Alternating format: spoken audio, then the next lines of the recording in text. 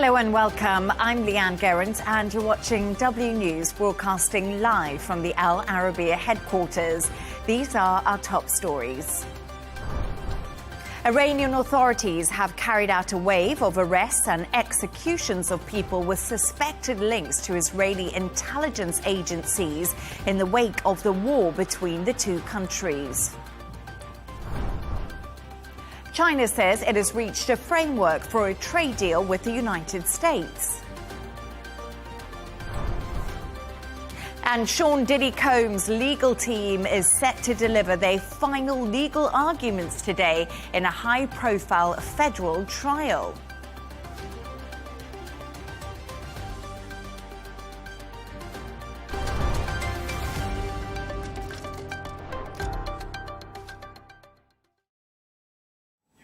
Now to our top story. Iranian authorities have carried out a wave of arrests and executions of people with suspected links to Israeli intelligence agencies after the recent war between the two countries. Officials say there's been an unprecedented infiltration of Iranian security services by Israeli agents. Meanwhile, the U.S. House of Representatives will receive a classified briefing on Iran, and that will happen today. I'm now joined by John Gazvinian, Iran-U.S. historian and JCPOA expert. John, an absolute pleasure to have you on the show. Thank you for joining us. Firstly, are you surprised by the reports that Iran has executed at least 6 people since Israel launched its attacks just 2 weeks ago? No, not at all. It's quite normal under these kinds of circumstances for Iran, for the supreme leader and for the Iranian government to want to be asserting their authority and consolidating their power after what has been, from their perspective, a very, very testing, trying time. Look, I think the big picture is that the Ayatollah, the supreme leader of Iran, feels that he has survived what is without question the biggest test of his leadership, if not the biggest test of the survival of the Islamic Republic since the revolution of 1979. And that has put him in a situation where I think I would imagine, much more confident than he was even a week or two ago. It's fairly obvious that the United States is not going to escalate militarily any further. Israel might be a different story, but I think Iran feels probably that militarily it can fight Israel to some kind of stalemate. And so, of course, now the Ayatollah has turned his attention to his domestic position. So, John, that leads me into my next question, because Israel's defense minister says the military would have killed Khamenei during the war if the opportunity had presented itself. So has this weakened the authority of the supreme leader? And is there any possibility of a direct challenge to his rule inside of Iran? That possibility is always there. I mean, there are two schools of thought on this, right? There's the sort of regime change school of thought, the hardliner, the neoconservative, the Israeli school of thought, the school of thought that is adopted by certain segments of the Iranian diaspora, as well as elements within Iran, which is that simply with enough pressure, with enough outside intervention, there are ways to make the regime implode under its own unpopularity, that you just need to kind of keep pressing your case. There is another school of thought on this that says that actually in moments of foreign assault, foreign intervention, the Iranians, for the most part, are going to rally around the flag and are less likely to want to be seen joining in opposition efforts or efforts to undermine the regime that might come across as if they are, either inadvertently or not, as if they are somehow allied to Israeli or American interests.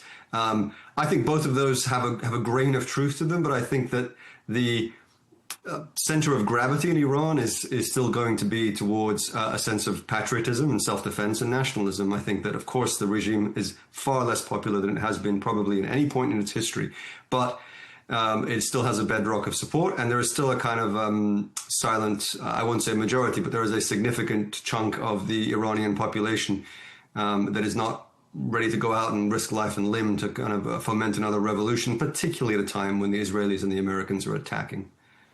The Iranian foreign minister has admitted serious damage to the country's nuclear sites and also said there were no plans to resume nuclear talks with the US. So where does this leave the fragile ceasefire with Israel? Whether the ceasefire holds is anyone's guess, of course. But in terms of negotiations and the larger nuclear picture, of course, we're going to need a bit of time to really know how much damage was done to the Iranian nuclear program. Claims and counterclaims are going to be made on both sides, and they already have been made. I think what is clear is that quite predictably, this has not been an absolute elimination of Iran's nuclear program. There is no way you can eliminate Iran's nuclear program completely only with military force, even with the United States and its bunker busters and so on. It requires either regime change or a decision on the part of the Iranian leadership to go in a different direction. And as far as negotiations, of course, under these particular current circumstances, the Iranians are going to not want to be seen to be capitulating. That doesn't mean that they're not going to be open to negotiations, but of course it means you're going to see statements like that. And when President Trump actually first took office, he abandoned the Iran nuclear deal agreed by the Obama administration. What were his reasons for this? And what have the ramifications been? Is this why we've seen this escalation happen so many years down the road? In large part, yes. I mean, his reasoning, I think, was that he could do a better deal than Obama.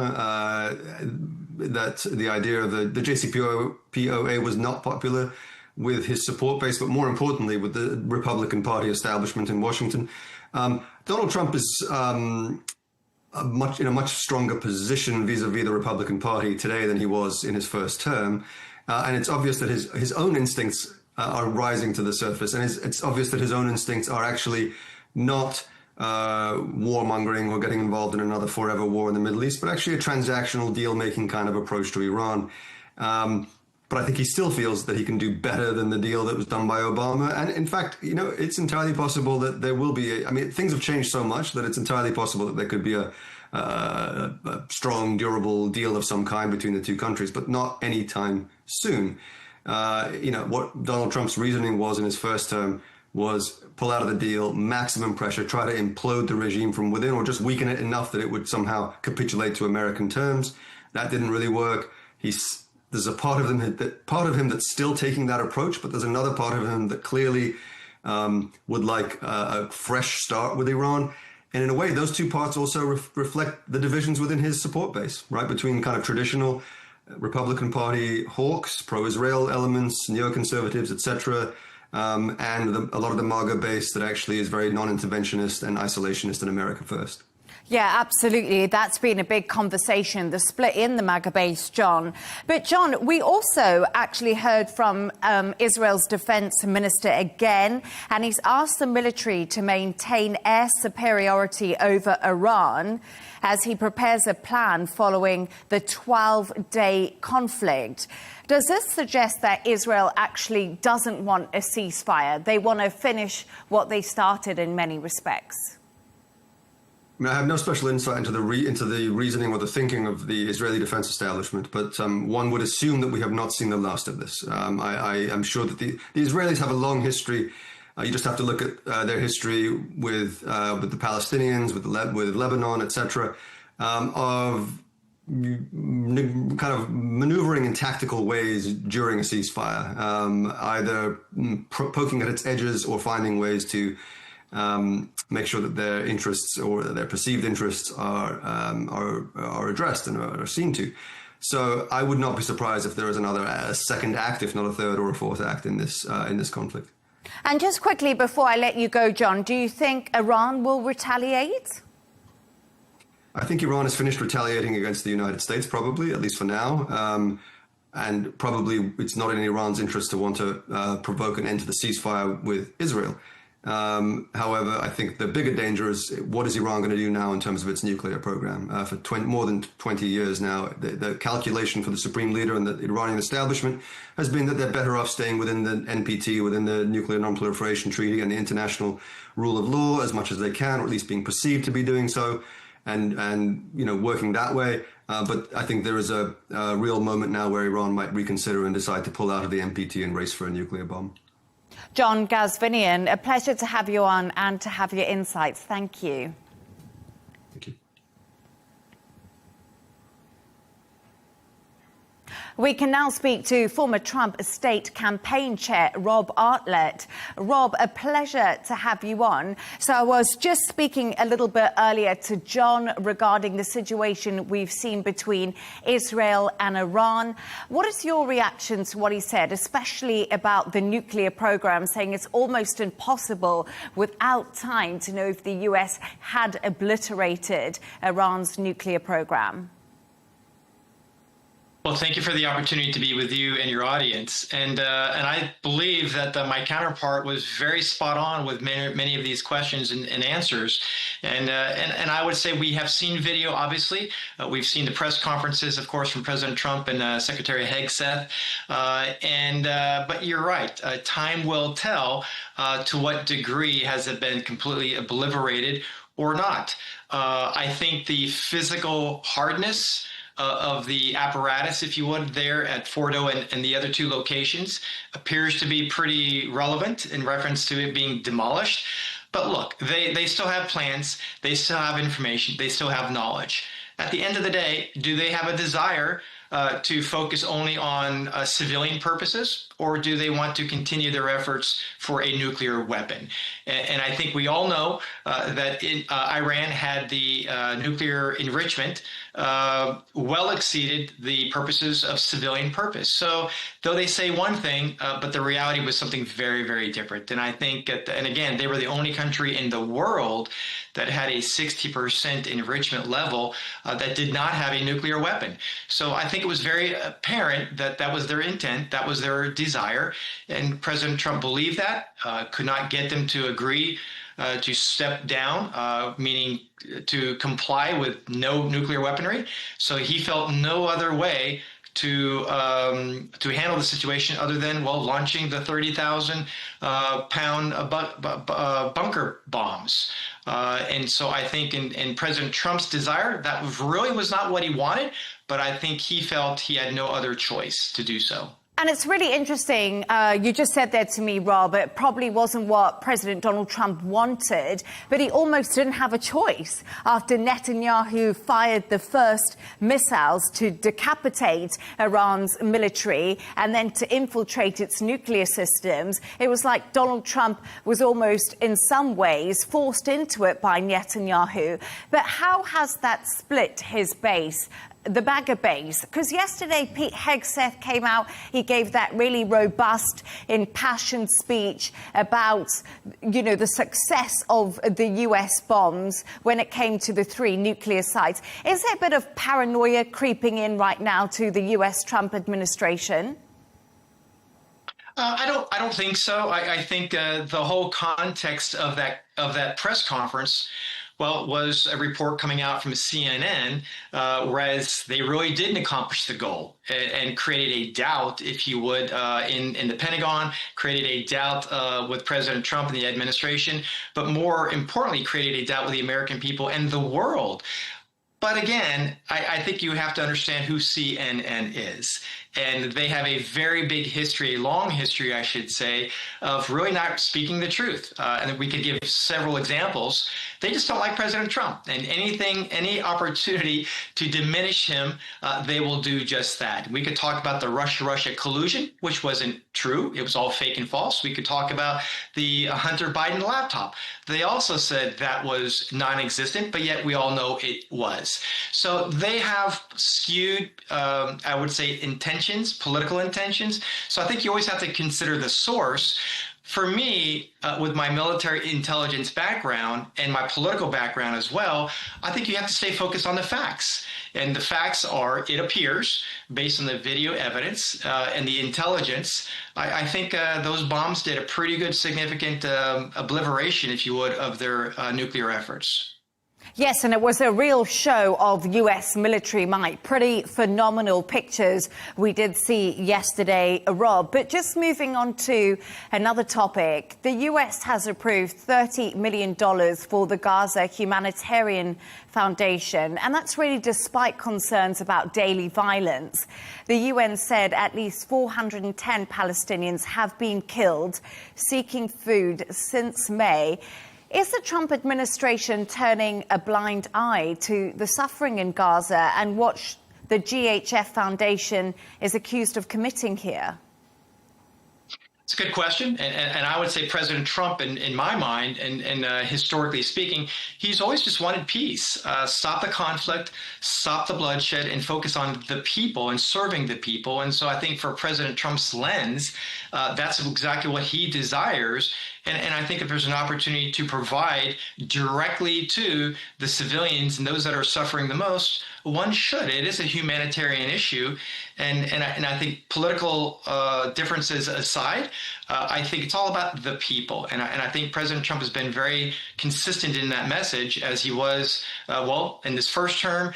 We could also say he was that same message while he was in the Middle East just about a month ago, and also again here recently. So for him, he wants to stop the wars, he wants to stop the conflict, and focus on the people and uplifting and encouraging humanitarian. But at the same time, it's hard to do that when you have bad actors and who are not serving the people and only focusing on themselves, if you would, in their own mission. So I think President Trump continues to desire the peace, as many of examples, obviously with the Ukraine-Russia war, with the Palestinian-Israel war, the short war, of course, between Iran and Israel. We could talk about Pakistan and India. So there's a lot of examples of President Trump seeking peace, and that it remains his focus, and of course, supporting the people.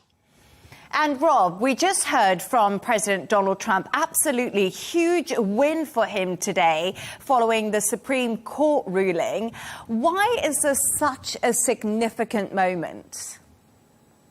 Well, I think it's a great question, but for me, it's all about ensuring that good quality lawful policies are just that. And I think that's, of course, the Supreme Court does not create laws, right?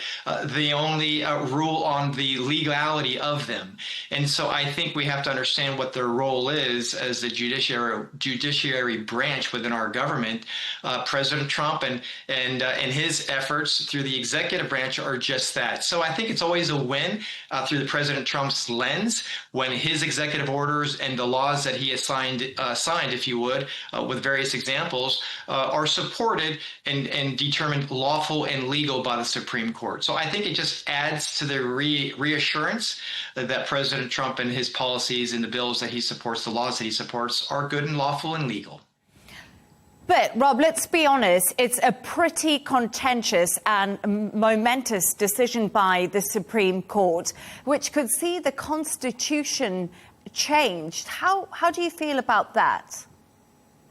Well, it's possible, but again, the Supreme Court does not change the Constitution. That would be the legislative branch of our government, and of course, signed into law by the president. So for me, there's always, a controversy as it relates to what the Supreme Court does or does not. Some people believe that, there are Supreme Court justices on that court who are really political activists. And so I think, is that the case? Or are they just truly looking at the law as compared to what the Constitution says? So that's an ongoing dialogue with the American people and the various branches of our government. But they have a role, and I would suggest that the Supreme Court, they stay in their lane. I think the Congress needs to stay in their lane, and of course, President Trump with his executive order needs to do the same. It's called a balance of power here in America, and some people forget that was the intent of our forefathers writing that Constitution. There is to be a balancing act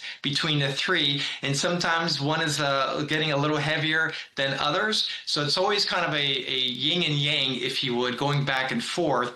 But ultimately, I think the key to it all is what's written in that U.S. Constitution, because that is, at the end of the day, the document that we all use as a pathway forward, and not to mention the historical context of of how we became a country and how we remain a country by continuing to follow through on those very words. Rob Artlett, former Trump state campaign chair. Always great to have you on the show. Thank you so much for joining me. Thank you. Appreciate the opportunity.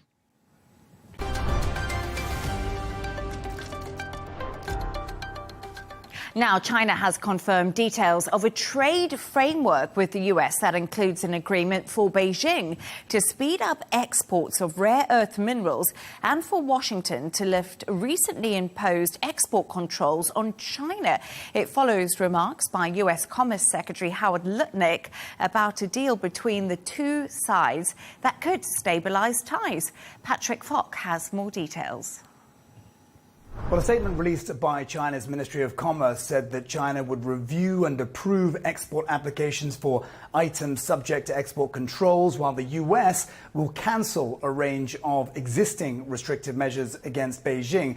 But there is a sense still that both sides are treading carefully with one another, particularly after previous disagreements over the terms of the trade truce struck in Geneva in May. Remember, tensions flared following that meeting when Chinese rare earths exports to the US slowed to a trickle, threatening modern technologies including semiconductors, robots and aircraft. The US then hit back by imposing curbs on US exports of ethane, jet engines and chip software to China.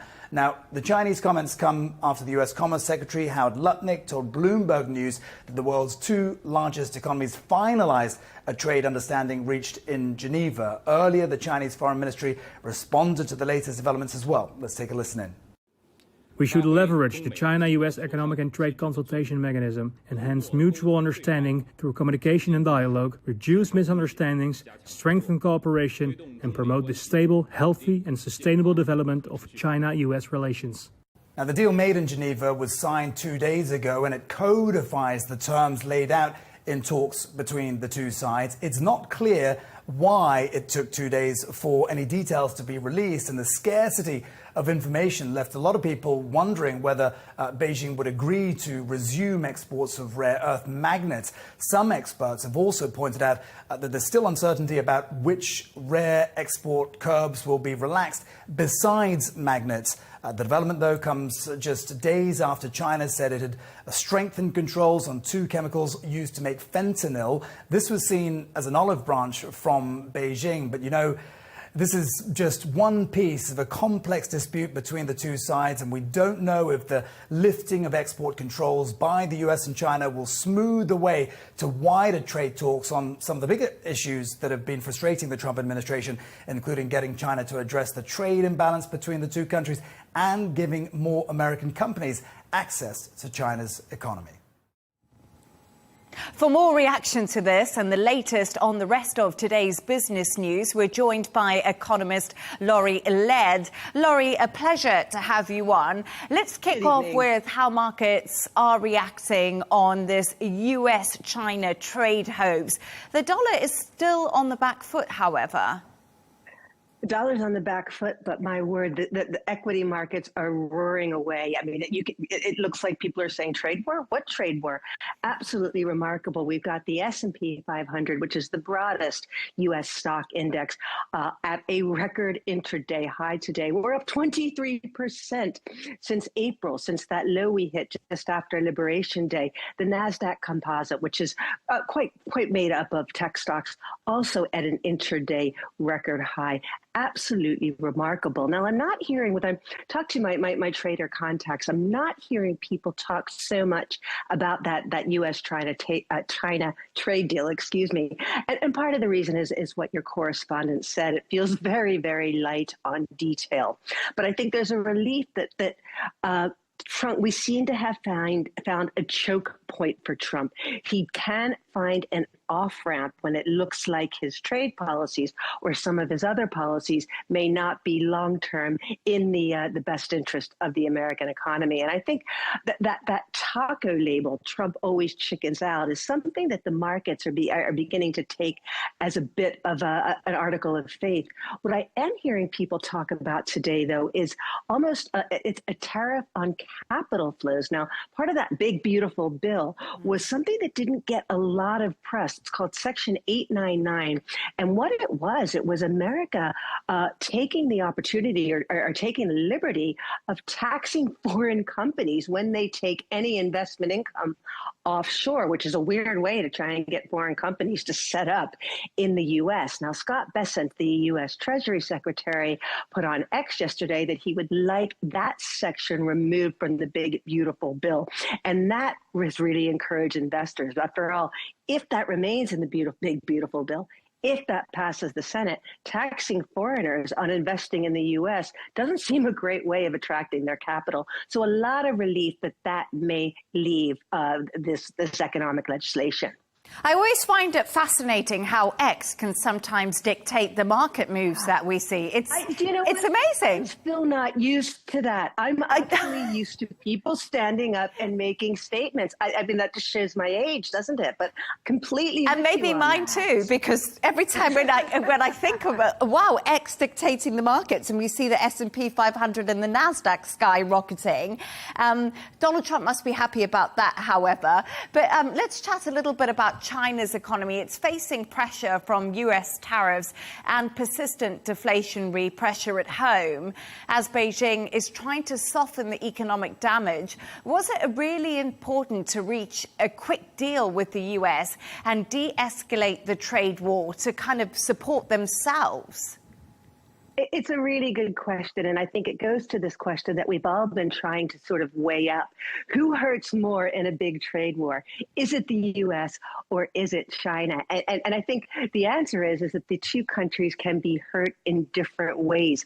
There certainly is, there are some indications that the Chinese economy is beginning to bottom out a little bit. That terrible property slump, which is sort of at the start of where this deflation that we're seeing has come from, looks like that might be bottoming out. We're seeing prices of homes in the biggest Chinese cities has stopped falling. Maybe too early to predict a recovery, but I think there's a little bit more optimism than there was a couple of months ago. But the other thing to think about is what China exports to the U.S. is pretty low-tech stuff, commodity stuff, things like steel, things like footwear, clothing. And those items are very easy to divert to other jurisdictions. So in the month of May, we saw a 35% decrease in Chinese exports to the U.S. That's over the same period a year ago. That is a massive, massive fall. After 21% in April. But some of that trade has been diverted to other markets. Some of it has gone to other Asian countries. Some of it has gone to Europe. Now, diverting trade hasn't made up for all the trade lost to the U.S., but it's done pretty well. And Chinese exports, and in fact, are still growing just at a slower pace. So we're not seeing a real pressure point in the Chinese economy. And forget Xi Jinping has one thing that Donald Trump and the Republicans don't have, is he doesn't have to subject himself to elections. And that does help with asking your populace to put up with a little bit of economic pain. And we're going to move on to Nike. And it is claiming, of course, the big sportswear brand, that Trump's tariffs could have a massive impact on its costs. And I think this is one of the major brands in the world. So what more do we know? And do you think we'll see Donald Trump actually stand up to what they've said? Well, I'm so glad you brought this story up, because in an earnings call, the head of Nike talked about, you're right, that $1 billion hit to the bottom line because of the extra cost that tariffs will impose on their products. We see one right there. Here's the crazy thing. Nike shares are up 17% today. So it doesn't look like investors are all that concerned about things. Nike shares down almost a third over the past 12 months. We've made up more than half of that in one day. And here's the reason. Nike's outlook just for the next 3 months wasn't quite as bad as people thought it might be. Now, because of tariffs and uncertainty, they've done away with giving any guidance beyond the next 3 months. A lot of companies have been doing that. But there's an interesting question here. Nike says come autumn, they're going to start increasing prices. Will the American consumers put up with that? We had some numbers earlier today. Personal income fell, personal spending fell in the month of May. That's unusual. It shows that the U.S. consumer is at the very least a bit apprehensive. Now, what Donald Trump wants to do and his team, Howard Lutnick, the Commerce Secretary, what they want to do is bring these factories back to the U.S. I'm not getting, and I'm based here in London, but I talk to people in the U.S. all the time. I don't get the sense that Americans want to go back to sewing their own trainers. You know, there isn't a lot of unemployment in the U.S. I don't know where the labor would come from. So trying to get Nike to relocate assembly lines back to the U.S. seems a bit fanciful to me. Yeah, absolutely. That's a really good point to bring up. And we're going to speak about another company now. And it's a company whose shares are also up, like you just said, Nike up 17%. The Chinese company Xiaomi, they're currently soaring their shares, and that's after a new SUV hit the market. Is this a killer for Tesla, possibly, maybe? Excellent question. And the chief executive of Xiaomi, when he was talking about this new SUV, where they had almost 300,000 orders in an hour, he sort of, he didn't mention Tesla by name, but he made it very clear that that was who he was chasing. And this SUV is priced a little bit more competitively than Tesla's Model Y. So it's clear that this is who he wants to compete with. But I think that I think there are some real concerns about the EV market in China, which is led right now by BYD, that has the biggest market share. BYD has launched an amazing cost-cutting program in the month of June, discounting of between 10 and 30% across all of their models. And I think there's a lot of fear over whether this will shake out some of the weaker competitors in China, including Tesla. But BYD seems to be very, very happy to sacrifice profit margins in order to pick up market share. And it's interesting because the Europeans have been saying, look, BYD, these Chinese electric car makers are eating our lunch. They're coming in, they're undercutting European products. It looks like BYD is now doing the same thing in its home market. Absolutely fascinating when it comes to all the electric cars that have hit the market. And we're just going to talk finally about the IMF, Laurie, which has raised the forecast for Saudi GDP growth. Can you tell us more about this too, please? Yeah, look, this is a really big upgrade. This is from 3% to 3.5%. The IMF is always tinkering with its forecast, but this is really quite a big increase. And when it comes down to, and maybe a little bit optimistic, but the real vote of confidence that the IMF is giving here is they're essentially praising Saudi Arabia for realizing that they can no longer depend on oil and petrochemicals, that is not a long-term, solution to growth, particularly in an economy where there are so many young people who will be hitting the job market over the next decade or so. Now, Saudi Arabia has had some very well publicized plans to expand into sport, into entertainment, into construction projects, building new cities. And the IMF is very, very happy to see that Saudi Arabia is doing this. And we only have to look at the oil markets to see that Saudi Arabia really is, pursuing a strategy that makes sense. The world is using less oil. We know this, whether you're, support renewable power or not. We know that for each bit of GDP that is produced, it takes less energy than it did a couple of decades ago. But for economies that are dependent on oil, we saw almost no net move in the oil price after all of the fireworks we had in the Middle East last weekend. Price of Brent crude is roughly where it was before Israel, started, upping its attacks on Iran, and then America stepped in. Oil is pretty much back to where it was before that at a historically low level. So it shows you that Saudi Arabia, which is the dominant member of the OPEC cartel, can no longer really dictate the price of oil. And when they cannot do that, when the cartel cannot artificially lift the price of oil, yet it may be time to look at other sources of economic growth. Economist Laurie Led, thank you so much, and for covering all that ground and all those stories. It was great to have you on the show. Always a pleasure.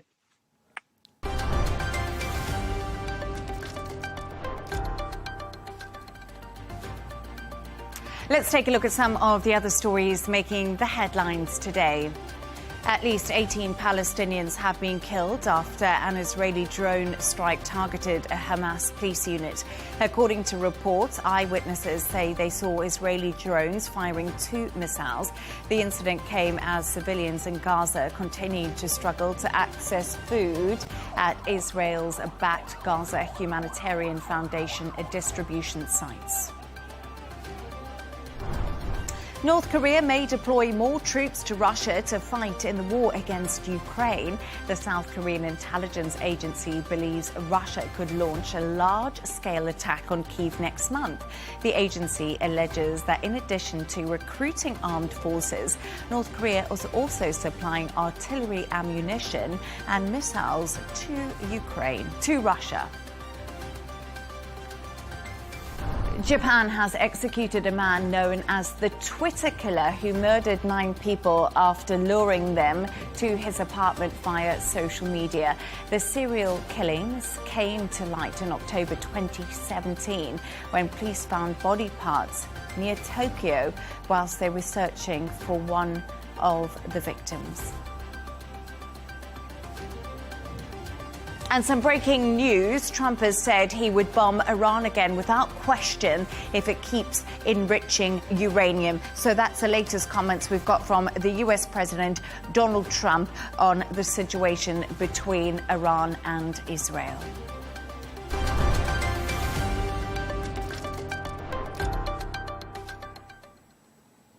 Now, Sean Diddy Combs' legal team is set to deliver their final legal arguments today in the high-profile federal trial. On Thursday, prosecutors portrayed Combs as the head of a powerful criminal network where he trafficked women through manipulation and coercion, a claim Combs denies.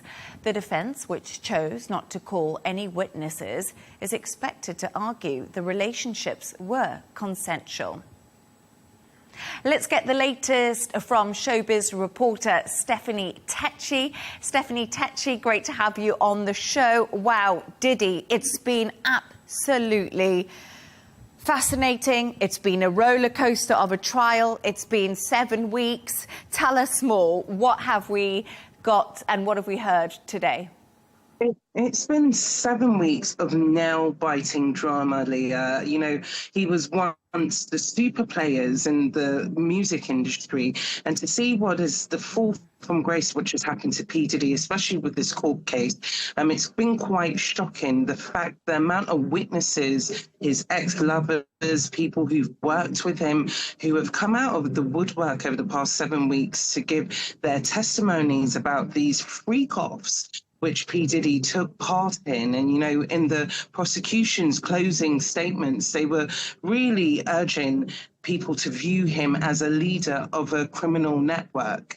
But, you know, the defense will say, you know, most of these relationships were consensual, and most of it is a man, yes, he's been obsessed with his power, he's abused his power, but his defense are arguing he is innocent. Is he going to walk free out of jail? That is unknown, but the stacks have been up against P. Diddy over the past 7 weeks. And Stephanie, we know that Diddy actually didn't give any evidence himself. What's his reaction been to the evidence that was presented? And did his body language actually give anything away at all? It's quite surprising for a man who's been so vocal throughout his career that he decided to go mute during this court case and not take to the stand and really give his version of events. You know, some people will say that this was a confident play. This is a man who knows that he is innocent and that all these witnesses and people who have come forward are going to have to prove themselves. His body language in, in the court case has been of a man who has no longer surrounded by the luxury that he once had. He's looked very meek. But in his interactions with his lawyer, he's been very engaged. He's been making notes. So I think this is a man who knows it's up down to the law now to decide his fate. And what kind of sentence could we expect for Diddy if he is found guilty?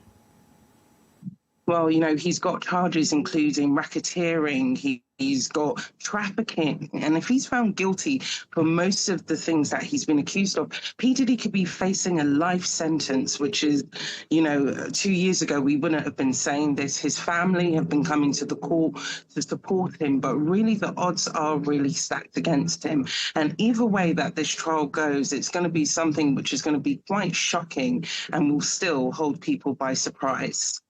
And Stephanie, I just don't want to let you go because right now you are actually making me so jealous. You're at the Glastonbury Music Festival. Thank you for joining us from there. I mean, what a pleasure. I would have done anything to be there this weekend. The lineups look fantastic. And what are you going to be heading to? Who are you most excited about? I know the 1975 are on the Pyramid stage. I love them. You know who I'm really looking forward to? I call him Uncle Nile Rodgers because every time Nile Rodgers does a performance, he's very animated. He's got this big selection of hits. For us Brits as well, we're very excited about Sir Rod Stewart. He's going to be performing on the legendary stage. So again, he's another artist who has a big catalogue of music. But as soon as I come off the line right now, I'm going to see Alanis Morissette. She is someone that I'm really... She's like a 90s icon. So I'm very excited to be screaming my lungs out to some of her hits. Can I tell you something, Stephanie? One of the first CDs I ever got was Jagged Little Pill by Alanis Morissette. And I still think I know every single word to Ironic. That will live with me forever. She was definitely an icon. I love Alanis Morissette. Oh my gosh, she is an icon. I know. Which was your favourite song? I think Ironic was mine, and there was also, I can't remember now. I've lost my train of thought. Oh my gosh, there's so many. There was just one which was really controversial. I can't remember where she was kind of in the nude in the video. But yes, in New York City. Yes, I can't remember the name of it, but that is one of my favourites, and I can imagine during the performance it will all come back to me. Oh my gosh, just have the best time. And we love Alanis Morissette. Showbiz reporter Stephanie Tetschi. I'm so jealous of you right now. Have the most amazing time. Thank you so much, and see you soon. See you soon.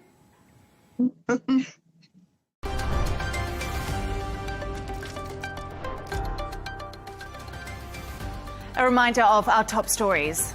Iranian authorities carried out a wave of arrests and executions of people with suspected links to Israeli intelligence agencies in the wake of the war between the two countries. China says it has reached a framework for a trade deal with the United States. And Sean Diddy Combs' legal team is set to deliver their final legal arguments today in the high-profile federal trial. And that's all from us on W News. Don't forget to subscribe to our YouTube channel and, of course, follow us on X. The Riz Khan Show is coming up next. Plus, don't miss the best of this week's W News Extra. That's coming up in a couple of hours' time. Goodbye and happy Friday.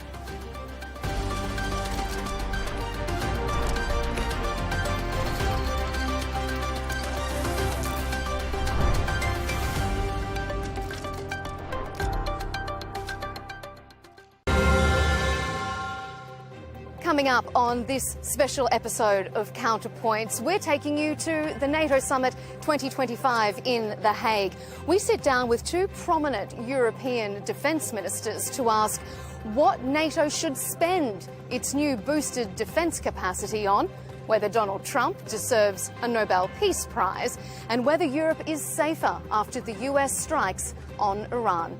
I'm Melinda Nucifora from The Hague. Stay with us. That's coming up on Counterpoints.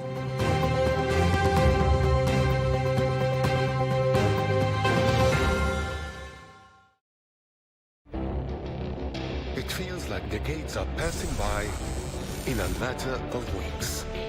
Seismic shifts in the world order. Never, ever will be part of America. With so much happening and so much noise. Whether it's political upheaval, Canada has been ripping us off for years. Economic shifts or social movements. And no one wins from tariffs. I think America can be more friendly to the rest of the world. For in-depth analysis and all the latest developments across the globe. To have an inclusive policy together. The meetings with Hamas gave me some hope. We're in another nuclear arms race. The most important development straight to your screen. Welcome to the dressing room. I'm on my own. I need backup. And an insightful look at the issues shaping our world today. It was not going to happen, that war, and it happened. Join us on Arabiya News, where the world talks.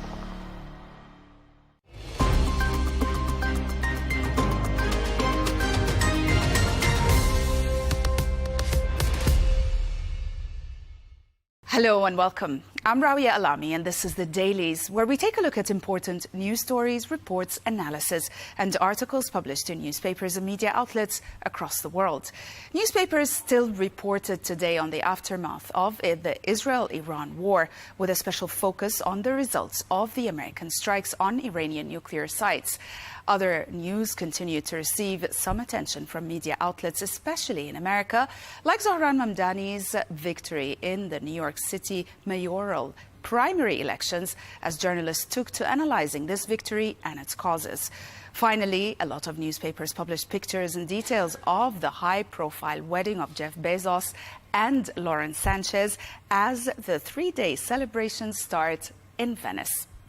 Let's start with the Washington Post, which reported today on the state of division with which American lawmakers emerged after the briefing by 4 Trump administration officials focused on the details of the American strikes in Iran rather than the scope of the damage they caused. On Thursday, top Trump administration officials told lawmakers the strikes had severely damaged Iran's nuclear program. But senators left the meeting sharply divided. Republicans like Lindsey Graham and Tom Cotton praised the operation as a major success, while Democrats, including Chris Murphy and Chuck Schumer, said the intelligence only showed Iran's program was set back by a few months and not even a few years. The report also points out that the White House is now limiting classified intelligence sharing with Congress after a leaked report contradicted Trump's claims. It concludes that the debate over the effectiveness of the strikes and the president's war powers continues. The Wall Street Journal published an exclusive report spotlighting General Dan Kane's rapid rise in influence after the U.S. strikes on Iran's nuclear sites. As the new chairman of the Joint Chiefs of Staff, Kane impressed President Trump with his directness and detailed planning for the operation, quickly becoming one of Trump's closest military advisors. Of course, during the mission, Kane was at Trump's side in the Situation Room, explaining the action in real time and assuring the U.S. president that the pilots were actually protected. The article points out that Kane's measured style contrasts with some of Trump's previous advisors, and that he's careful not to, in fact, avoid appearing political. The report concludes that while Kane is now key figure in the White House, he faces the challenge of maintaining his independence while serving a president who values loyalty above all. Israel Hayom published an exclusive report revealing the tough new U.S. and Israeli demands as nuclear talks with Iran are set to resume next week.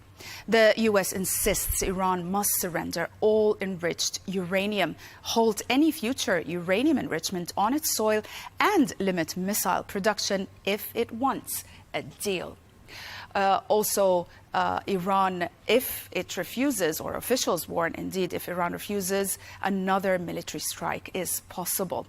The report points out that not all of Iran's uranium was destroyed in recent attacks, and also intelligence agencies are closely monitoring Iran's remaining stockpile to prevent it from developing a bomb. Israel's Atomic Energy Commission says the strikes and the killing of key scientists have set back Iran's nuclear program by years. But the article notes that Iran has so far refused to give up its right to enrich uranium. To the New York Times, which published a report highlighting the deadly risks faced by Palestinians in Gaza as they try to access food at new aid distribution hubs set up with Israeli backing. The reports say that over the past month, hundreds have been killed and thousands injured near these sites where violence frequently erupts as desperate crowds gather for food.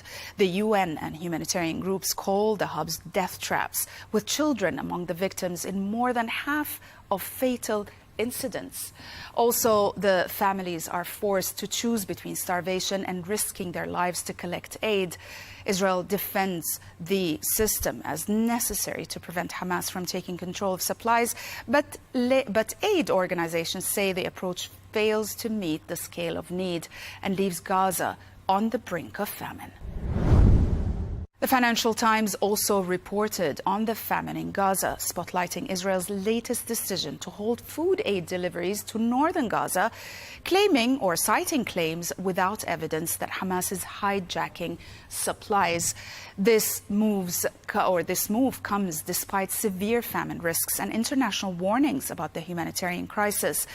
Gaza clan leaders strongly deny Hamas is stealing aid, explaining they organized large numbers of men to escort and protect aid convoys, ensuring supplies reached those in need.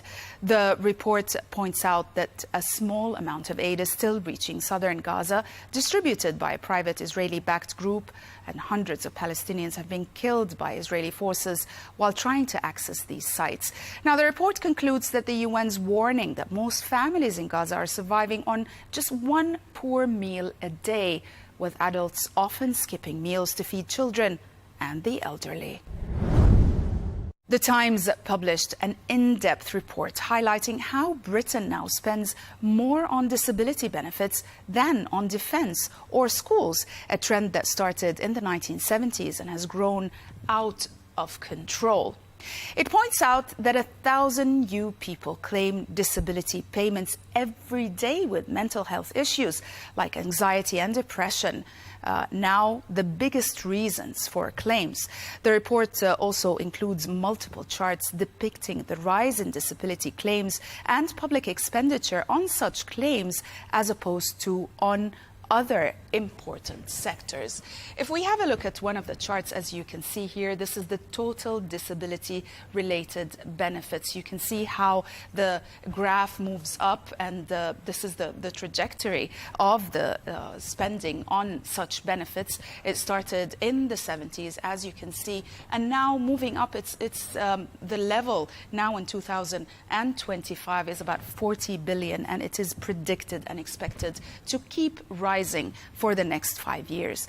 Now, the report points out that today Britain spends more on all sickness benefits than on defence or even schools, and that even Sir Keir Starmer's backbench critics largely agree that something has gone very, very wrong with Britain's sickness benefit system. Another chart shows the expenditure on disability benefits against other departments' expenditure, and it seems quite shocking, as you can see. So this is the line for the health and social care and the benefits we're talking about. Look how they fly above all other expenditures in so many other sectors, including education, disability, benefit, defense, transport as well. Our levels are about here. This is the 2025-2026 expenditure, but it is expected to continue the same, if not rise a bit, as you can see in all sectors. Now, the report notes also that an aging population and post-pandemic health problems have driven costs up, while reforms to reduce spending risk hurting older people and those with chronic pain. Former Health Secretary Jeremy Hunt wants the system warns that the system is not designed to cope with the rise in mental health claims and calls for more NHS treatment instead of benefits. The piece concludes that Britain is finally debating how to balance support for the vulnerable with what the country can actually afford. The Guardian reported today on a new deal between the US and China to speed up shipments of rare earth minerals, which are vital for high-tech industries like e-cars airplanes, and also defense. The agreement finalized this week means China will once again supply these critical minerals to American companies, and in return, the US will remove some of its trade countermeasures. The deal follows months of trade tensions after China restricted rare earth exports in response to US tariffs, causing major supply chain distributions. The report points out that while the agreement brings relief to US manufacturers, it highlights America's ongoing dependence on China for these essential resources. The article concludes that the deal is a step forward, but a lasting solution will require the US to build alternative supply chains. Let's go back to the Wall Street Journal, as its editorial contends that Zohran Mamdani's victory in the New York City mayoral primary elections was partly the result of Democratic establishment failures under leaders like Andrew Cuomo. It notes that years of high rents, rising taxes, crime, and a punishing cost of living in New York are all problems common in many big Democratic-run cities. And all of that drove voters to seek new solutions. Cuomo's policies, including rent laws and tax hikes, led to higher prices and also to a shrinking population, while crime and homelessness rose. The editorial emphasizes that Mamdani's leftist promises, like rent freezes and government-run supermarkets, appeal to frustrated voters who no longer trusted the old guard. It concludes that while Mamdani's idea may not work, voters felt they had no better choice than to take a chance on change. And we'll end on a much lighter note with this Telegraph report that spotlights the high-profile wedding of Jeff Bezos and Lauren Sanchez in Venice, which is set to take over the city for 3 days of lavish celebrations. Of course, around 200 guests, including Oprah Winfrey, Leonardo DiCaprio, and also Ivanka Trump and the Kardashian family, have arrived in style, with paparazzi capturing every moment, as you can see in those pictures. Of course, as expected, the event is marked by bold fashion choices. And despite protests and claims of hotel shortages, Venice is indeed welcoming the festivities, which are expected to cost tens of millions of dollars. Now, the report also concludes that Bezos and Sanchez's wedding is the must-watch event of the week, drawing global attention and setting also the bar for celebrity nuptials. That's it for today. Thanks for watching.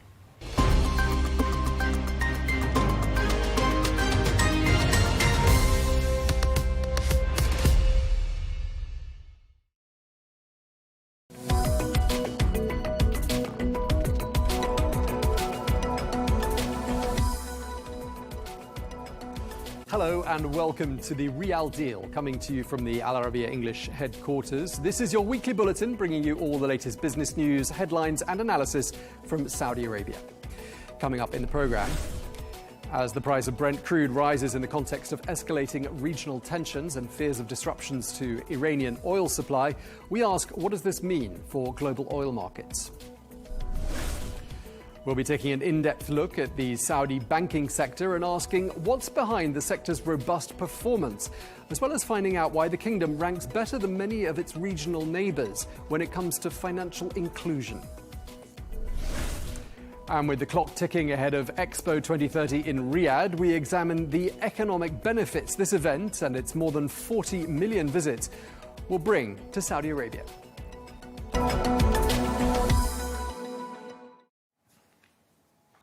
Hello and welcome to the show. We begin with the evolving crisis between Israel and Iran by taking a look at the impact it's having on oil prices. Well, Brent crude has soared and oil prices have risen by more than $10 a barrel during the course of the last few days. This, of course, in the context of those escalations in the region. Well, Iran, which has been facing a barrage of attacks, is also part of the Organization of Petroleum Exporting Countries, or OPEC. And these tensions have been raising fears of a potential loss of Iranian oil supply. Well, when asked if the kingdom would step in to replace any potential shortfall of Iranian oil, the Saudi energy minister, Prince Abdulaziz bin Salman, said that the country would only react to realities. Well, let's bring into the conversation Ali Reza, strategic advisor at the Saudi Arabia holding company, who joins us now for more. Ali, welcome to the programme. What do you read into Saudi Arabia's statements with regard to potential disruption to oil supply? Tom, it's clear that Saudi Arabia is playing a steady hand, which is a common pattern for Saudi Arabia. If we've learned anything from the geopolitical dynamics and the role that Saudi Arabia intends to play across industry, economy, geopolitics, it's, Saudi Arabia is a nation that wants to make sound decisions for its own interest and those of its partners and those in the interest of the global public. And this is much the same.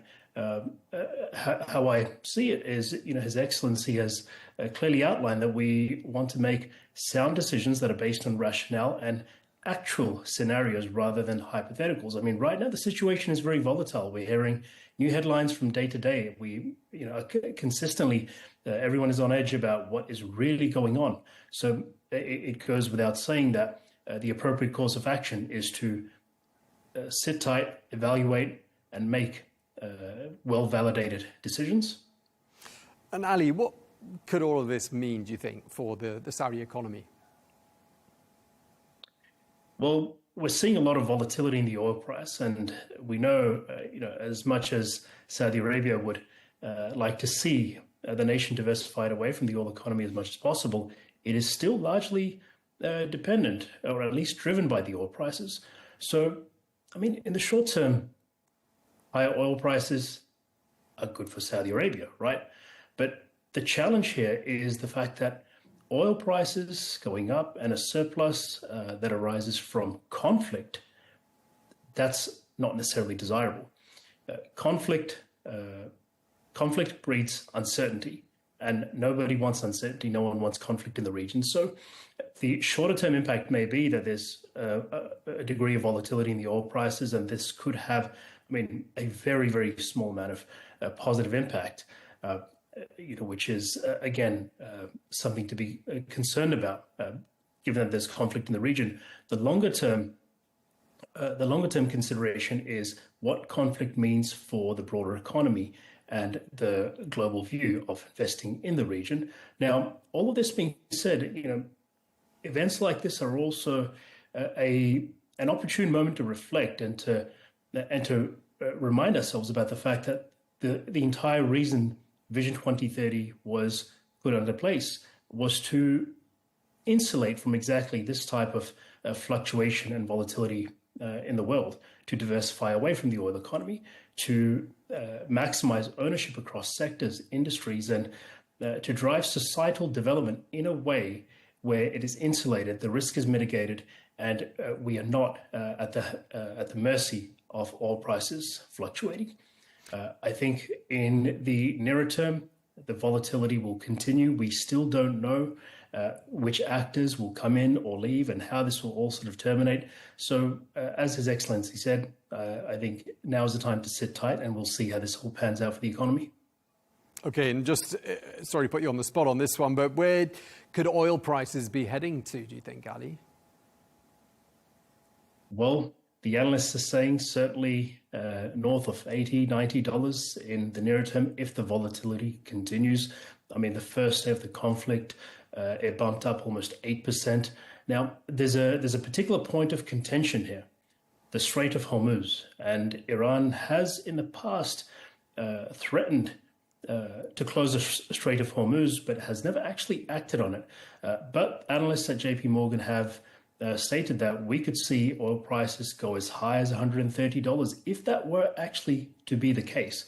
Now, there is a considerable amount of export that passes through that channel. Aramco has shown a lot of resilience in the past when conflicts have arisen. Irrespective of the conflicts, they've continued to serve their clients across the globe. There is another corridor through which export can continue, and the total volume has not yet been capitalized on. However, 130, I mean, is perhaps worst case scenario or best case scenario, depending on how you look at it. But certainly the 80s or 90s, I wouldn't be surprised if we see this coming forth in the very next few days or weeks. All right, thanks for that, Ali. We'll be back with you in just a moment.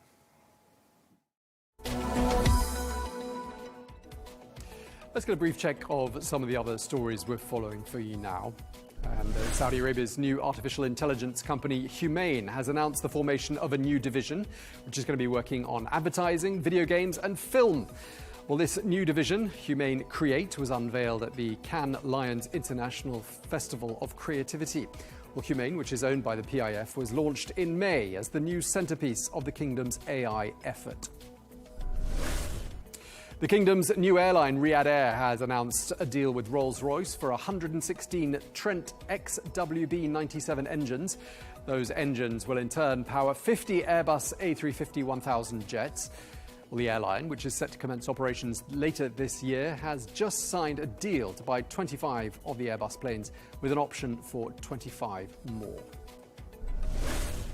Well, also on the sidelines of the Paris Air Show, the Saudi company Avilis has announced an initial order for some 40 Airbus aircraft. This order is comprised of 10 A350 freighters and 30 A320neo family passenger aircraft. Well, the 3-year-old company, which is a unit of the PIF, also took out options which could bring the total purchase of Airbus jets to 77. Let's take a listen now to what the Avilis CEO Ted O'Byrne had to say. I'm very, very pleased to announce an order of up to 77 aircraft, 22 aircraft on the A350 side, and 55 aircraft on the A320 family side. So thank you very much, Airbus, for your confidence.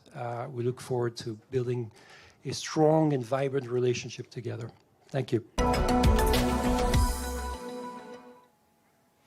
Switching gears now and turning our attention to Saudi Arabia's banking sector, which is continuing to demonstrate strong growth, highlighting the sector's expanding role in supporting economic activity. Well, corporate lending, which is tied to Saudi Arabia's Vision 2030 projects like new construction and infrastructure, has given the sector a significant boost. Well, the Saudi banking sector's assets have grown by more than 28% during the last 5 years, totaling around 5 trillion Saudi riyals now. Well, this performance aligns with the kingdom's non-oil economic momentum. Non-oil activities now make up more than 50% of GDP, up 20% since the launch of Vision 2030. Well, let's bring back into the conversation Ali Raza. Ali, thanks for standing by for us there. I just want to ask you, how significant you think the banking sector is as far as the Saudi economy is concerned? Pretty central, isn't it? Of course, Tom. The banking sector is responsible for the development of any economic powerhouse. The availability of capital, the flow of capital, it's the sector that will enable every one of the economic development initiatives underway. And Saudi Arabia is certainly no exception. As of last year, the total bank credit was sitting around north of 3 trillion Saudi riyal, and consistently growing at a rate of around 27% year on year. What we're seeing as well is, and I think this is the really interesting aspect of the financial sector in Saudi Arabia. You have a nation which is rich with resources, that is relatively developed, that is on an very, very ambitious mission to develop a broad range of sectors, to see a number of giga projects through to completion. You've got the perfect mix. It's the perfect storm for capital markets to play an accelerant role. We're seeing the fintech sector develop at record pace, for example. Recently, the Saudi fintech Lendo secured a $690 million facility from JP Morgan to lend to SMEs. Earlier on, I mentioned that half of SMEs are now owned by women in Saudi Arabia, nearly half of all SMEs. There's an increase in appetite for starting SMEs. Nearly 2 in 4 Saudi adults have indicated that they would consider starting a business in the next 4 years. So you have this broad base of development and ambition. People are coming to the markets to build businesses. We're seeing infrastructure develop. We are seeing expats come to the region. We are seeing foreign investors come into the region. And the banking sector, not only the current sector that's already in place, the institutions that are doing an incredible job and have been around for decades, but we are seeing now foreign banks, major Wall Street names, set up their regional headquarters in region. So when you aggregate all of these changes and these developments, and you consider that all of that financial power will be flowing through such a broad base of economic and industrial development, and even more so societal development and uprising, that I think is that's the true reflection of how powerful the banking sector is. Because of course the capital markets or the financial services enterprises, they are a major contributor to GDP and commercial activity, but combining that with the broad-reaching development that's taking place across the nation, I think that's what we need to look at to understand the significance. Okay, thank you very much indeed for that, Ali. We'll come back to you in just a minute. Moving on now, the global management consultancy firm Arthur D. Little has just conducted a survey of 18 major Saudi banks. Well, the findings of this survey reveal that while the sector is progressing in many areas, there are some challenges. Well, let's find out more, and we can speak to Rezwan Shafiq, who is the principal at Financial Services of Arthur D. Little Middle East, who authored this report. Thank you very much indeed for joining us, Rezwan. I wanted to start by asking you about what you discovered with your report and what it is that make the banking sector of Saudi Arabia different from banking sectors in other countries. Thanks for having me, Tom. The Saudi banking sector is different in a few ways. One of which is the spread between rural population of banking clients versus the cosmopolitan city-based hubs like Riyadh and Jeddah. They have very different needs, and as a result, the demand of their banks are materially different.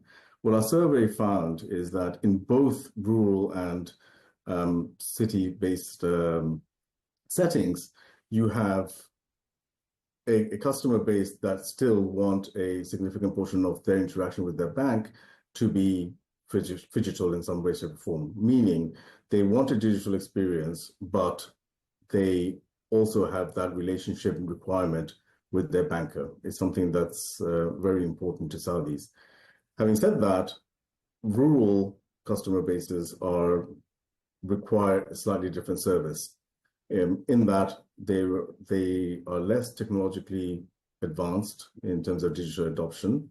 They are more reliant on banks, and financial literacy isn't quite as high as you would see in the cities. In the cities, however, you still have people that will say, no, I have a relationship with my bank and I really like that. And there are certain activities there, for example, wealth management, or even discussing a mortgage, that they are not quite yet comfortable in doing purely digitally. They want a part digital experience, perhaps to kick off a mortgage application digitally, but they still want and value the relationship that they've got with their banker, because I think there's a cultural difference in Saudi compared to other markets, which is business is done with a huge amount of trust rather than in a transactional manner. Okay, Rezwan. I wanted to ask you, given that the majority of the population of Saudi Arabia seems to be pretty digitally savvy, pretty tech savvy, isn't it just a matter of time before Saudi Arabia becomes like other developed markets where people are altogether pretty comfortable online? Yeah, I think you're on the money there. I think it is a matter of time. Having said that, if you look beyond Saudi Arabia and compare the digital banking market globally, there is a limit to what customers are willing to do digitally. So you're right. Saudi Arabia is probably more digitally savvy with a much younger general population than many other nations around the world. So they know how to do things digitally. They're very well aware of that. But there is a need for a hybrid model where certain discussions that they want to have cannot just be simply on an app. I'll give you an example, right? We found a significant percentage of our respondees for our survey, 35% above, actually prefer discussing their mortgages physically rather than going through an app. These are things that they perhaps find a little bit complicated. They're nervous about it, and what they really want is a human touch. And that's where the key aspect of, high touch in a low touch environment really kicks in. And one of the things that you have to really think about as a bank is, how do I service that need of a customer wanting high touch, but leverage the low touch of digital banking? Okay, Rizwan, that's really interesting. And I also wanted to ask you, how do you think Vision 2030 has been influencing the pace of change in the banking sector there in Saudi Arabia? Yeah, that's a great question. It's massively fast-tracked, the financial education, the digitization of Saudis, generally speaking, but specifically in the banking sector, is really turbocharged. The transition towards, financial literacy, but also digital adoption. Right? Will I see in 5 years' time an environment in Saudi Arabia where there is no banks on the high street? No. Right? And I don't think that's the objective that banks should be going for, because that's what our survey is telling you, is that customers don't want that. What they want is continued focus on customer journey, and the banks have done a wonderful job actually in really thinking about customer centricity, hyper-personalization. There's more to do, but they've done quite a bit already. But what they're really suggesting to us via the survey is the back end needs to catch up to the front end. So they're very happy with a digital journey that they've got. Vision 2030, again, has accelerated many things, one of them being is digital readiness. But what they're really frustrated with is the back end, when you go into a bank or something goes wrong on the digital journey, hasn't quite caught up with the investment that they've made in customer friendliness on the app. Okay, now, Rizwan, there are a couple of challenges that you outline in this Arthur D. Little report relating to the banking sector there in Saudi. There are a couple of them. One of them was workforce readiness. I wondered why you highlighted that. What's the issue there? Yeah, it's a good segue from my last point. What we really did is we looked at the fact that Saudi Arabia has a really digitally savvy population, but adoption wasn't 100% or anywhere near close to it. So we said, well, what's going on? What's stopping these customers from basically just going full on digital banking?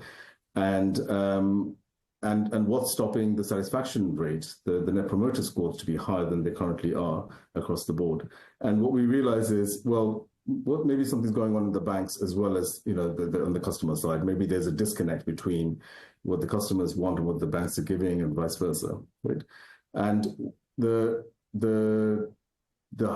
key point that we're highlighting in training is basically with the staff themselves that work in the banks. How digitally savvy are you?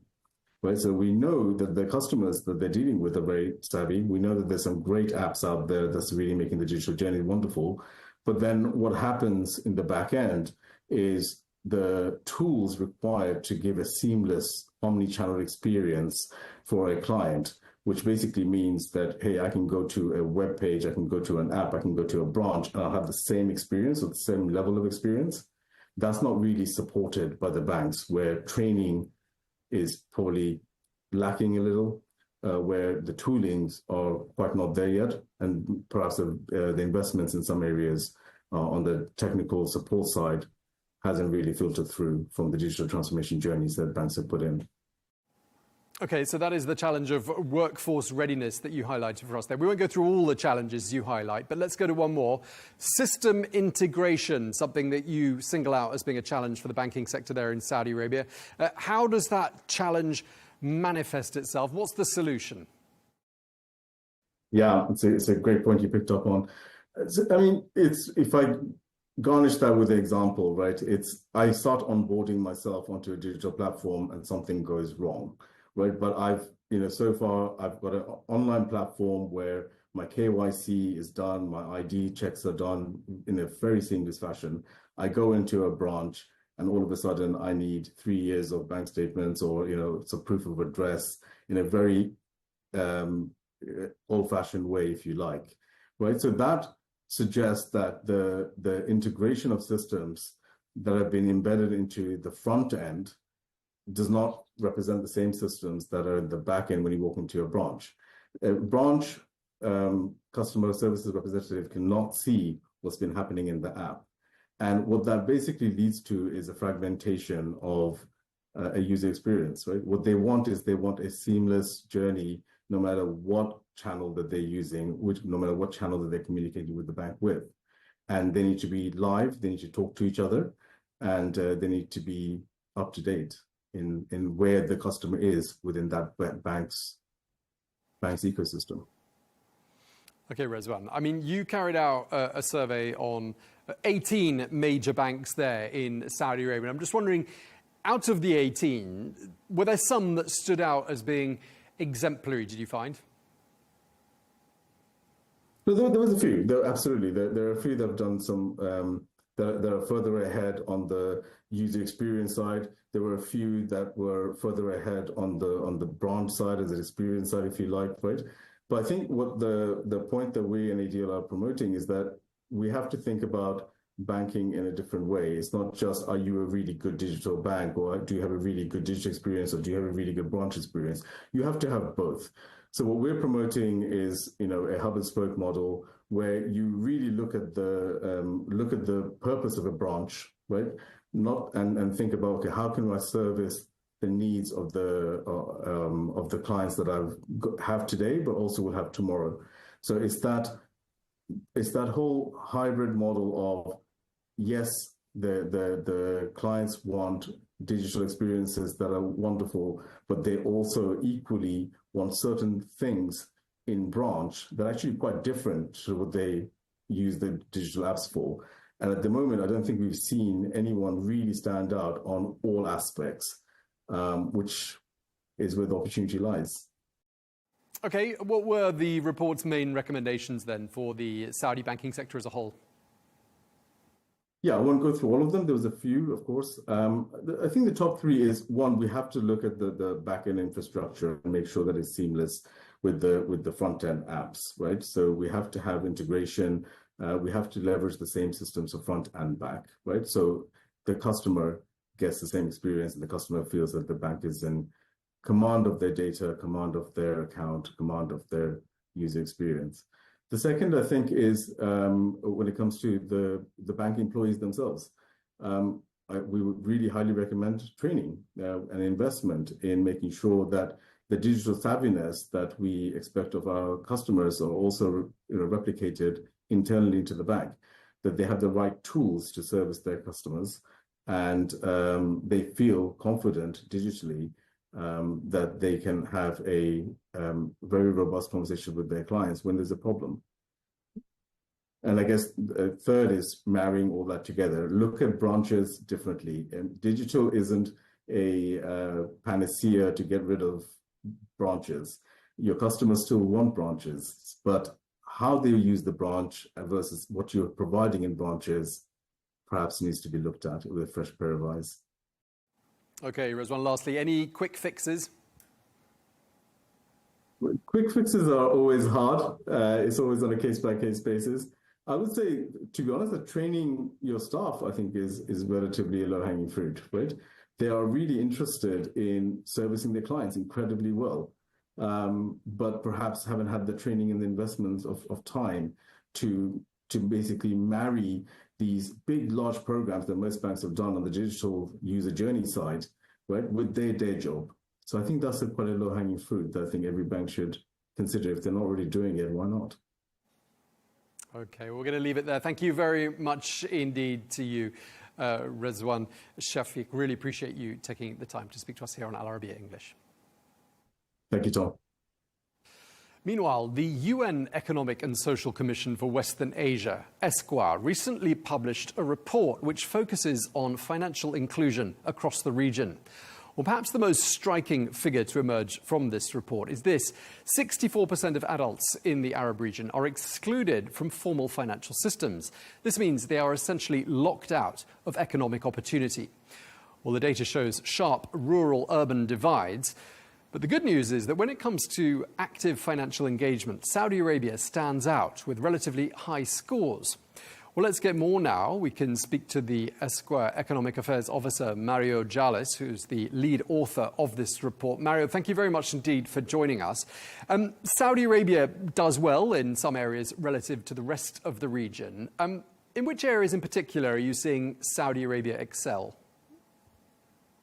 First of all, thanks for having me here today. It's a pleasure to be with you. And as for your question, one of the main areas where Saudi Arabia has excelled is on digital financial services. It has gone beyond its peers in the region and has achieved very high levels of access to financial services. The recent report published by ESQA, the annual SDG Review 2025, shows that Saudi is actually a regional leader in financial inclusion. And together with Bahrain, it has the highest levels, the highest scores in the ESQA Financial Inclusiveness Index. This is a sign that a lot of strong policy, a lot of strong investments in digital infrastructure and digital innovation have been put in place to make this a possibility. Okay, so would you say that's the main reason why the kingdom has done so well in this particular area, in the sort of digital area? So the digital aspect is a big aspect. One of the other areas in which the region does better than some of its neighboring countries is in relation to financial literacy. Financial literacy is, low levels of financial literacy is a major problem throughout the Arab region. But in the Gulf countries, and particularly in Saudi Arabia, while it remains a problem, it's not as widely present as in some of the other countries. And by financial literacy, I mean that a large portion of the society usually does not know how to use financial services. So Saudi Arabia has recognized this early on and has established a program for financial literacy, which aims to educate those vulnerable groups that don't have access to financial services and help them building their capacity in using the financial services. So this is also another area in which much has been achieved.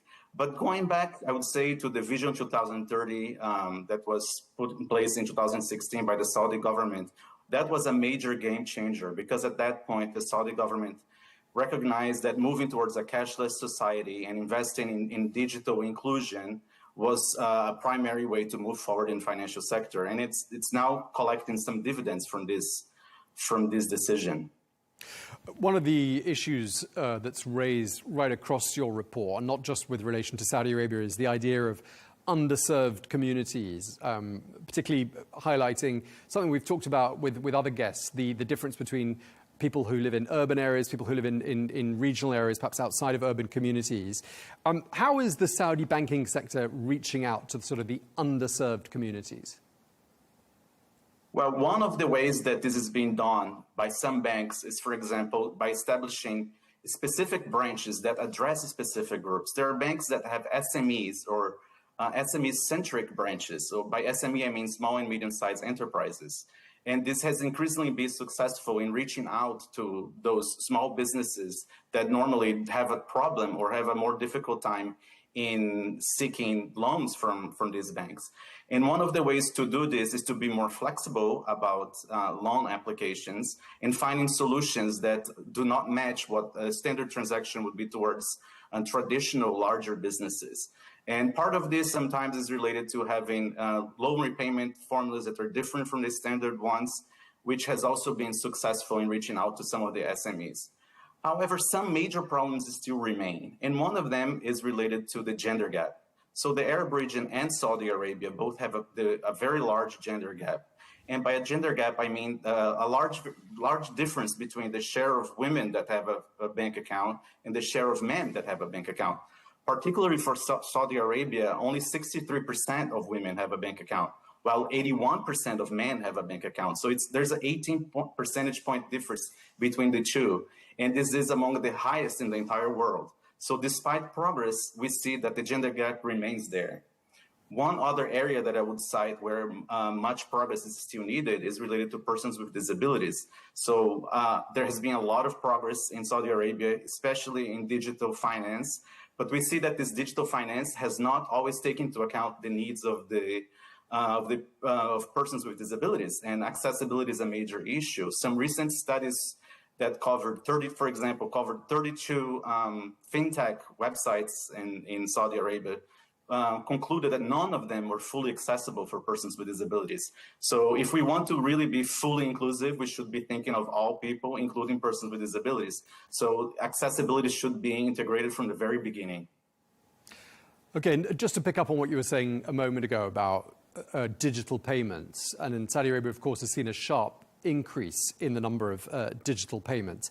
I mean, basically, we're talking here of a really good example of the democratization of the banking system thanks to technology. Exactly. And also behind this, there's an action not only of the banks, but of the central bank and the government by instituting policies that push towards that. So a few years ago, the payment system in Saudi Arabia was much less decentralized, and there was less structure into it. And with the regulatory reforms that have been introduced and the new payment systems made it much more easier across the board for digital payments. And also the complementary actions of the government to bring further strength to the system by, for example, making it mandatory to have digital payment in certain sectors like taxis and fuel stations or retail. So this also has provided some additional push into the digitalization. And one final aspect I could also cite is the government itself in its actions has also been promoting financial inclusion. For example, by making social protection payments or wages conditional on being registered and having a bank account. So this has also pushed for digitalization of the system. And by doing that, encouraging the users to also use payments in their everyday life. So it has been shown by studies that once you receive your salary or your pension through digital services, that you're more likely to also use digital services when you make your purchases.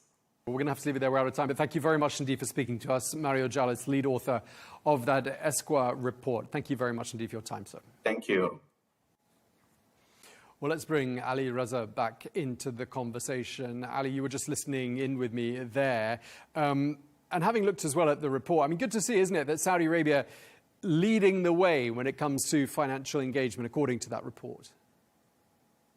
Yes, of course, Tom. And, naturally this, I would say, perhaps like many others, is a consequence of the broad reforms and economic development that's taking place across the region. We've spoken on a number of occasions about the fact that the Vision 2030 initiative and all of the changes that have come with it span far beyond just industrial and economic development. Although one of the core tenets of the vision is to diversify away from the oil economy, the consequences are far-reaching. There is a specific program, one of the 11, for quality of life in Saudi Arabia. There is a specific program for human capability development. And on the subject of financial inclusion, financial inclusion the subject of financial inclusion cannot simply be limited to a conversation in which we're discussing the financial sector. It's a life cycle that we have to be conscious of. As of last year, nearly half of all SMEs are now owned by women in Saudi Arabia. And go back just a few short years, in 2017, this number was 17%. Now, this is the SME sector. The labor force participation rate of females in the workforce has increased to a similar degree. The increased participation and active involvement on economic, social, and industrial aspects of society by women, this is having a natural impact on the financial inclusion, which is what we're discussing now. Similarly, we're seeing consequences across the region resulting from other initiatives. There's enormous effort towards developing rural areas into thriving hubs. The Saudi Downtown Company, which is responsible for turning 12 regions within Saudi Arabia into thriving hubs, is playing an incredible role in we hear about Riyadh and Jeddah and all those sort of key places in the mega projects, but there's a lot of work being done around the region.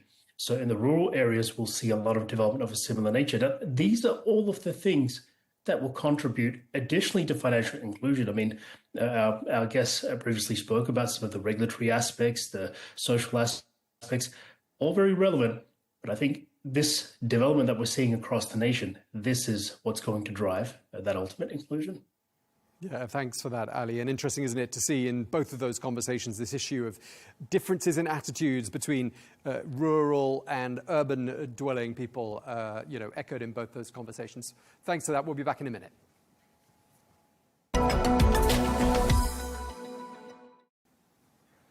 Now, we talk a lot about the year 2030 on this programme. That, of course, in the context of Vision 2030, which is Saudi Arabia's economic diversification plan.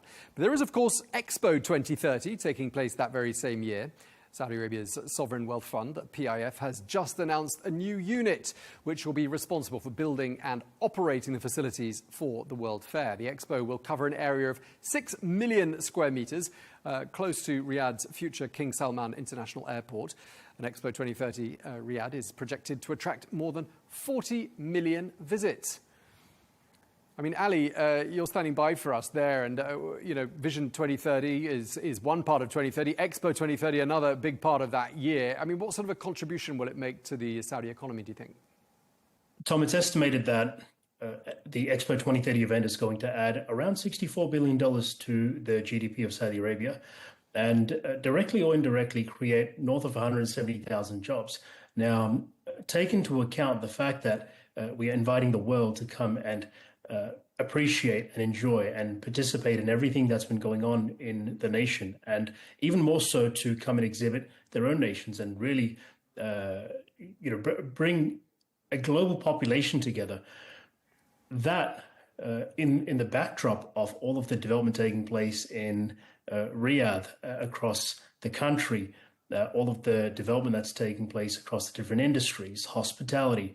It's really, there's the economic impact, which is very, very significant, but the social impact and the societal impact of, this kind of event, I think will be unmatched. So it will truly be one of the most exciting things I think we'll see in the region. Okay, a very big thank you to Ali Riza, Strategic Advisor at the Saudi Arabia Holding Company. And thanks to you as well for watching The Real Deal here on Al Arabiya English. Look forward to seeing you again next week.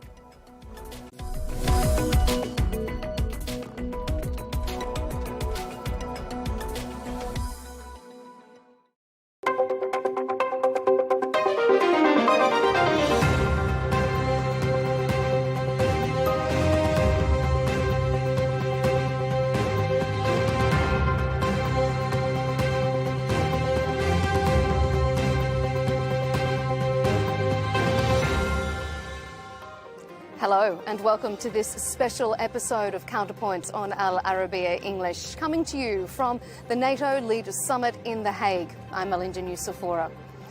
Well, the NATO Secretary-General Mark Rutte has hailed this year's NATO summit as a major success.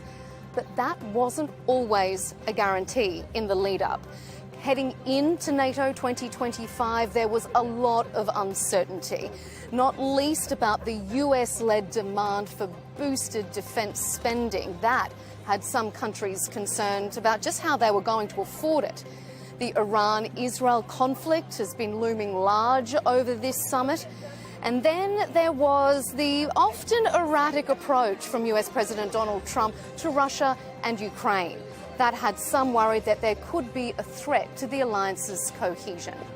On this special episode of Counterpoints, we're sitting down with two prominent European defence ministers to get their assessment, not just on the summit itself and its outcomes, but also how NATO is going to approach these interconnecting global conflicts in the future.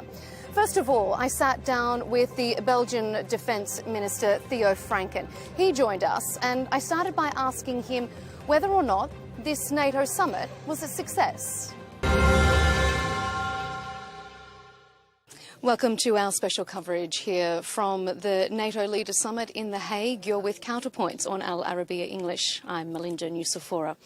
Well, there have been a lot of superlatives flying around this NATO summit, some calling it historic, others the most consequential leaders meeting in recent NATO history. To get views on exactly what's been going on behind closed doors and just how important that is, Counterpoints is joined by the Belgian Defence Minister, Theo Franken. Thank you so much for your time here on Counterpoints. Hi. Thank you. What do you make of those assessments, Minister, that this is one of the most consequential NATO summits that we've seen in recent history? Yes, we have a new DIP, so that's clear that it's super important. And geopolitical context is bad. There's a lot of tensions around Western Hemisphere, around Europe. So that's clear that this is very important. The 2%, pretty much everybody has a 2%. We need to do more. We need to step up. The European security architecture will come in the European continent's hands. So that means that, we need to do more. We've had countries such as Spain questioning whether that 5% is doable. Belgium itself is only hitting 2%. I know that there's a 10-year leadway on this increased spending. But do you think it's achievable, or is it more just an effort to appease President Trump? No, it's not about President Trump. It's also European allies like Scandinavian countries, Baltic countries that really demand this 5%. It is about capabilities. We need to step up. We need to have more capabilities, real capabilities, not only words, but also real capabilities. So it is clear that we need to increase our defense spending. Is it realistic? You need to know we're coming from 1.3 beginning of the year. We're doing 2. In a couple of months, new government, we decided to do 2. We have a new review on a strategic vision that was approved upon yesterday by the government. So we're doing it step by step. We're only 5 months in office. We do it by step. Now we have a new DIP. And then we'll see in the years that come how we will try to fix that and how we will try to do that. So step by step, Belgium is stepping up and is a reliable partner. Belgium is back. We were always a very bad pupil of NATO class. We were one of the founding fathers, but we were really bad pupil, one of the worst. So now we're stepping up. We're doing the 2%. We have the DIP, and then we'll have a lot of capabilities coming in. So. Minister, what about with such a focus on defence spending, on military build-up, is there a bit of a sense that in the future it's going to be a world order where it's governed by who has the biggest stick? It's going to be hard power. That is the order of the day. Well, you need to speak softly, but you need a stick. And it's better to have a big stick than a small stick. So I think that, it will be also hard power. Europe has a tradition of soft power, diplomacy, trade, but we need hard power as well. We see that the world is not a nice place. It's a hard place, and it's not getting better. It's getting worse. So, absolutely. Is Europe on a war footing, sir? No, we want peace. We want to preserve peace. And that's why we have NATO. It's the strongest military alliance in history. So we need to have peace. We want to secure peace, and we need to secure peace by deterrence, and be deterrent for Russia, the Russian aggression that we see every day in Ukraine. We only can hold them back when we're strong by ourselves. The joint declaration, though, seemed to admit a direct reference to Russian aggression. Was that disappointing to you? Do you consider it a softened declaration? No. For me, everybody knows what we're talking about, so that's not an issue. There's no discussion about that. It is about Russian threat. It's about Chinese military build-up. It's about Iran. It's about North Korea fighting with the Russians. So, no, that's very clear. There's no discussion about that. You mentioned Iran. Do you consider Iran a direct threat to NATO and to Europe? Iran is a direct threat to the West, absolutely. Do you then consider that the US's strikes on those nuclear facilities has made Europe safer? I think that we need to do everything that Iran cannot have a nuclear capacity. The monopoly of Israel on the nuclear perspective and the nuclear is absolutely necessary. So Iran cannot have nuclear weapons.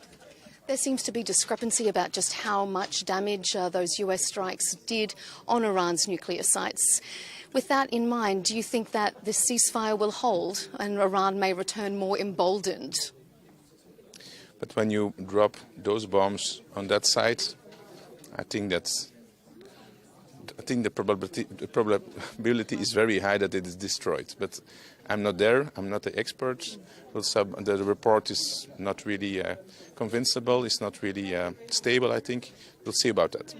Just finally, sir, do you, we've heard the Secretary General talking about, and as you've mentioned as well, North Korea, China, the Middle East. Do you envisage a time where NATO will have a more expanded remit? It's opening an office in Oman, in Jordan. Do you consider that maybe the Middle East may become a focus for NATO in the future? I think, first of all, collective defense will be priority, will keep on being priority because Russian threat is very high. Ukraine war is still raging, so that's first priority. Belgian Defence Minister Theo Franken, thank you so much for your time here on Counterpoints. Thank you. On the opposite side of the continent is Latvia, which shares a land border with Russia spanning almost 300 kilometres. It's at the front line of this urgent need for extra military spending from NATO allies. So I sat down with Latvia's Defence Minister Andris Spruds and asked him if it was a correct assessment, as some have been saying, that this is the most consequential NATO summit in recent times. Welcome to this special interview with Counterpoints on Al Arabiya English. I'm Melinda Nucifora, coming to you from the NATO Leaders Summit in The Hague. Well, NATO 2025 has been largely dominated by discussions of boosted military spending. And one country at the forefront of that urgent need is Latvia. It lies on the border with Russia and on NATO's eastern flank. So to discuss military spending, conflicts in the NATO landscape and broader global developments, I'm joined by Latvia's Defence Minister, Andris Spruds. Thank you for your time, Minister. Thank you for having me. How would you assess this NATO Leaders Summit? We've heard it being described as one of the most consequential in recent history. Would you agree with that? Yes, I would agree. This has been a formative summit, back to roots, all for one, one for all, with increased defense spending, with common threat assessment, with understanding that to protect our territories and people, you need to spend more. You need to make alliance more efficient, more lethal, to address those challenges. It's first of all about Russia, but it's not just about Russia. We see developments in the Middle East, we see developments in the Pacific. China is on the rise with some challenging nature in this regard, so we need to address all those global challenges together as one alliance. So that's why also we have to commit more spending, which means more capabilities. You mentioned broader global conflicts, Middle East, for example. We've also heard the Secretary General making reference to how interconnected global conflicts are. With that in mind, can you see an expanded remit, an expanded operation for NATO, maybe more active in the Middle East? First of all, it is a collective defense alliance defending NATO's territory. So it's 32 members, 32 countries which should be defended. So above all, the primary task is, if we go back to our roots, collective defense. At the same time, it's not excluded that in different coalitions of the willing, and I would add coalitions of the able, are also actively participating or acting more globally as well. But this would most likely not be direct aim, direct goal of the NATO mission or NATO as an organization. So collective defense is above all. Because you've mentioned collective defence, I'm going to come to a question I was going to ask a little bit later, but I'll move it up. We have heard comments from President Donald Trump putting a question mark over Article 5. Do you feel confident in Latvia that if you had a direct threat from Russia, for example, on your border, that the US would come to your defence? Yes, we are confident. Also in declaration, it's clearly underlined, clearly stated, commitment to the Article 5. Article 5 is one for all for one. It is about collective defense. It is about solidarity. But solidarity which must be based in a common spending, in a common capabilities, in common threat perception. Russia is a threat to all of us. Russia will remain a threat to all of us. This has been also underlined in the declaration, which are the most important words in this regard. Solidarity is there, and the financial investment shows the willingness to deal together and also willingness to make the alliance stronger, more efficient, more lethal. So President Trump's comments didn't make you concerned? There have been a number of comments from time to time. I think the most important is not always focus on every comment. The most important is focus on the common activities, on common deeds, on common works what we are doing, not just focus on some of the comments. A big focus, obviously, of this NATO summit has been the agreement to boost military spending, as you've been discussing. Latvia is at the forefront of NATO's defence. So how would you like to see that increased money spent? Where do you think the biggest need is for NATO? First of all, there must be the common understanding what we are all facing.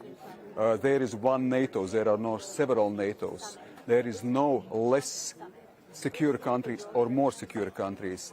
This has been also underlined in this summit that attack against one country means attack against all member states. Article 5. Article 5 is strong and remains as a basic principle of our alliance. At the same time, yes, spending is crucial. Spending is crucial for our capability development. Latvia spends already this year almost 4%. Next year we're approaching 5%. We are committed to increase that spending. We are committed to achieve our capability target goals, because it is important that it's not just about the spending as such. It is about the tool, a step towards a more lethal, more capable alliance, which also means that we can fulfill our regional defense plans very specifically, very practically. So that's why the spending is just one step towards implementation. So delivery is crucial. Also with partnership of the industry, military industry, defense industry, absolutely the partners in common effort of making capable alliance. You say making NATO more lethal. Do you envisage Europe at the moment as being on a war footing? We are moving to this. I would say glass is half full in terms of understanding, in terms of agreeing that Europeans must step up, and we saw that demonstration today, that we are stepping up now with the commitments in a longer-term perspective, but many countries will be on a fast footing and will be doing it even sooner, like the Baltic countries, and not only. So still on practical level, there are things to be done.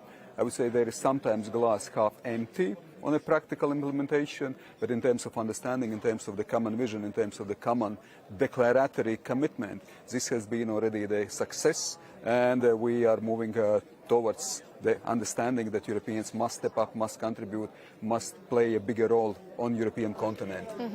Also supporting Ukraine. On Ukraine, do you feel like Ukraine has been sidelined a little bit at this NATO summit? Ukraine is one of the top priorities. Ukraine has been also included, support for Ukraine has been included in the final declaration, which is important. There have been meetings. We didn't see Zelensky invited to the Leaders' Summit, not addressing the leaders as he has done in previous summits, though. There have been different formats, and the most important at the very end, it's a practical support, practical solutions. And again, what Europeans are doing, Europeans are stepping up. This is important to contribute financially, militarily, strategically. Latvia certainly will continue its support. Latvia supports Ukraine's NATO and EU membership, but also before we saw some disagreements or some diversity, to be more precise. Already before we saw the formula, Ukraine will be NATO member when allies agree and conditions allow. It seems that allies didn't agree previously, and still we are forming the common agreement right now as well. But support goes on, financially, militarily, through different institutions, through the coalition of the willing. So Ukraine is, of course, high on agenda. The conflict between Iran and Israel has loomed large over this summit, even though they aren't NATO members themselves. Do you see Iran as being a direct threat to NATO countries, given their alliance with Russia? What is direct threat? It is revisionism or revisionist countries which are willing to undermine the global order, the countries which are aspiring illegally for nuclear weapons. Iran has demonstrated its ambition to go in that direction. That's why we can fully justify and understand what also United States have done with regard to that nuclear program by the revisionist state, which could undermine a more regional and global stability. So do you think that the US's actions has made NATO and European countries safer? Yes, to put it short, yes, because we have to show the strengths. We have to negotiate and act from positions of strength with regard to Russia, with regard to China, with regard also Iran, that there is a clarity in our words, and there is also clarity and consequence in what we are doing with our deeds. Some of President Trump's allies have suggested that his brokering of a ceasefire agreement between Iran and Israel warrants a Nobel Peace Prize. What do you make of those suggestions? Well, if the peace has been established in a wider Middle East, of course, those ambitions and those efforts can certainly be commended. I would not perhaps make immediate comment on some of the specific prizes, but I think such efforts to stabilize the region and to make peace among nations certainly is commendable. If I can just turn you back to direct NATO military spending at the moment, if you were to have a wish list of what you would like that increased defence spending to go into purchasing, is it cyber security? Is it advanced intelligence weapons? If you had a wish list of what you want that money to be spent on, how many can go in the wish list? You can have three. Three, okay. Of course, there are a number of activities, number of capabilities which we have to develop. So it's a wide spectrum. But I would underline what we also see from experience, from the lessons in Ukraine. Air defenses are crucial. The new technologies such as drone or counter-drone technologies are crucial, and everything which makes our units stronger, more mobile, more mechanized, more with a firepower, this is important. So, of course, that is a spectrum. At the same time, yes, as you mentioned, the cybersecurity, the space is on rise. It will be increasingly important. So that's why let's not forget, let's look actually in the new venues, new challenges which we are all be facing as well. So that's why, yes, we focus on now capabilities which are defined by NATO, but realizing what could be the future warfare as well. And just finally, Minister, would you say this has been a successful summit? There were tensions going in, uncertainties about how certain aspects would play out. Would you mark 2025 NATO summit as a success? Yes, it has been a success story. As I mentioned, we have come back to our roots. Collective defense is crucial. Collective defense of our people, of the alliance as such, with strong emphasis on innovation and industry, with clearly identifying what is also the threat. Also with support to Ukraine, this has been a success story. It's good to... It doesn't mean that we don't have to move forward. The implementation must follow. So yes, success, but certainly with a lot of commitment and a lot of responsibility. Okay, well then I just want to ask you one final question on that then, because you mentioned commitment.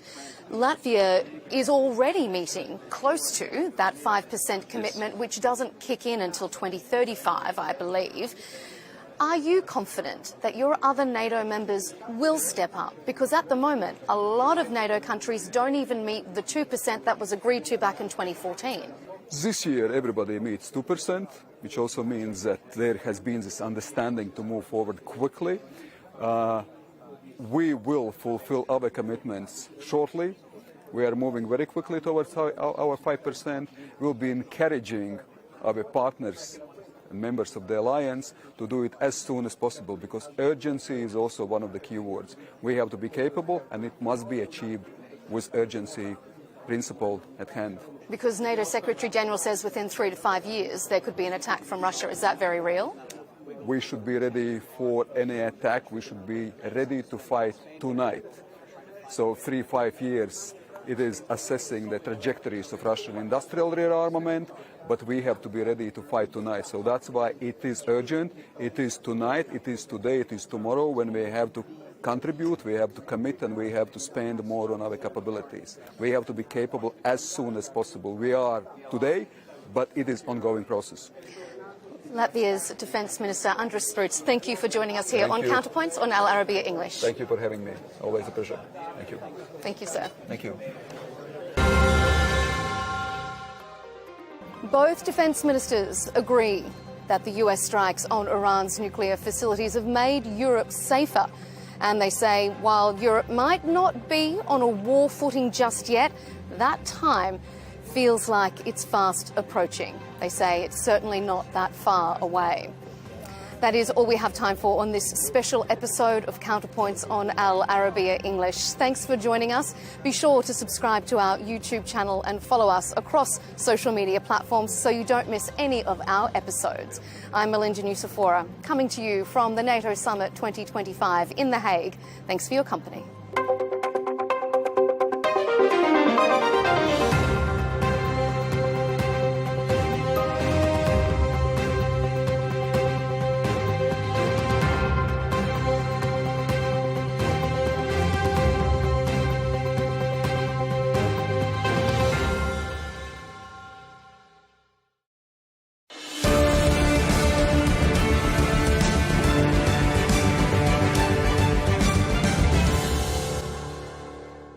Hello and welcome. I'm Riz Khan. We basically have two countries that have been fighting so long and so hard they don't know what the F they are doing. That was the analysis of an angry Donald Trump, angry enough to use the F word as he reprimanded both Iran and Israel for firing missiles at each other after a ceasefire had been agreed. The US president reserved most of his recent ire for Israel, who responded that they had pretty much done what they set out to do, while Iran declared the ceasefire a great victory for their side. But as the shaky truce holds for the moment, the question is, what comes next? President Trump now says he does not seek regime change in Iran because he does not want to see what he calls chaos. So this leaves the question of what's next for Iran's leadership when it comes to nuclear ambitions, and what rules would they be willing to abide by, while Israel still sees Iran under the Ayatollah's leadership as an existential threat. Well, across the world, the media is vigorously debating what turned out to be the biggest military confrontation between the two foes.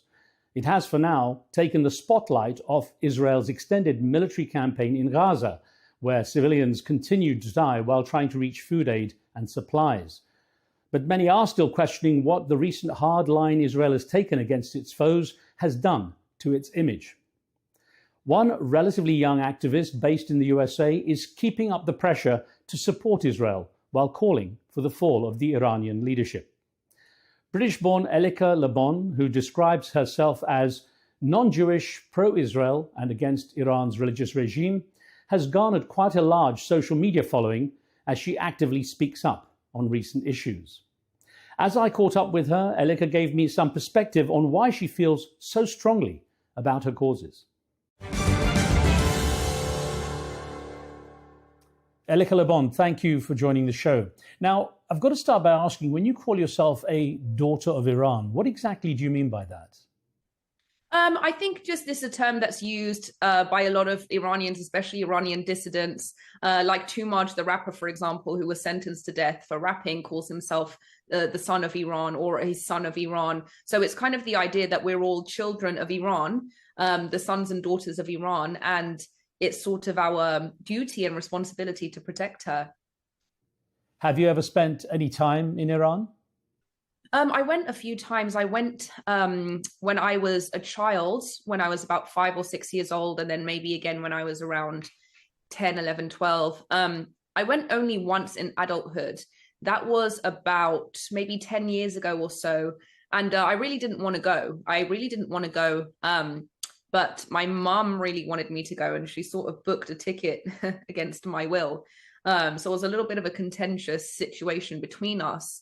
And I just told her it was going to be, I mean, you know, this was before I had started speaking up, so I wasn't worried about my safety or anything, but it was a very sensitive issue for me because I didn't want to go to Iran and see it in the condition that it is under the mullahs. I knew that I would be very emotional. I knew I would be very traumatized and upset about it, which I was. And that was the last time that I went. Now, I know from many of the interviews you've done and the articles about you that your family suffered quite a lot at the hands of the current Iranian regime, and your mother was even imprisoned for a while. And I know that much of your knowledge of the country comes from the stories they tell you, particularly your mother. Now, what chance is there that your view of the country and your angle on it is shaped by that rhetoric, and that perhaps because of that, there's not a lot of room to see it in any other way? I mean, I think, at the end of the day, this is a story that has affected millions and millions and millions of Iranians. This is not an isolated incident. This is a situation that any Iranian that you meet nowadays, you're going to find that they have either immediate or extended family that have either been executed or tortured by the Islamic regime.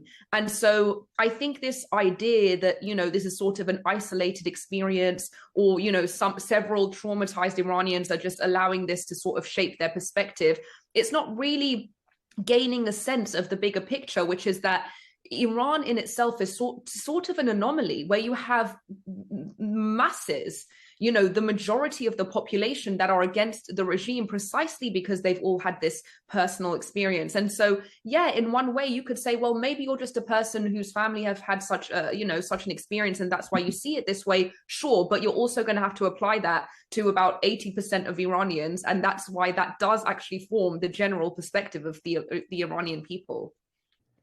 Now, many of the introductions to interviews you do and articles about you describe you as a non-Jewish pro-Israeli activist. Why not an anti-Iranian regime activist? Yeah, I mean, that's how they choose to label me. I don't know. I can't control how they label me. But I think, I think my interest in Israel is linked to the similarities that I've seen between what happened to Iran and what's happening to Israel now. Obviously in 1979, the mullahs came to Iran by way of a revolution, which is, sometimes referred to more accurately as a coup. And that revolution brought in the proxies of the regime, including Hamas, Hezbollah, and the Houthis. So what I see happening in Israel now, where you have these sort of Islamist insurgent groups that are attacking Israel and at the same time claiming to be the victims, claiming to be acting in resistance, for example, that is something that is very similar to what we were seeing in Iran before 1979. Before 1979, you were seeing this crackdown of insurgent communists and Islamists. And these weren't people that just had a different opinion. These were people that were bombing Iran. These were people that were attempting assassinations. And, if you look at the way the Iranian regime pre-1979 was cracking down on these insurgents, it was not even close to the extent that other countries were cracking down on communism. We have to remember this was during the Cold War.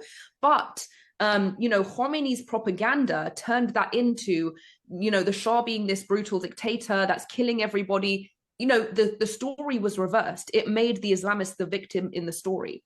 And so when I see that same story happening to Israel, this to me is just the same propaganda that only leads to a second and third and fourth and fifth Islamic Republic. And indeed, Nasrallah himself said out of his own mouth that the objective was to turn Lebanon into a second Islamic Republic. So when I can see that there's a clear thread here, and the clear thread is spreading the Islamic Republic's influence and ideologies across the Middle East, of course I'm going to be opposed to it. Whether that means standing with Israelis or Lebanese or Gazans or Yemenis, it doesn't matter. It just means that we have to be united against the same threat. Is it possible to be pro-Israeli without being anti-Iranian regime, or are the two just too closely tied together? I don't think that there are many people who are pro-Israel. Yes, no, that most people are pro-Israel and anti the Islamic Republic. I think the question is, there is a sort of coalition of people that are anti-Islamic Republic, but also anti-Israel. Is that the line? Okay, yeah. So there are certain people that say, this regime is bad and the regime in Israel is bad. And, all of these players and actors are bad. And so we shouldn't side with any one against the other.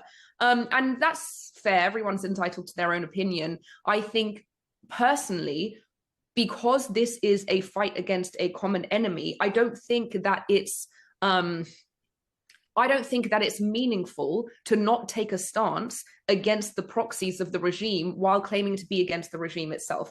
I don't really fully understand how that works. If you are against the regime that's committing domestic and regional terrorism, how can you be neutral or apathetic to what its proxies are doing in the region? Now, that doesn't mean that you necessarily give Israel carte blanche to do whatever it wants and says, well, we're all fighting a common enemy so they can, go as far as they want. Obviously, there are red lines. Obviously, there are ethics to consider. But I think in general, the question is, what is being fought here? And if it is the Islamic Republic and its proxies, I feel like there's a clear ideological through thread in being consistent with support in that case. Now, there are those who believe that Iran is not the existential threat that Israel portrays it to be to its existence, and that this is simply an excuse, a reason to be able to target it and to attack it. How do you respond to that perspective?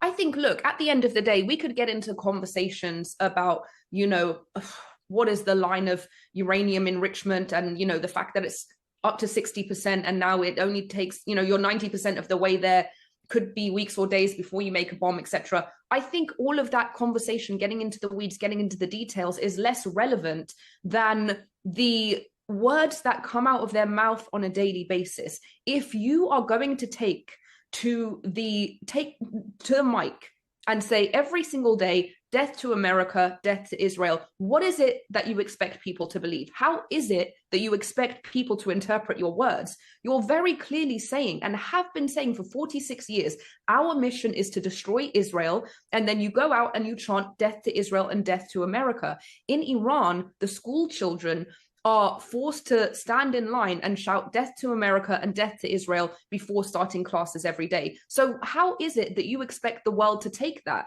When the world then takes that and says, hey, you know what? I think what you mean is death to America and death to Israel. Don't be surprised when they take action. But then maybe if Israel was to come up with some sort of peace, lasting peace with Palestinians, that it would take the wind out of the Iranian sails. They would not have a reason to be able to target Israel and America, its biggest ally. So when people put that argument forward, how do you respond?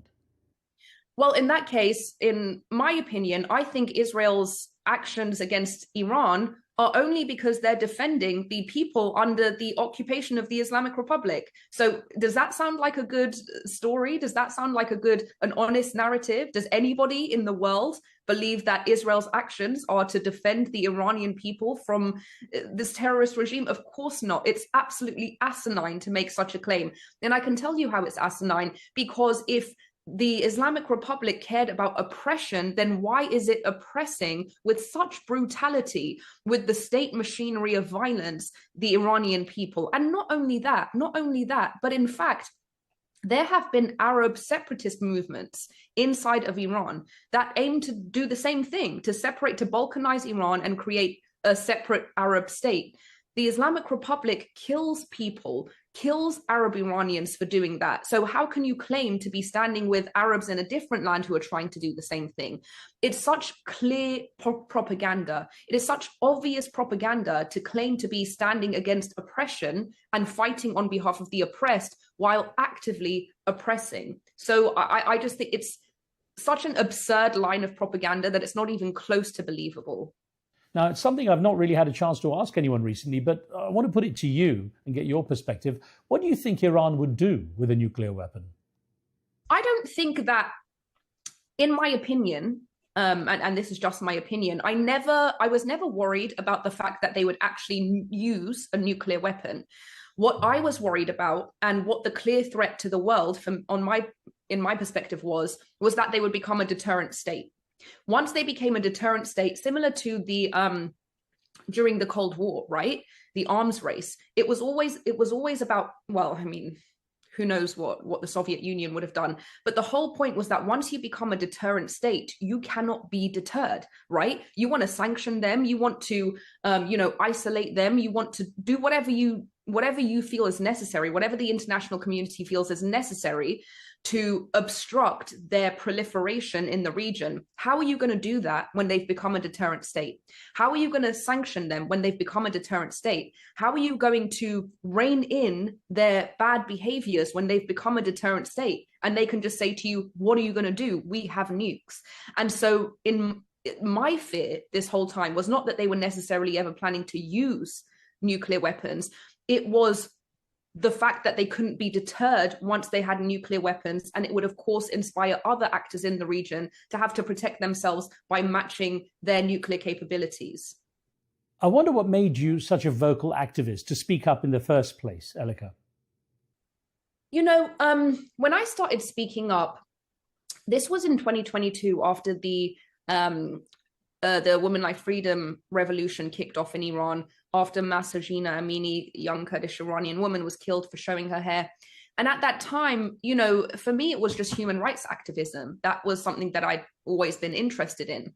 I think what has happened over time during these past 3 years is that I've had this really intense sort of learning curve of where I've understood a lot more about how much of the way we see the world is shaped by these narratives. And these narratives are often deeply, deeply ingrained in propaganda.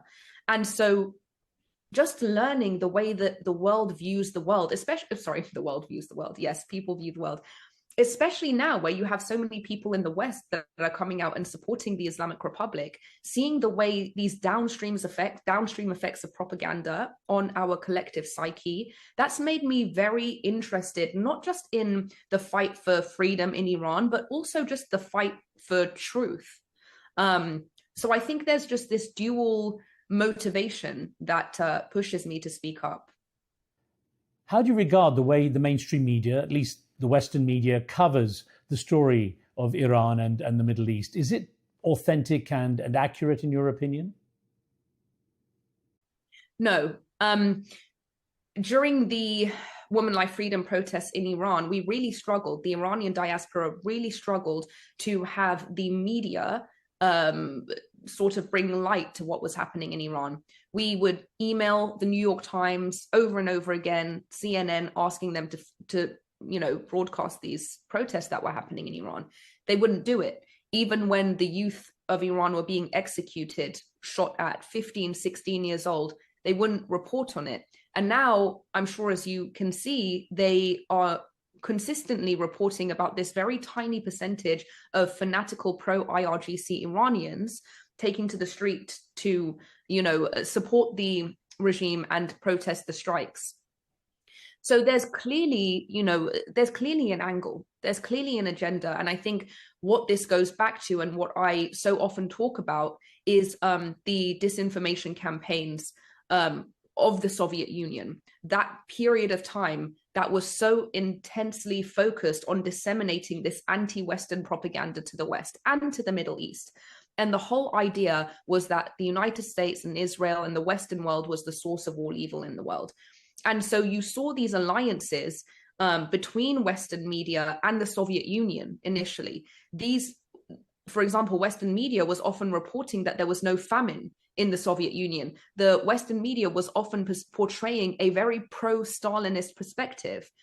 And so what we saw over time was that transition from pro sort of Marxist, Stalinist, Maoist to pro-jihadist, when that alliance between the left and the Marxists and the Islamists was formed also through the Soviet Union. And so what we're seeing with Western media is a continuation of this alliance, essentially with everybody and anybody who is against the West, even if that means authoritarians, even if that means extremist, jihadist Islamists. Anything that's against the West seems to be what they support. And it's completely painting a distorted image of what is happening in Iran and in the Middle East.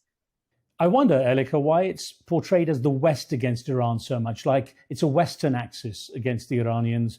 Where's the rest of the world? Where is China, Russia, Asia in general? Why is it always this kind of the West versus Iran? I mean, the ideologies of the Islamic Republic specifically target the West.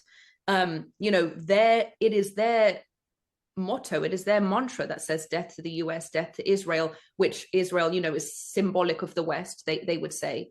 And so because their entire ideology is built around opposing the West, what they call anti-imperialism, anti-Western imperialism, it's sort of, you know, generated by their ideologies themselves. So I can't see why any other parts of the world would take what they do personally when they seem to be going directly after the West. Well, of course, if it's always portrayed as the West against Iran, it's always going to be that animosity, a constant downward spiral. Mm-hmm. So then I guess if there could be some kind of rapport, that West against Iran cycle could be broken. No, I don't think so, because you have to look at what is at the core of each side's ideology and motivation. You're talking about in the West, you're talking about liberal democracies. What they support is, you know, liberal democracies are not perfect by any means, not perfect, but they are systems that work for human beings, essentially. Then what you have on the other side with the Islamic Republic is not an ideology that is about improving the life of its people. It's not about improving anything, and it's not about working in service of anyone. It is about the proliferation and expansion of their ideologies, which are about domination and power and control. So if that is at the core of their ideology, if the core of their ideology is that we must dominate, how can it find peace with the thing that it's competing with, right? Whereas from the Western perspective, the Western perspective can find peace.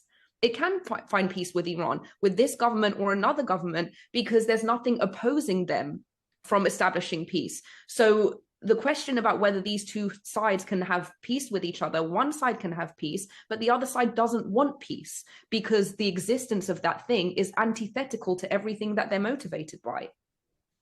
We, of course, live in a very divided world, and you're out there in the media and online. How do you find you're regarded as a very pro-Israel activist in terms of both supporters and detractors?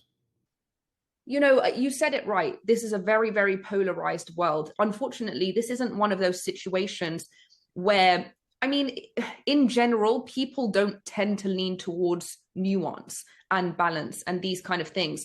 Most people tend to think in quite black and white terms. And so what I found is that people just put me in a camp and discard me if they don't agree with one thing that I said.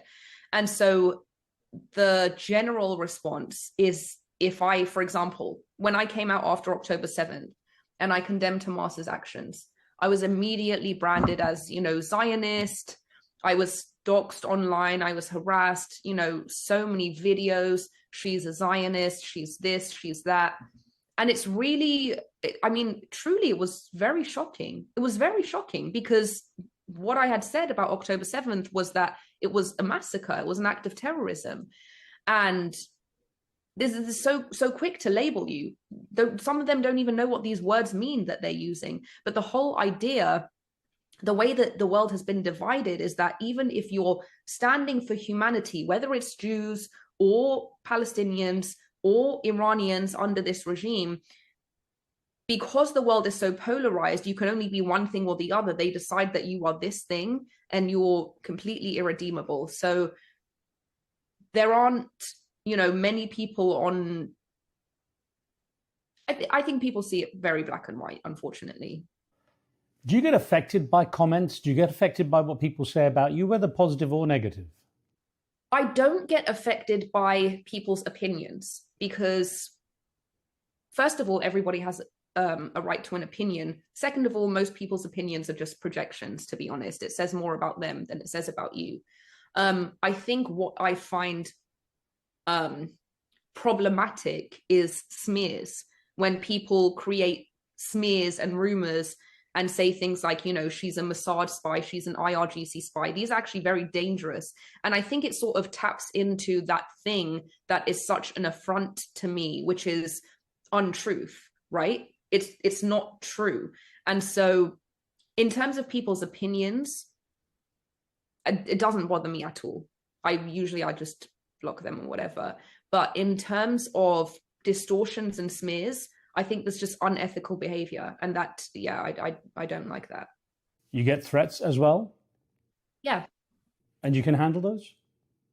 I mean, it would be weird if I wasn't getting threats, you know.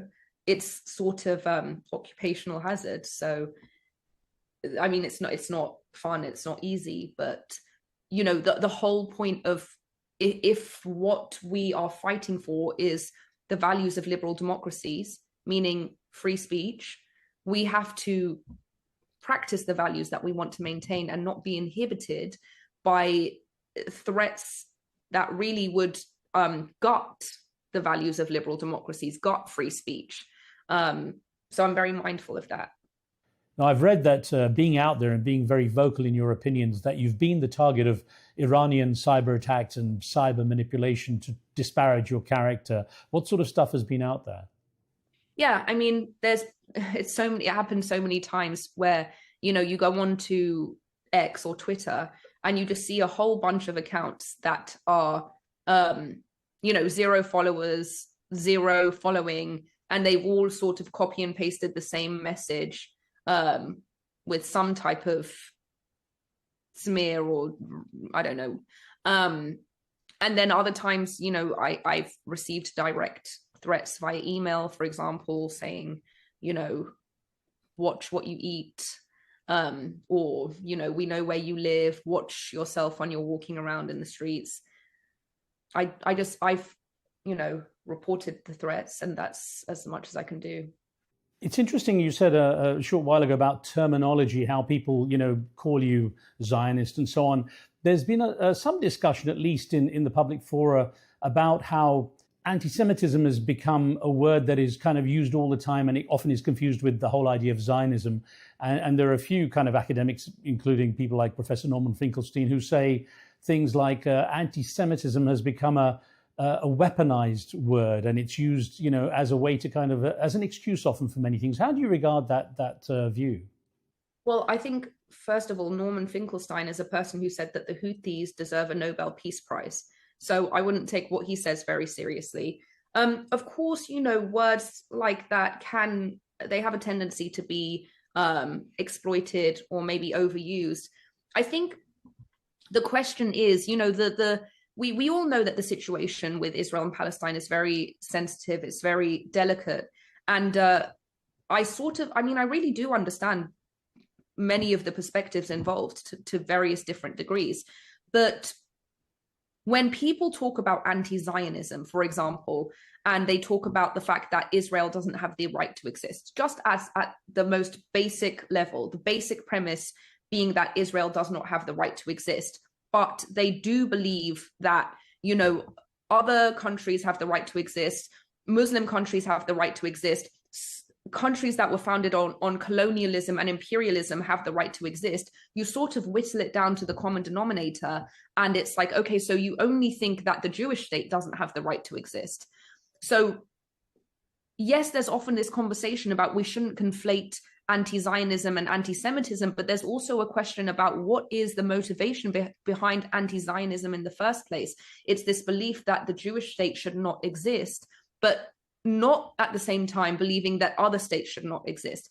And I think what that shows us is a double standard. And it's the double standard where one could make a plausible, legitimate claim of anti-Semitism. If the same people that were anti-Zionists also said such and such a state shouldn't exist, well, I don't know about Syria and Lebanon because that was also created around the same. I'm not sure about Pakistan because of such and such. Then we could say, okay, this is not about anti-Semitism. But when the root of anti-Zionism seems to be in a double standard, I can see why that is a plausible claim.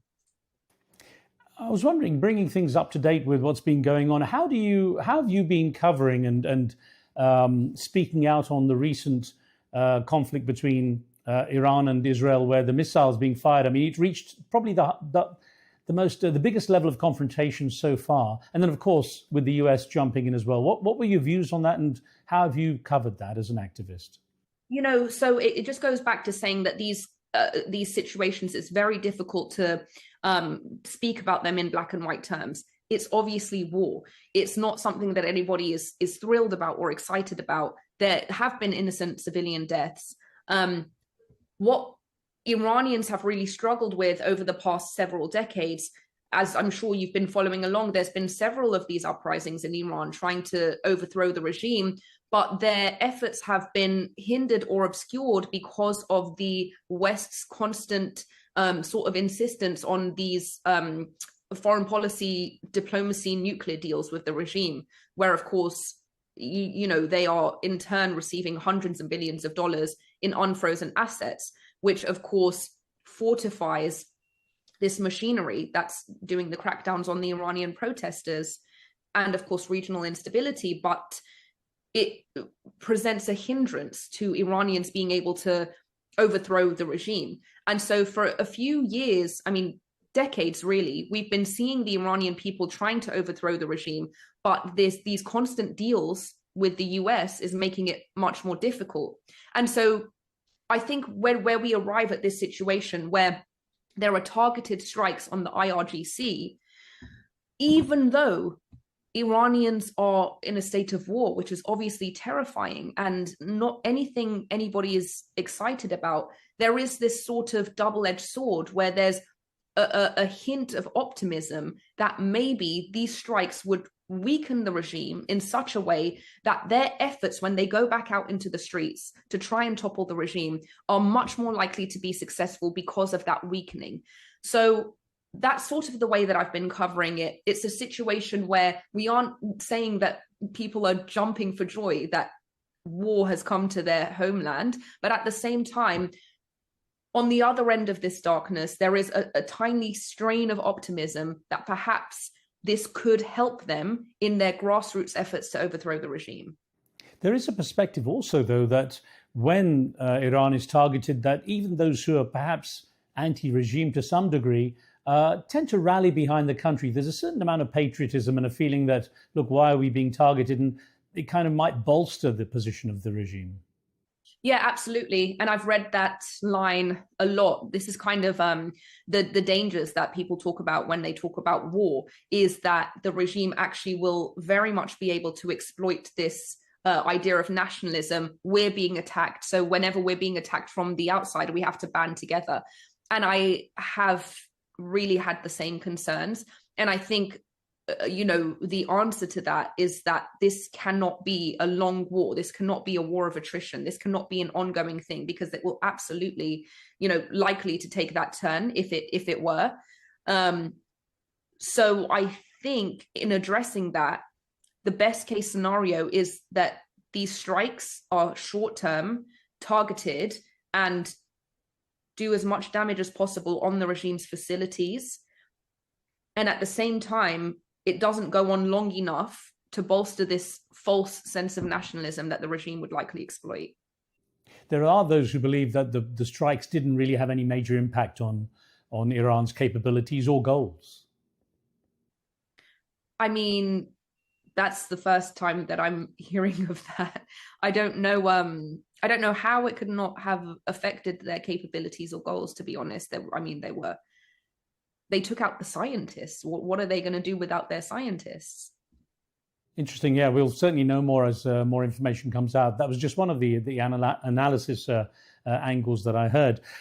How do you regard the very visible involvement of the US? Was it a good thing or a bad thing? You know, the US's involvement was only ever going to be about the US's interest. It had nothing to do with helping Israel. It had nothing to do with freeing the Iranian people. I don't think any Iranians believed that, you know, this was going to be a regime change war, even though that was a lot of what the discourse was, people were talking about online, on Twitter and things like that. I think it was very clear that the US was going to do only what it said that it was intending to do, which is to strike those nuclear facilities. And that's exactly what they did. I think the perspective of Iranians in terms of the US involvement was, you know, even though this is not a war to liberate the Iranian people, I wonder if there is an incidental liberation to come out of this. I wonder if the US's involvement alongside the Israeli strikes would incidentally lead to this liberation through weakness. So in my perspective, I don't think that the US's strikes on Fordo, on those nuclear facilities, is really going to be that much of a significant difference in terms of the regime's overall strength, because you're just talking about the nuclear threat to the rest of the world, which really has nothing to do with the threat that the regime posed internally, domestically. So in my opinion, the US's involvement with the bunker busters isn't significant in terms of what will transpire now domestically in Iran. What was your thought when Donald Trump, obviously angry with both sides for not observing the ceasefire that they seem to have agreed to, his anger seemed to be more at Israel, and he's even using the F word to describe what's going on. What went through your mind when you heard Donald Trump's reaction and actually pointing fingers more at Israel? I think, Trump tends to sort of do that. He did a similar thing with Zelensky, where, he seems to sort of crack down more on the side that he's actually on in order to sort of appease the enemy in the conversation. I think that Trump knows what he's doing for the most part. I think that after those strikes, he obviously was going to become a huge target and a huge enemy in the eyes of the Islamic Republic. So I thought that was his sort of way of appeasing them by saying, look, now I'm going to go and tell off Israel. I think it's very strategic. I think he very much knows what he's doing. He does say things like, no one knows what I'm going to do. Even I don't know what I'm going to do. Now, do you think that Donald Trump is a force for good when it comes to the conflicts in the Middle East? I'm talking about the broader Middle East. Or is he potentially a maverick who could create more chaos? I think Donald Trump is a wild card. That's the way that I see him. I think, and, I'm neither Republican nor Democrat, I'm pretty independent. But I think when it comes to the Middle East, if we're not talking about domestic policy, when it comes to the Middle East, I tend to see Donald Trump as more likely to do the right thing than possibly Democrat presidents that tend to err more on the side of diplomacy and tend to err more on the side of avoiding strikes like this. In my opinion, this strike on the nuclear facilities was absolutely necessary in terms of American interests. I don't talk about that often because I'm really only talking about Iranian interests. And I don't know that Kamala Harris would have had the wherewithal or the guts to do that. And I'm quite sure that Biden wouldn't have. So I think when it comes to Donald Trump, he's such a wild card that, yes, most of the time you don't know what he's going to do. But if you need somebody to take a real strong and decisive action, he's much more likely to do it than sort of softer presidents. If he is a wild card, as you say, is there any chance he's the kind of wild card president who might push things to World War III? That was another thing that was being speculated.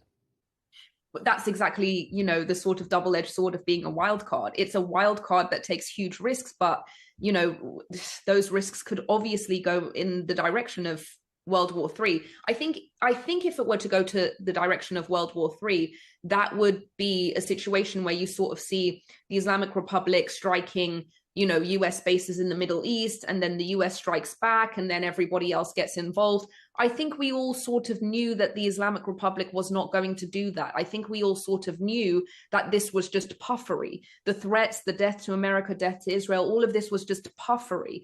So I think I'm quite sure that maybe Trump's administration also calculated this regime is really not likely to take the next steps to escalate to the point of World War III. Because in truth, I think the regime also knows that it doesn't have the type of die-hard allies that are going to go to World War III for it. And indeed, it doesn't seem to have had during this time. Alec, I want to touch on one thing, obviously, that's out of the limelight or out of the spotlight for the moment, is the situation in Gaza. Now, of course, for a lot of people, Israel lost a lot of respect, or at least a lot of support, because of what's been going on in terms of Gaza being pretty much flattened. More than 56,000 people killed, many women and children. I think 131,000 at the latest count, injured, and 10,000 missing, possibly buried. When you see those kind of figures, when you see that what's been going on there, as someone who is so pro-Israel, what goes through your head, and how do you answer those who say this has gone too far, it's genocide? You know, from the very beginning, from 2022, when I started speaking out, I have had the exact same position, and my position hasn't moved. Back then in 2022, there was not even a conversation about Israel. I had the same line, and it's the same line that I say to this day, which is that terrorists put everybody's life at risk. And after October 7th, where we saw these strikes in Gaza, there's no denying that those strikes are following the footprints of Hamas as it's embedding itself everywhere, as it's embedding itself in civilian society. And so regardless of whose side people stand on, whether they stand with Israel, whether they stand with Palestine, there's no denying that in each of these circumstances, having a terrorist regime embed itself in the civilian population is bringing harm to the civilians. It's the same way that, you know, Gazan refugees who are going from Iraq to Kuwait to different places in the world, and having Hamas or just any jihadist group follow them is leading them to being kicked out of those countries. There's no safety. There is never safety, not for the people of Gaza, not for the people of Lebanon, and not for the people of Iran, as we're seeing now when there is a terrorist regime that is part of that civil society. And so my position has been the same this entire time, and it's the same as it is now. On October 7th, Hamas went into Israel and kidnapped civilians, took them underground, making it absolutely inevitable that Israel was going to do anything and everything that it wanted to do to get them back. And the people who had to pay the price for that was Gazans. And that is why I hold this line. I don't want to get too much into that debate because, of course, we can go down a rabbit hole when it comes to discussing what's happening in Gaza. But, of course, there are a lot of issues that people would contradict, you know, with what you're saying in terms of the fact that Hamas is part of the population as well in terms of the way it runs Gaza now, whether that's good or bad, that's just a circumstance. And the fact that, you know, the hostages obviously were going to be part of the targets if Israel bombs so widely. I guess the bigger thing is, I'm asking, is your support for Israel unconditional? No, I don't think that I always describe myself as an ally to truth. That is it. An ally to humanity. In this circumstance, my perspective is that the existence of Hamas, or the existence of an antagonizer that makes it their ideological mission to destroy the other side, is going to bring about destruction to the people of that land. That is not just my perspective. I think that's pretty much objectively true, as we've witnessed over the past several years. And so it's not about having unconditional support. It is about finding the cause. It is about finding the common denominator in what it is that is getting people killed, right? It is having this ideological enemy and this ideological obsession with the destruction of Israel is inevitably going to keep procuring these wars, and is inevitably going to keep, you know, putting Gazans in this position where their lives are at risk. And so it isn't about having unconditional support for Israel. It is about finding the cause of the conflict between these two sides, and knowing that if that is eliminated, that being the, you know, fixation on destroying Israel, there is a much higher chance that there will be peace between these two people. I have no bias or favor to either one of those people. I have a bias or a favor towards what is true, and I have a bias and a favor towards causation. Well, as we start to wrap up, let me get back to Iran and ask you, as someone who's looking very closely at what's going on there and having your roots there, you did mention that you thought that perhaps this latest round of conflict might weaken the regime enough for people to be able to uprise enough to change things. How do you see the regime actually changing there? What could really create a proper change, long-term change there? Yeah, so we'll have to see what sort of happens in the coming days, because, you know, Iranians have not had access to internet, and they've all been sort of forced to evacuate Tehran. So it's unsurprising that we haven't seen uprisings yet. But assuming, you know, they return and the internet comes back on and all of these things, I think there's a good chance that we could see these uprisings. We could see Iranians taking to the streets yet again. And in order to sort of, if these uprisings become so significant that they start to mobilize the entire country, obviously the regime, the IRGC, is going to need maximum resources sort of to deploy these anti-mobilization security forces.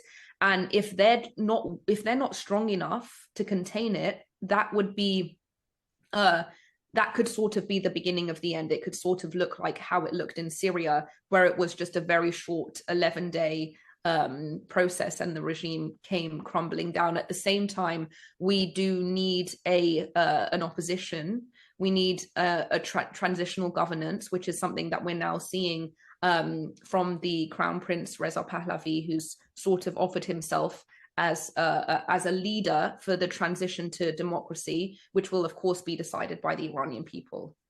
I was going to say that is the difficulty. After so many years of one particular system, finding those who can take over and perhaps go down the direction that the majority might want is a tricky one, isn't it? Absolutely. And especially when there are still so many different politics, ideologies, conflicting beliefs about what the future of Iran should be. I think we can anticipate that even when this regime falls, of course, there's going to be a period of instability in Iran, but just fingers crossed that once that instability dies down, there will be a government and infrastructure that brings not just stability to Iran, but stability to the entire region, peace between Iran and Israel, and with these proxies falling, hopefully peace between Israel and Palestine and Lebanon, and just peace, just better relations in the overall Middle East is what we're hoping to see when the regime is out. So if Iran gets a government that suits what you think is ideal for it, would your Iranian roots pull you back to there? Would you ever consider living there? It's possible. Who knows what the future holds? I know that I would definitely go back. I know that I would definitely want to have some type of dual residence. And in terms of living there, ultimately, depending on the way, the trajectory of how the future of Iran goes, that is definitely something that would be possible. Right, it's a beautiful country. Leigh Ann Gerrans, thank you so much. Thank you so much. Thank you for having me. Well, that was Elika Lebon, British-born Iranian activist, giving her take on why she supports Israel so strongly, despite not being Jewish. And there we end this edition of the show. Thank you very much for watching. Don't forget to leave comments and subscribe, and I'll see you next time.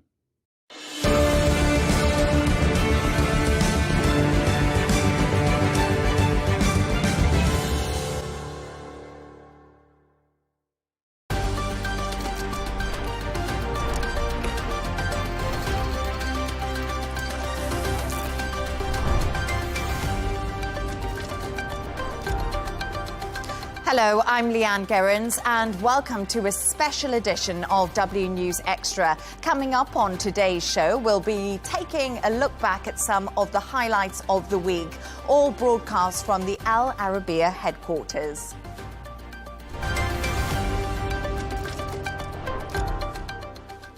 Iran's Supreme Leader Al Khamenei delivered his first video message since US strikes on his country and Iran's ceasefire with Israel. In a speech that was broadcast by state TV, he said nothing significant occurred to the nuclear site struck by the US earlier this week. Meanwhile, US Defense Secretary Pete Hegseth called the strikes historically successful during a news conference today. Here's more of what Hegseth had to say. President Trump directed the most complex and secretive military operation in history, and it was a resounding success, resulting in a ceasefire agreement and the end of the 12-day war. There's been a lot of discussion about what happened and what didn't happen. Step back for a second. Because of decisive military action, President Trump created the conditions to end the war, decimating, choose your word, obliterating, destroying Iran's nuclear capabilities. I want to read some of the assessments that have been provided, because whether it's fake news, CNN, MSNBC, or the New York Times, there's been fawning coverage of a preliminary assessment. I haven't had a chance to read it. Every outlet has breathlessly reported on a preliminary assessment from DIA. I'm looking at it right now. Again, it was preliminary, a day and a half after the actual strike, when it admits itself in writing that it requires weeks to accumulate the necessary data to make such an assessment. It's preliminary. To discuss this and all of today's stories, I'm joined by Dr. Leigh Al-Hindi, Professor of International Relations at the American University in the Emirates, and Gemma White, correspondent and columnist. Thank you both so much for joining me this evening. Dr. Leigh, let's talk about Pete Hegseth. We just saw him there. He gave a very impassioned press conference. There was no holds barred in it.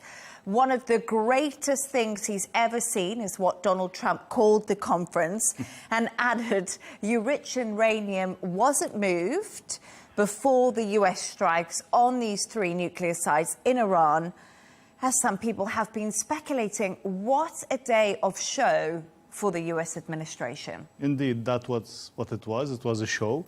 It was a show to say a clear message that we think what has been achieved is the greatest thing in the history of humankind. It's a benchmark for humanity. Yet all this American press is not following this, is not covering it as it should, and is trying, on the contrary, to find leaks, to find weak points, to find ways to discredit this, and so on. This is what made them really furious, and this is what made them bring in the army to explain tactically what happened. And the whole message was simply to reinforce the idea that they destroyed the whole Iranian program. Now, how far is this true or not? This is really not something that we can say for now. We know, to be fair, that the facilities have been hit seriously. The facilities, we can say that they were destroyed. The centrifuge or whatever they use for the mechanisms to produce or enrich uranium were destroyed. But then we don't know if the enriched uranium was moved or not. And more importantly, if the facilities were destroyed, does not mean that the Iranian program is completely obliterated, as he used the term. Because the program has the mines in it, the know-how, the people, but also other facilities that maybe we don't know about. Yeah, exactly. There's so many questions surrounding it, but I think today it was a really show of strength from everybody within the White House. General Dan Kane was there alongside Pete Hegseth, and some of the images they showed of the weaponry that was designed to hit these places was like nothing we've ever seen before, and it was really a show of power coming from the administration. I think, sorry to interrupt, simply the fact that the president chose that the planes will go from the US, from Arizona, fly all the way to the Middle East, do the hit and return is in itself a show of force, is in itself a show of power to say this is what we can do, even if we don't have bases in the Middle East, even if we don't have our boats or our military ships, we can still do it. We can still fight the war anywhere around the world.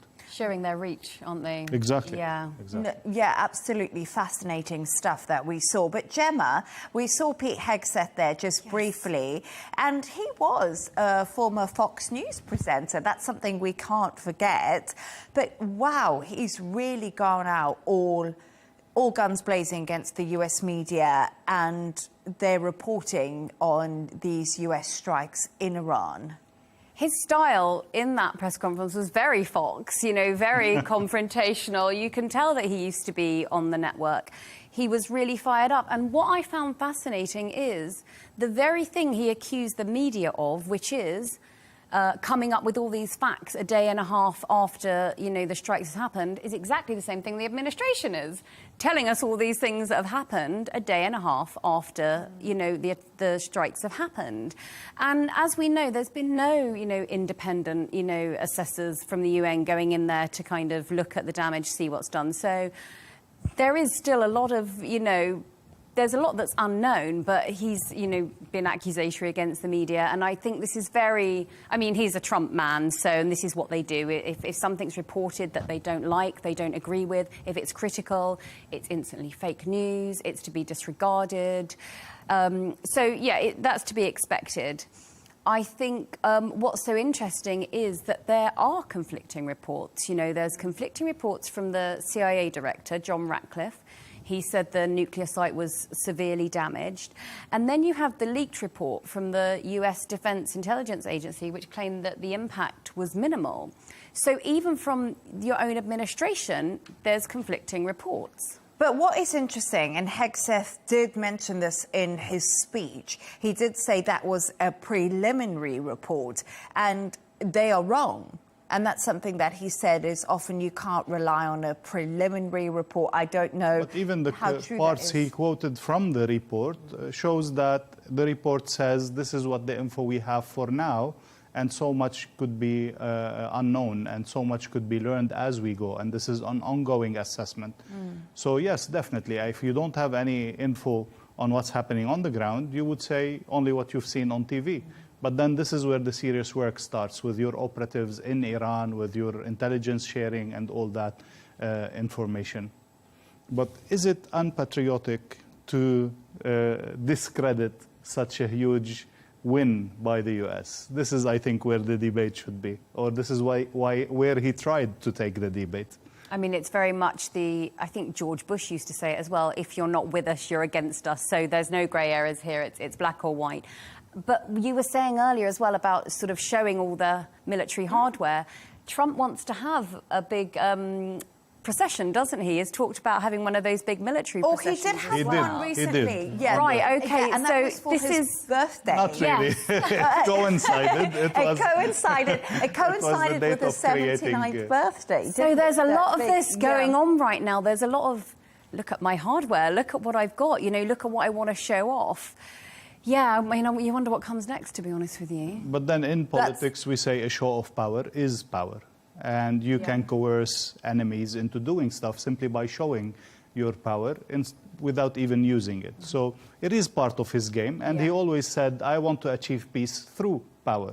So it makes sense. It's just coherent with what he has been saying. But we have to see how really effective will he be in reaching to an agreement. Because no matter how hard the hit was, if you don't reach an agreement that keeps the nuclear program under check, under international transparency, then anything can be built up again and tensions might rise again soon. And it's quite interesting because today I do know that Iran has put in a law almost that they don't want to withdraw from the non-proliferation. Yeah, so to withdraw from the IAEA, the nuclear watchdogs. Yeah. So that again raises further concerns because who can really go in and access the damage and see what the truth is behind it? Because Iran are saying, because we've been attacked by Israel and the US, we have now the right to withdraw from that. So that moves them either further away from the negotiating table, because that's obviously going to upset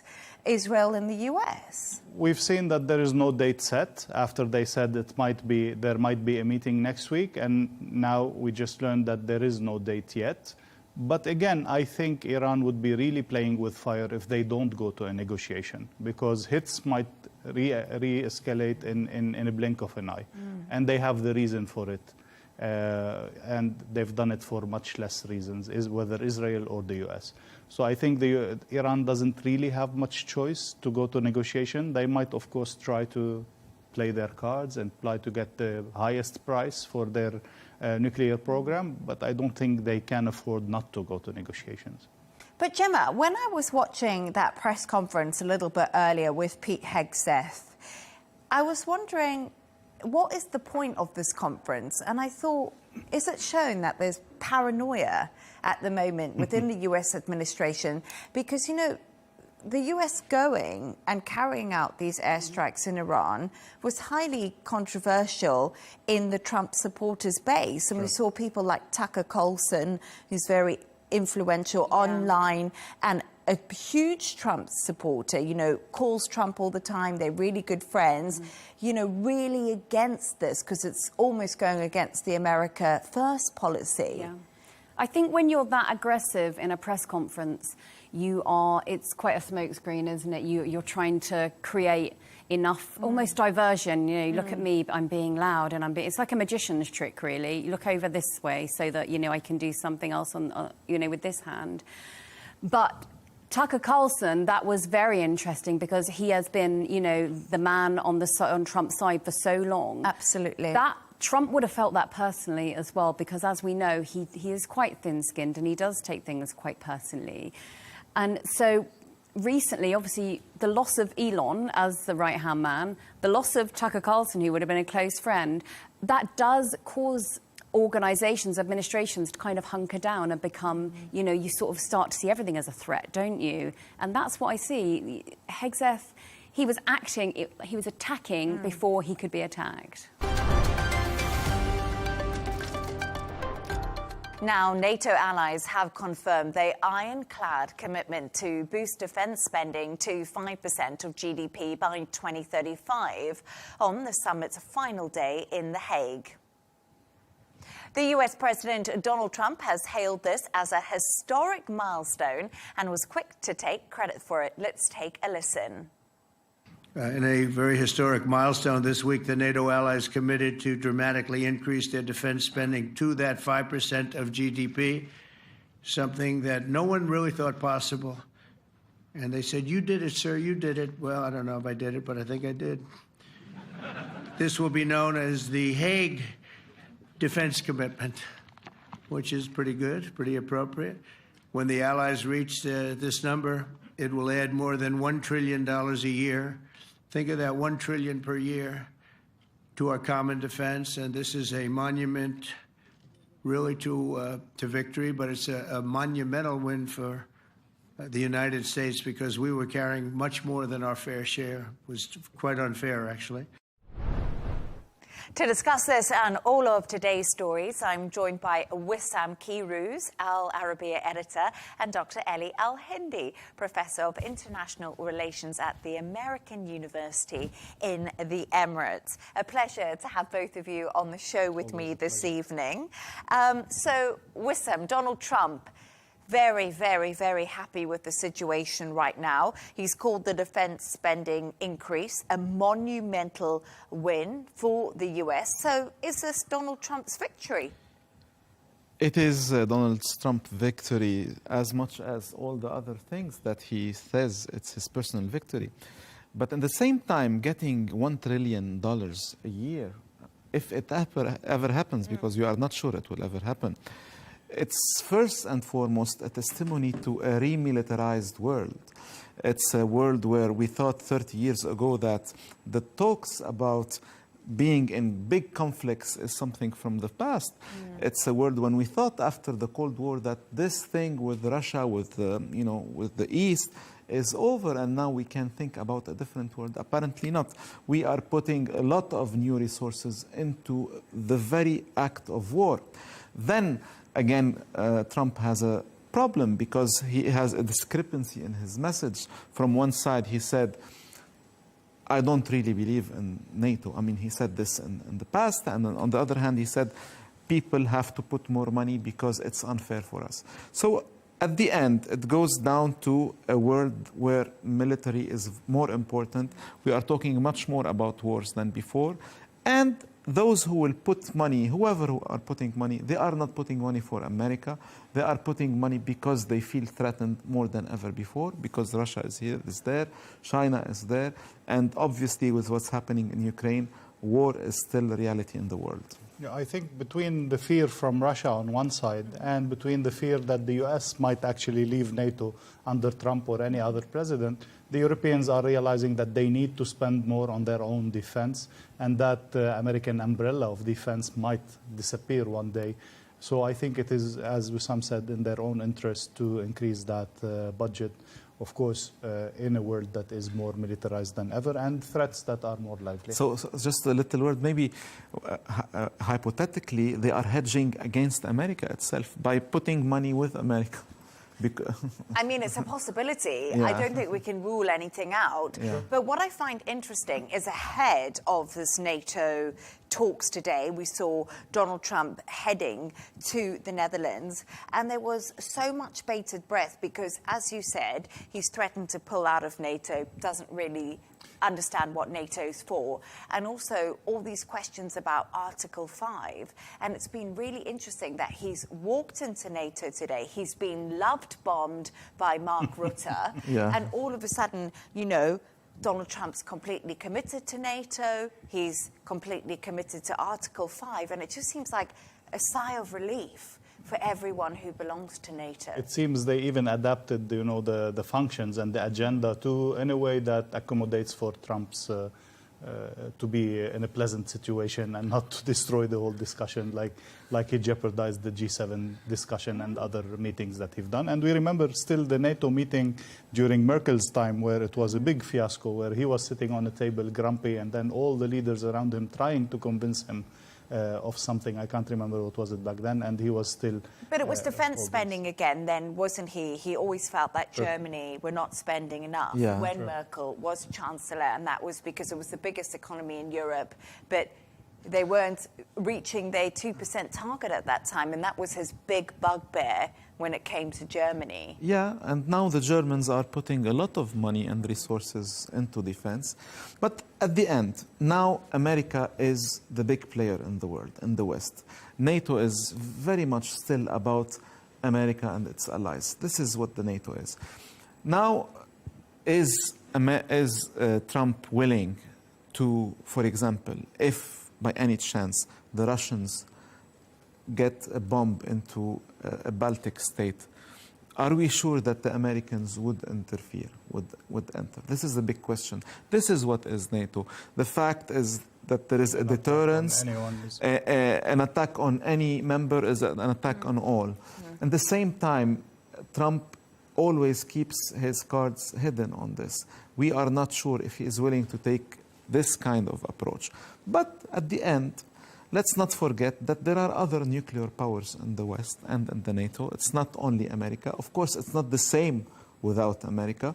But all those countries are trying also to keep on being on a certain level of defense. It's very important. It's unfortunate in 2025 we are still talking about the possibility of big wars, but this is the reality. Maybe a small piece of background on why Europe have not spent as much on defense, because this was the deal of NATO in the beginning. After World War II, the US said, we will protect you. We are the umbrella. So you don't need to focus on militarization. Focus on economy and economic development, notably countries like Germany and so on. So there's a historical background a little bit about it, and it all connects back to that special relation that the US has with Western Europe initially and now all of Europe. Very interesting. That's something I've learned, Dr. Ellie. Thank you so much. But let's bring it back to something today that caused an absolute stir. Everyone was talking about it on X and on social media, and it seemed to grab all the headlines. We saw this exchange between Donald Trump and Mark Rutte, the General Secretary of NATO. Can we just remind ourselves about that? Just 1 second. They're not going to be fighting each other. They've had it. They've had a big fight, like two kids in a schoolyard. You know, they fight like hell. You can't stop them. Let them fight for about 2-3 minutes. Then it's easier to stop them. And then Daddy has to sometimes use strong language to You have get to use stuff. strong language. Every once in a while, you have to use a certain word.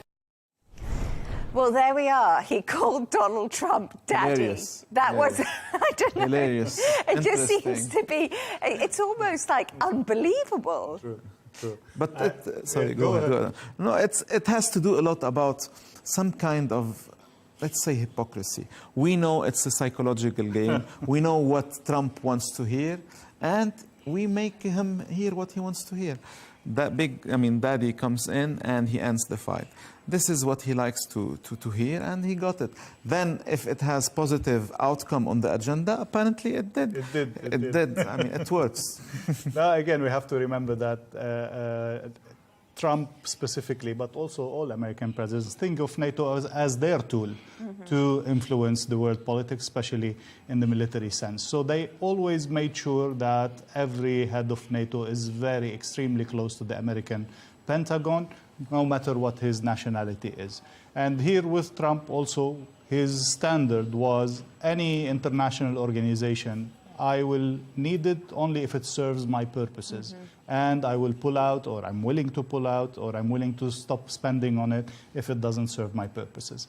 And here we see the person whose salary is 2/3 paid by the US, pleasing the salary payer anyway. So I think it's a normal dynamics. But then with Trump, it always had that But I just special approach. Yeah, and it's been so interesting seeing their relationship, because you remember Mark Rutte sent Donald Trump that text message that said, you're coming here on a high, you know, you've done so much to defense spending. And then Donald Trump literally posted that message online, the private message. It just seems, it's such a strange dynamic, isn't it? And at the same time, Mark Rutte, he praised Trump's action in Iran very clearly, in a very open way. But if we want to put all this in the historical context, let's not forget 1989, 1990, there was a sense in the world that, you know, the Iron Wall is falling. There is no need for Europe to be super militarized. The Americans, as Elise said, let's, you know, keep focused on growth, on making good numbers, economics. And all the Europeans, the big nations in Europe, they decided almost simultaneously, we are going to cut down on numbers, on our troops. Imagine the French military went down from 700,000 or 800,000 to 300,000.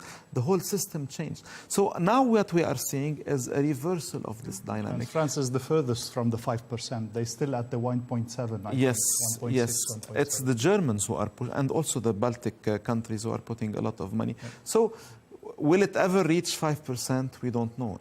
But Poland right now has been spending a lot of money on defence, if you have a look at the NATO countries. But obviously one of the biggest, but it's on that eastern flank, isn't it? And it shows it's on the front line, right? On the front line, yes. Same as the Baltic states. Exactly. The Baltic states and Poland really feel the pressure of Russia's threat.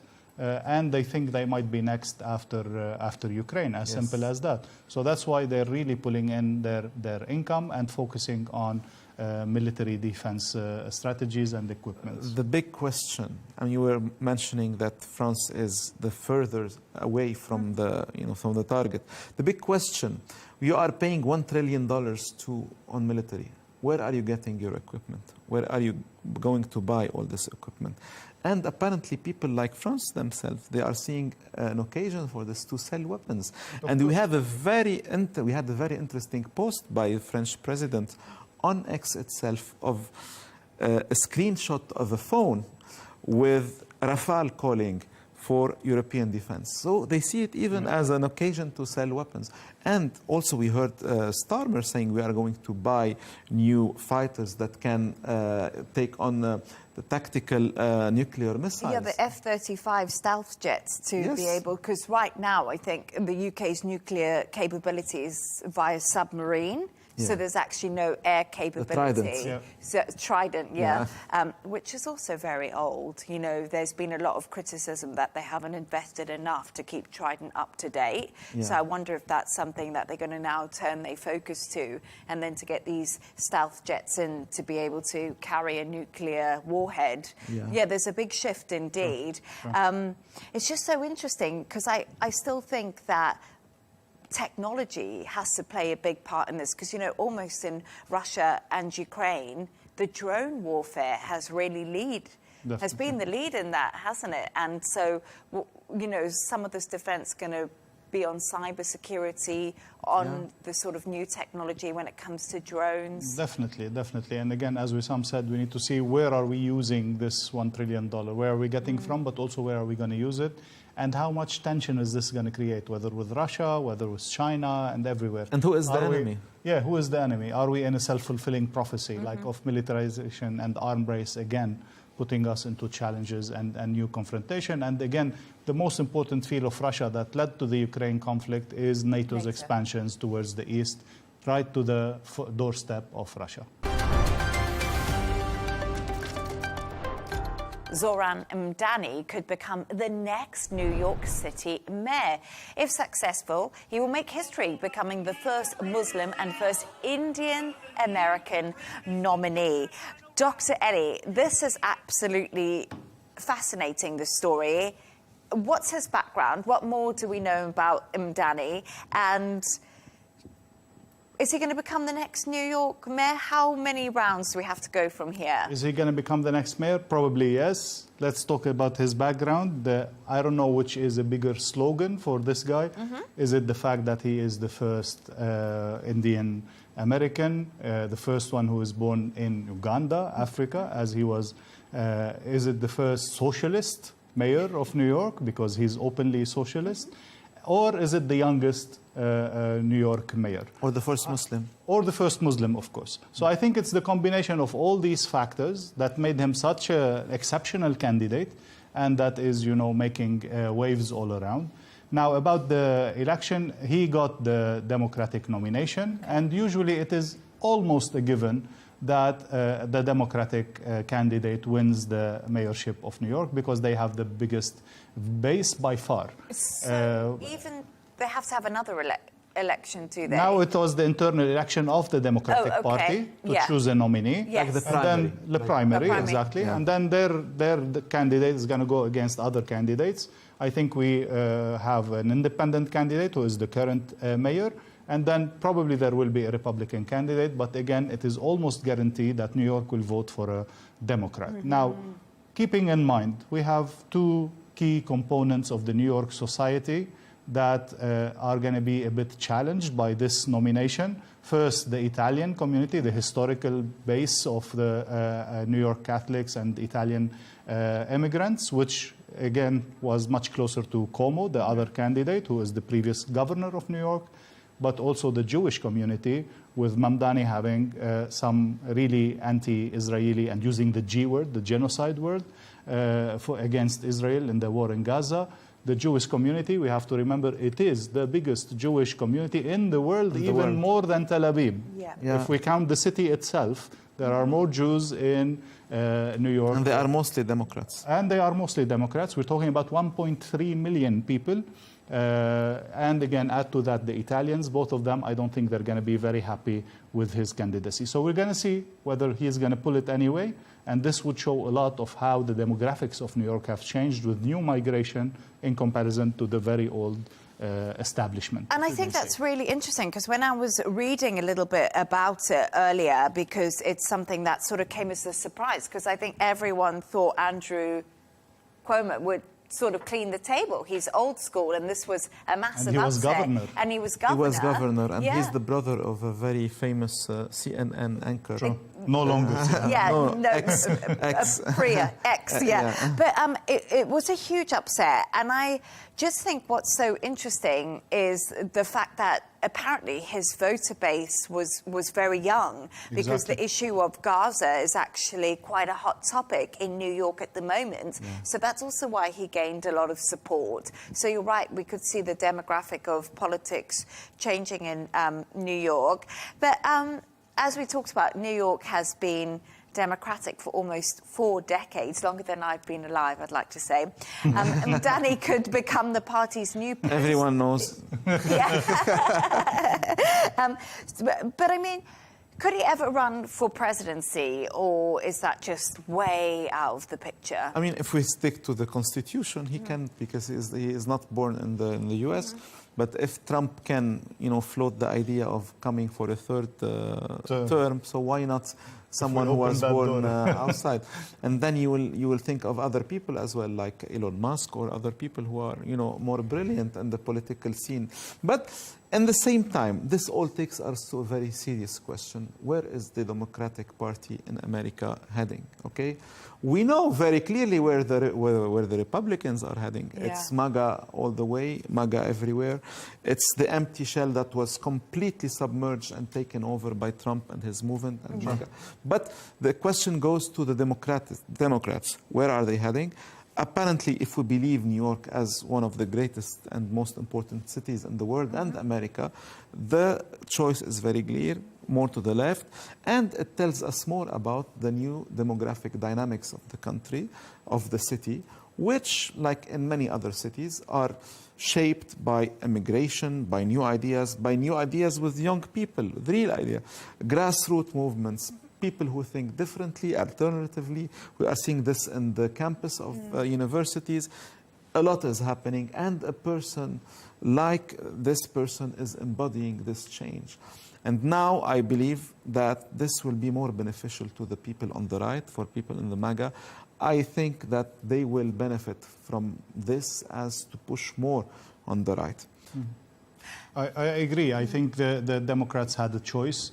to correct course and become centrist again, focusing on the main issues that could get them more from the voting base, or to go back to what at least Bernie Sanders says are the foundations of the Democratic Party, the socialist foundations of the Democratic Party, the party of the poor, the party of the workers, and so on. It seems he actually got AOC and Sanders' support in his candidacy, so it clearly shows that he is from that side of the Democratic Party. We have to see if this is going to be a wave. I do agree with Wissam that I don't think this will serve them on the presidential level. It might serve them on the midterm elections with specific situations, specific cities and states in that sense. But again, the whole dynamics of the US politics is shifting, and this is where we're seeing the old establishment, be it right or left, against the very young generation, the new migrants and so on. And this is what makes Trump's call to recapture the US or to save the US resonate among the white Americans. And on a more broader scale, let's say, we see how these great cities are being turned into the laboratory of what the future can be. We can see all these people melting in great cities like New York, like London. And this is where we are seeing the rise of unexpected stars, like this person specifically, or the mayor of London, or in many other cities around the world, where there is this new globalization of people, of ideas happening. It is hurting for many. It is the enemy for many. For the people like in the MAGA movement, these are the people that are fighting. But it is happening. Who can change how the world is happening? Some are trying, like Trump, but we'll see who will win. It's fascinating. Bernie Sanders was actually on Joe Rogan recently, and I thought his interview was really... That would have been an interesting conversation. It was an interesting conversation, yeah, absolutely. But I like... Yeah, maybe one more word about his campaign? Yes, yeah, definitely. Dr. Ellie, take it away. No, I just wanted to say that I think an important factor also about his campaigning was an important also element why people voted for him. It seems in comparison to Cuomo, he was much more, people's person. He was in the streets. He was everywhere. He was interviewed. Grassroots. He was very grassroots. And look at the main campaign slogans: free buses, rent freeze, grocery stores that are owned by the city and offer cheaper prices, and then also more union housing as much as possible, as much as tripling the union housing in a city like New York. So this is definitely taking it left, solid left.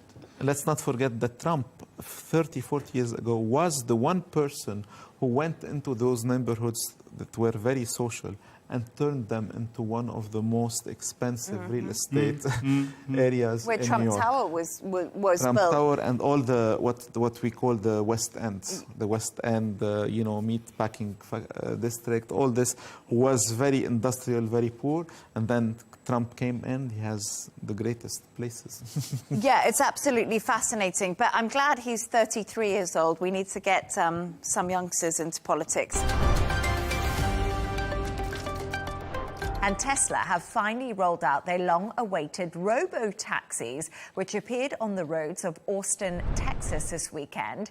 Tesla posted videos of invited guests who included influencers, shareholders and analysts to test ride out these new Teslas. Tesla CEO Elon Musk has congratulated the AI and chip design team for their decade of hard work. Okay, so there we are. What do you make of these robo-taxis, Gemma? And would you go on one? I don't actually know anything about them. I'm sorry. Robo-taxis. Yeah.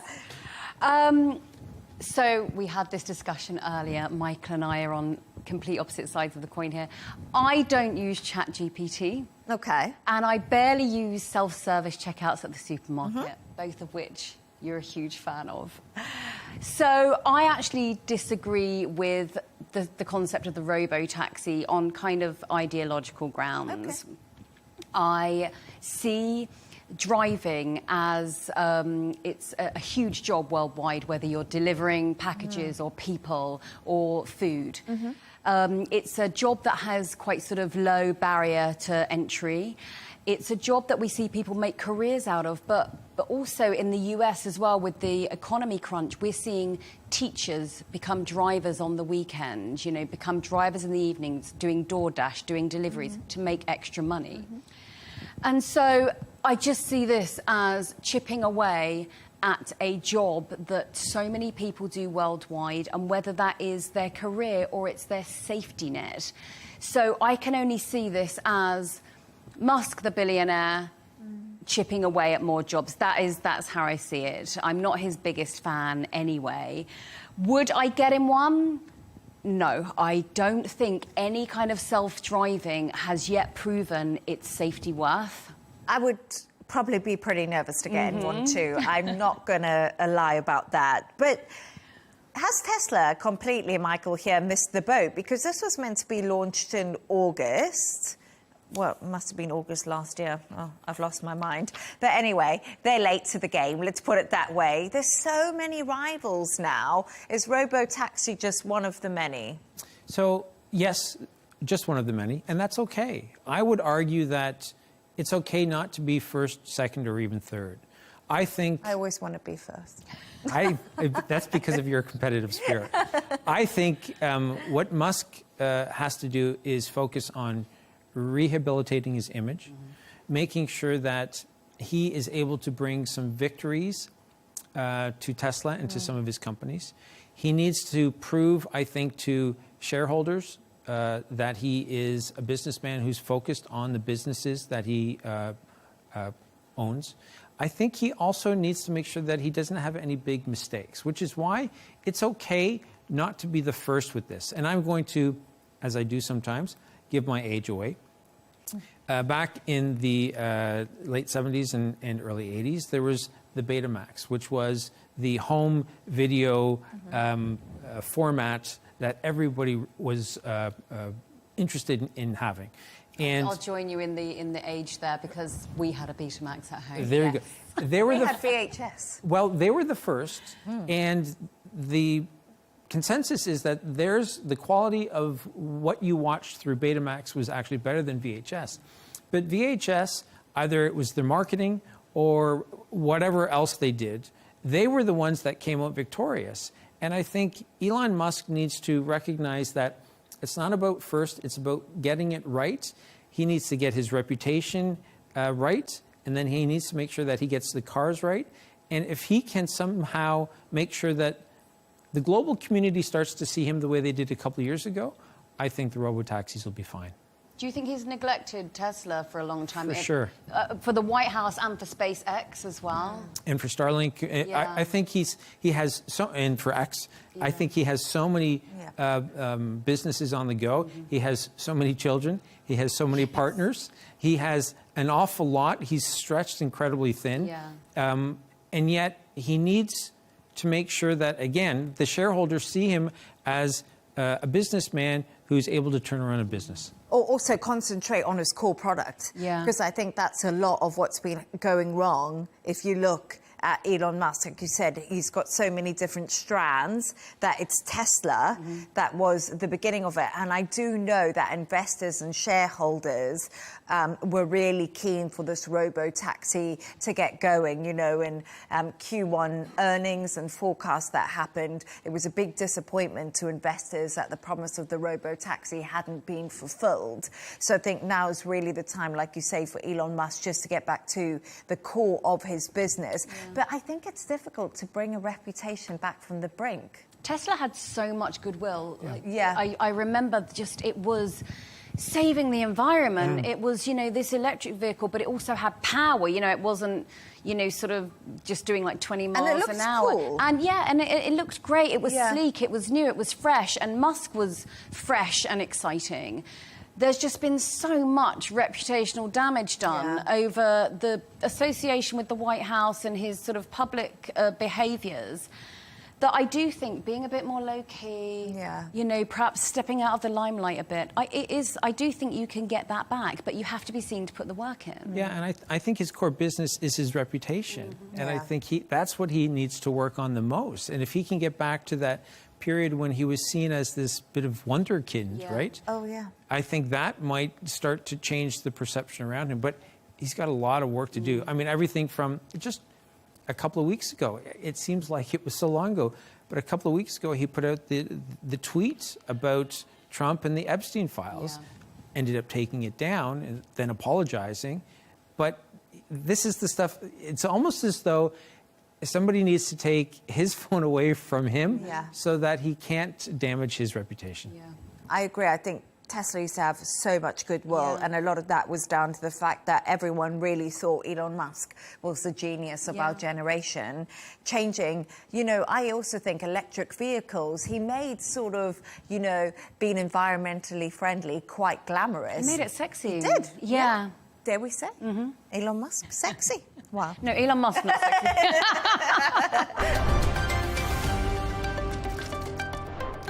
And that's all from us on W News Extra. Don't forget to subscribe to our YouTube channel and, of course, also follow us on X. We'll be back on Monday. Goodbye.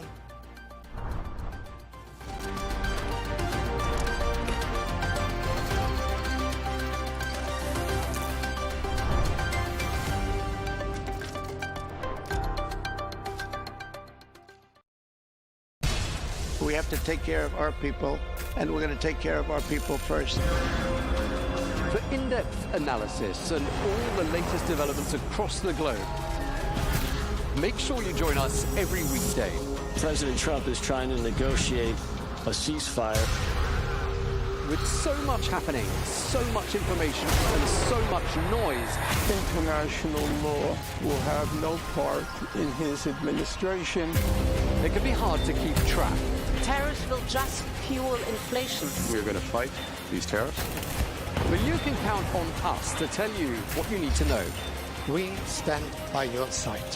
Join me, Tom Burges Watson, for Global News Today, right here on Al Arabiya News.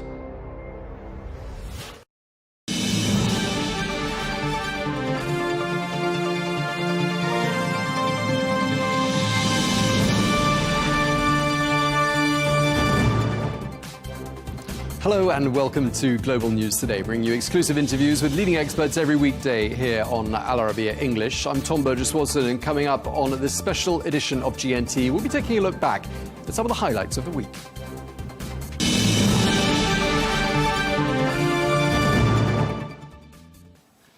Hello and welcome to the program. It's been a busy week. Starting on Monday, we spoke to a former US fighter pilot, Matthew Buckley, who reflected on the US strikes on Iran last weekend, which have sparked some debate regarding the actual scale of the damage inflicted on Iran's nuclear program. Here is that first interview. I just wanted to ask you a little bit more about these aircraft, the B-2 stealth bombers. I mean, a very long way from the Whiteman Air Force Base in Missouri, all the way to Iran, all the way back again. That's 36 hours of flying. What makes these planes so special? Tom, these are the most elite, capable aircraft on the planet. These bombers are just full of technology, stealth technology, and capabilities. So there are 2 crew members in these aircraft. And I want to remind you that they are sitting on an ejection seat. This is not a first-class airline seat. This is a hard ejection seat. I think that my longest flight in the F-18 Hornet was just over 8 hours, and it was extremely painful. They do have a small cot or bed in there and a microwave to maybe cook a little food, but this is an incredibly challenging mission. So not only did they have to fly into enemy airspace and deliver some ordnance, they had to refuel, I think it was close to 5 times. And in-flight refueling has its own challenges, especially at night or bad weather. So incredibly capable aircraft, and it really does demonstrate that there isn't anywhere on the world that these aircraft can't hit, and the enemy most likely isn't going to see anything coming. Okay, so we understand there were 7 of these planes used, each one with a crew of 2. Just to be clear, I mean, a really basic question, but can they not be detected by anyone at all? So before the bombers entered Iranian airspace, Tom, one of the aircraft that I flew and some other American 5th-generation fighters did what is called a sweep. So in front of the bombers, we had some of our aircraft actually go in and jam the enemy radars, the enemy communication systems, and they also targeted those surface-to-air missiles. So before the B-2s even entered bad guy airspace, the Iranians were left even more blind and not able to target these aircraft. Even if they did see them, they wouldn't have been able to return fire. But the B-2s, when they are flying their stealth profile, nobody's going to see them. You're not going to be able to see those on radar. But as I just alluded to, the Iranian radar was down and not operational. Right, and they fly just below the speed of sound. I'm told that people communicate very little en route using those planes amongst each other, because there were 7 of these planes, as part of the strategy to obviously avoid detection. Does that sound right to you, that they probably weren't talking to each other too much unless strictly necessary? So, Tom, one of the reasons that we brief these missions is that we can knock these out, calm out, or little, no communications at all. The only time we're talking over the radio during a mission like this is if or when something goes wrong. If everything's going as briefed, there's no need to talk over the radio. And obviously, Tom, there are a lot of sensors and communication equipment aboard the aircraft where we're getting messages to and from each other without having to transmit over the radio. And these are secure messages. For example, a lot of the fighter aircraft with their radar looking downrange, they can data link that picture back to the bombers. We call it over the horizon capabilities. So all of these airplanes are actually talking to each other. They might just not be using their voice. And obviously, as the name implies, this operation took place under the cover of darkness, Operation Midnight Hammer, just a reminder to our viewers. I mean, why was that an important element of it? I mean, clearly that added to the surprise, did it? Yes. So, Tom, the United States and most of our NATO allies are some of the only countries that can operate near flawlessly at night with night vision goggles, sensors. Obviously, you have a tactical advantage operating at night. But, Tom, after talking to some of my buddies and looking at the operational, what happened operationally, they could have done this in broad daylight and they would have had the same results. It didn't matter day or night, but obviously night's going to give us a little bit more of a tactical advantage. Did you ever have to carry out operations like this? Perhaps you're not allowed to say, but did you ever carry an operation under the cover of darkness? And what sort of challenges does that represent? Step one, Tom, don't hit anything. I sadly, during my naval aviation career, I had one of my good buddies. We had a midair collision at night during training. He had the night vision goggles on, kind of got task saturated, and he just flew right into another fighter. He doesn't even know he's dead at this time. But the technology has come a lot farther where we know where all of our squadron mates and our wingmen are on a strike like this. So technology is rapidly improved, but at night in combat, Tom, the hair on the back of your neck is standing up. You are literally on the edge of your seat. All of your senses are heightened. And it's a pretty sporty environment. But Tom, we have a saying: you fight like you train, and you train like you fight. At Top Gun, I graduated from Top Gun back in the day. If we go anywhere in the world and we're surprised or we're outgunned, our training failed. So this mission almost should have been a letdown. These bomber crews trained to do this mission repeatedly. They actually go into the simulator building and do 24-hour missions in the cockpit, but it's sitting there on the ground in the simulator building. So I guarantee you they flew this mission multiple times before they ever got airborne for real, and it was almost a letdown probably when they landed, like, wow, that went better than expected. Because remember, we contingency plan. In the planning process, what happens if somebody gets shot down over Iran or enemy airspace? Who's going to conduct the search and rescue? What if one of our refueling tankers goes down at this point? So the planning process is so in depth that when things go according to plan, it's a little shocking to us because we overplanned for things not to go our way. We understand those B-2 stealth bombers spent about 25 minutes around the site of the targets. I mean, were those the most dangerous phases of their journey, would you say, those 25 minutes? Absolutely, Tom. Whenever you're releasing ordnance, whenever you're dropping weapons off your airplane, that's first of all, that's when you're the most vulnerable. Whenever these B-2s or any stealth aircraft kind of open their bomb bays, that's when you're actually visible to radar. So that is the most dangerous portion of the flight. But going into bad guy country and dropping the bombs and leaving, that entire time was absolutely dangerous. But the most dangerous part would have been weapons release. Absolutely. That's when their stealth mode is the most compromised. Okay, and you mentioned the weapons there, these bunker busters, extremely powerful bombs, which only the United States has. Just tell us a bit more about that weaponry. I mean, what can you tell us about them and what makes them so extraordinary as weapons? So in the United States, we look at the potential threats, and then we're going to build a weapon and an aircraft or a delivery system. And these MOPs, massive ordnance penetrators, were designed specifically for these nuclear facilities. And we're talking years. I'll be honest with you, Tom, when I was flying my Operation No-Fly Zone missions over Iraq, that was boring. That was a known entity. When we were down on the carrier during our downtime, all of our mission planning was towards Iran. So back in the day, we said, well, if the Iranians are going to bury this stuff underground, we're going to need a weapon to do it. And the fusing on these weapons are just absolutely incredible. They can actually sense what they're going through. I'm going through dirt. Now I'm going through concrete. You can actually program the fuses to sense different materials and to only detonate after it gets to a certain point. The technologies on these weapons are just absolutely insane. And did the Iranians try firing back, as far as you can understand? No, I know General Kane. I know Raisin from back in the day. He's a great American and an even better fighter pilot. But I'm going to take him at his word because I know him and I trust the man with my life. He said not a single bullet, not a single surface-to-air missile, no enemy airplane got airborne. This just, like I said, they didn't even know we were there, Tom, until those bombs hit and we were gone.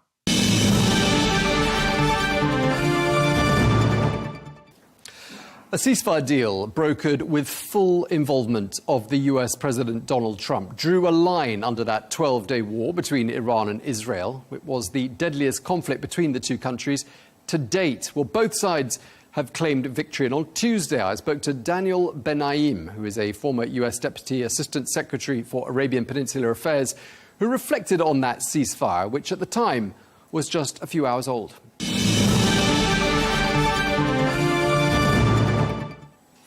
Well, for more, we can speak now to Daniel Benaim, who is a former US Deputy Assistant Secretary for Arabian Peninsula Affairs, who joins us from Washington. Thank you very much indeed for your time, sir.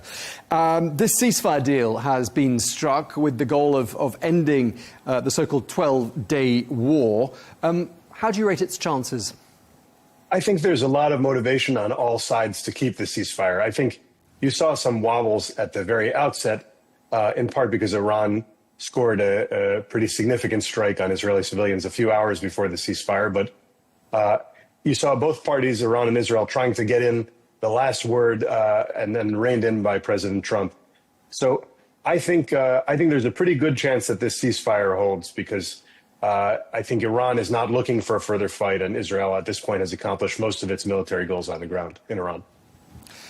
We heard from the US president just a short while ago before he set off for Europe for the NATO summit. I mean, he sounds like he's taking this whole situation very personally. He also sounds like he's running out of patience, using some pretty unprecedented language for a US president. Where do you think that impatience is directed, Daniel?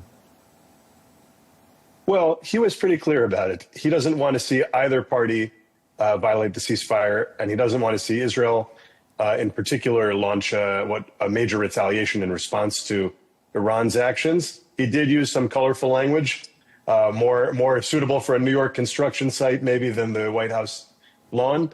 But his point, I think, was a valid one, which is that the two parties need to make a hard pivot from the war that they've been fighting toward upholding a ceasefire. And ultimately, I think it's in everyone's interest to see a major pivot toward diplomacy here. Because there's so much that we don't know about where we are. We don't know how badly damaged the Iranian nuclear program was. We don't know what will happen to the remaining stockpiles, and we don't know whether Iran will really go to the table or try to go underground and race for a more serious nuclear program outside of international view. now is the time to test those things and engage in real diplomacy. And the Gulf states are well positioned to be in the lead of that effort, as Qatar was in de-escalation. This is not 5 years ago. All the Gulf countries have developed détente and relations with Iran that they can use to bring life into the next phase of diplomacy in this region and further lower tensions. I just want to pick up what you were saying there with regards to the state of the Iranian nuclear program. I mean, it doesn't sound like you're 100% sure that the United States has indeed eliminated that nuclear threat, but have they at least delayed it? Well, presumably they've delayed it by some amount of time. I mean, they bombed most of the key sites, but whether that's a few months or several years will depend on the battle damage assessment. But honestly, more than that, a few years is a blink of an eye. So what we're really looking for here is a diplomatic solution that will take these military gains and turn them into something more lasting. Okay, I mean, do you think that the leadership in Iran can survive in its current form? Because we've got some quite mixed messages from the Trump administration. There was talk of regime change. There was talk of how, it wasn't off the table, the idea that the supreme leader could be assassinated.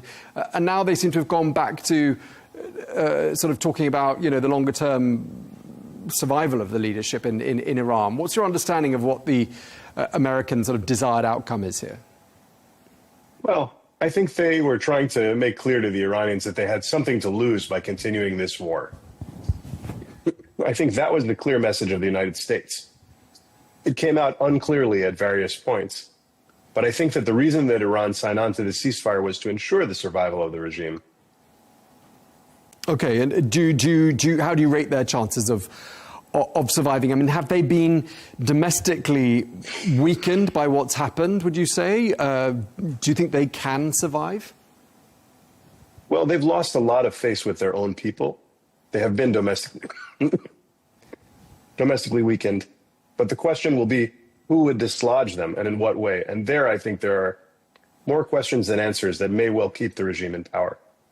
So do you think the United States has taken a decision here not to try to even serve as a catalyst to bring that about, and that if it happens because the Iranian people want it to happen? Would you say that's roughly the calculation that's been made here?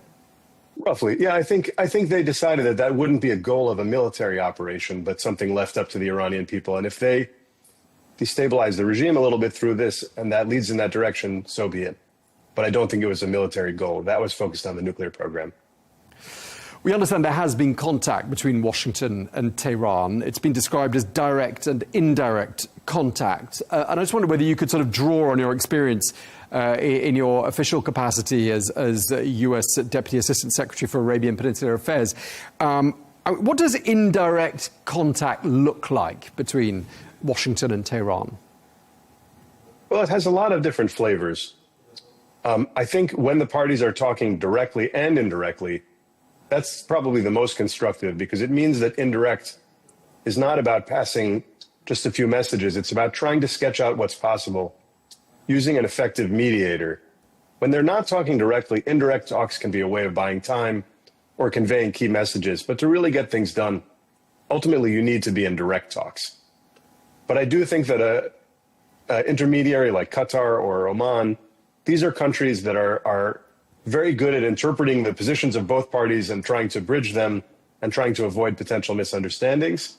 So I think using indirect diplomacy through the Gulf as a complement to direct discussions with Iran is probably the best case of all here. Do you see a scenario in which the negotiations that were supposed to be happening a couple of weeks ago would continue? That latest round that was suspended 2 weekends ago. Do you see the process recommencing?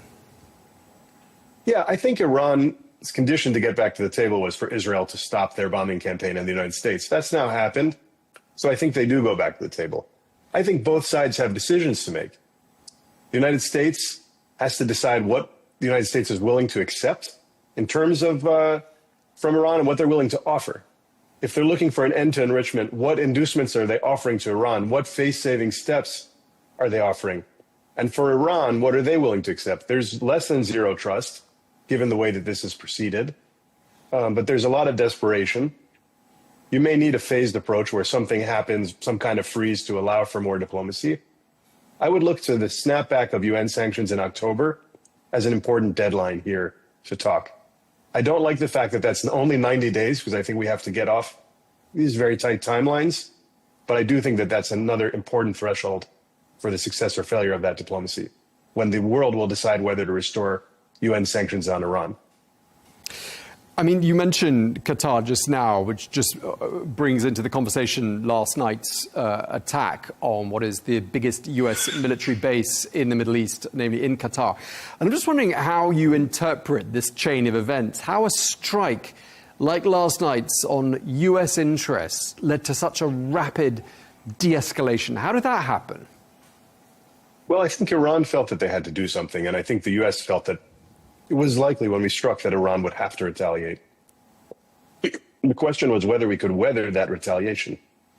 And I think that the United States probably saw Iran's telegraphing this strike, making clear to Qatar, which makes clear to us that this was coming, doing it in a way where it could be intercepted by advanced air defenses and was not in an area where there were civilians, doing it in a way that didn't cost any lives, as I think on one end of the spectrum.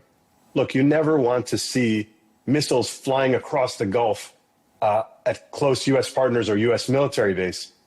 But under the circumstances, this was one of the better scenarios for how this could go. And I think Qatar handled it extremely well and used the fact that this was happening to create an opportunity for diplomacy and demonstrate its value as a U.S. partner. So do you think that a line has now been drawn after this 12-day war? I mean, would you say this is the end of it and the beginning of a new phase, a phase of renewed diplomacy? I think there's reason to hope that that's true and to expect that it might be true. I think Israel accomplished its military objectives. The United States achieved a denouement that we could live with and weathered Iranian retaliation. Iran is badly weakened and not looking for a fight in the near term, although I suspect over time they'll look for other ways to find revenge. The question is, having done this, whether we can meaningfully improve on the diplomacy that was available before this war to achieve something enduring on the ground, because I think that without that, it's a matter of time before either you have more conflict or Iran is rebuilding and potentially reconstituting the very threats that this war sought to stop. So what comes now is all important to the success of what's happened over these last 12 days. And clearly having been compromised in terms of their intel to the extent that they have been, mostly by Israel. I mean, Iran will have to think very carefully, won't it, about even thinking about breathing new life into that nuclear program? I think that's true. But we've also seen Iran make a series of calculations since October 7th and really for 46 years that would suggest that they view things differently and have a narrative, strategic narrative of resistance and defiance. Another country might conclude that the only thing that would have kept them safe, like North Korea, would have been to have a nuclear weapon this whole time and to race for a bomb rather than to sit at the threshold and see if they could get across it. You know, Ayatollah Khomeini said, "We didn't conduct this revolution to affect the price of watermelons." I think there's an ideological component here, an anti-Western component, a religious component, a nationalist component that are incredibly important. And it's important to the regime to look strong in front of its people. So I wouldn't discount those elements in assessing the calculus of the regime, whereas we might make a different one. But I do think that there is an opportunity for diplomacy here. And it's very important that all countries work together to try to turn a corner and convert what's happened militarily, whether we supported it or not, into something much more useful and a more peaceful Middle East. So a very basic question. Who, in your opinion, emerges from all of this as the victor? I think Israel has shown its military capability and intel capability backed by the United States and emerged as a kind of regional heavyweight through this action and a series of actions over the last several months that showed that it had not only the capability but the will to go after countries that were targeting it. I think the United States showed that they remain an indispensable regional broker. And I think that, frankly, Qatar, in weathering this attack and turning it so quickly into a useful end to this war, showed itself to be a very capable and useful regional player. And I think the other regional states also played an important role in getting us here. I think Iran is badly weakened, but for Iran, it will declare victory in resisting Israel and the United States and surviving to fight another day and try to rely on its propaganda to convince its own people of that, most of whom would be happy to see the government gone. Sure. I mean, just lastly, I mean, how do you think Iran is adapting to dealing with the Trump administration versus the Biden administration before that? I mean, President Trump's choices of words, his methodology, his comms, the timing of his actions. I mean, he has shown himself, hasn't he, the last couple of days to be the master of surprise, even to people in his inner sanctum.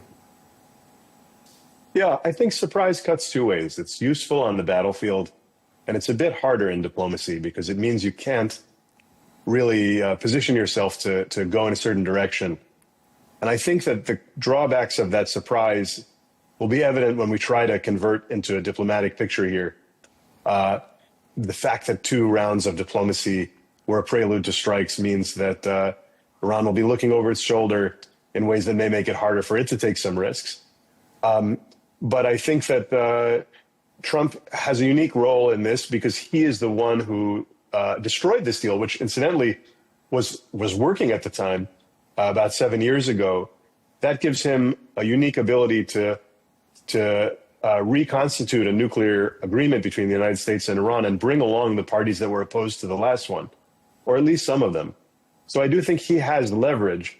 And the question is, how does he take that leverage and gain sufficient trust to, in a relationship that has zero trust in both directions, really, to achieve something meaningful politically and strategically out of the military steps that it's taken?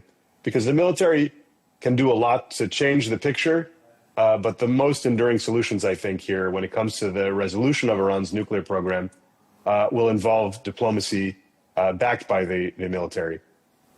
Okay, well, thank you very much indeed for taking the time to speak to us. Really appreciate it. Daniel Ben-Naim, thank you very much indeed. Thank you.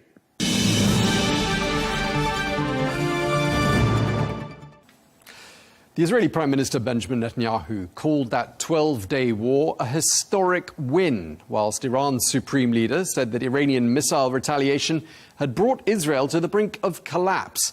Well, on Wednesday, I spoke to General Joseph Votel, who is a former commander of U.S. Central Command and a retired 4-star general. I asked him for his take on the end of these hostilities between Israel and Iran. Here's what he told us. Yeah, I think it does look like the ceasefire is holding. I know that it was a little bit of a difficult start, but I think the president, certainly our president, has clarified his expectations to both sides here, and so for these last 24 hours, it seems to be holding.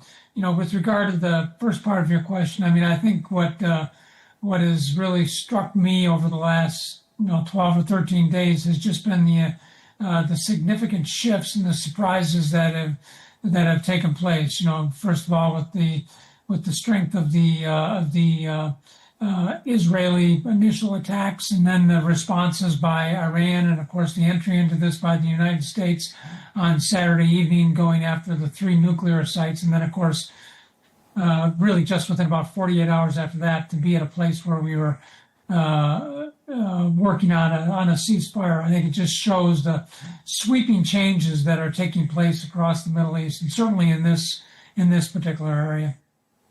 I mean, this was, of course, the deadliest ever confrontation between Israel and Iran. I'd just like to ask you, what was achieved? What were the most important, most significant achievements of these last 12 days? Well, I think the most important achievement has largely been one that is military, and it has been to really strategically weaken Iran and its capabilities. Iran has built most of their military and security capabilities around long-range standoff weapons, around proxies, and around the nuclear weapons program. So certainly Israel, through their series of strikes, has has deeply disrupted their surface-to-air missile launching capability. A lot of those missiles have been expended in retaliation fires, and a large number of those have been shot down.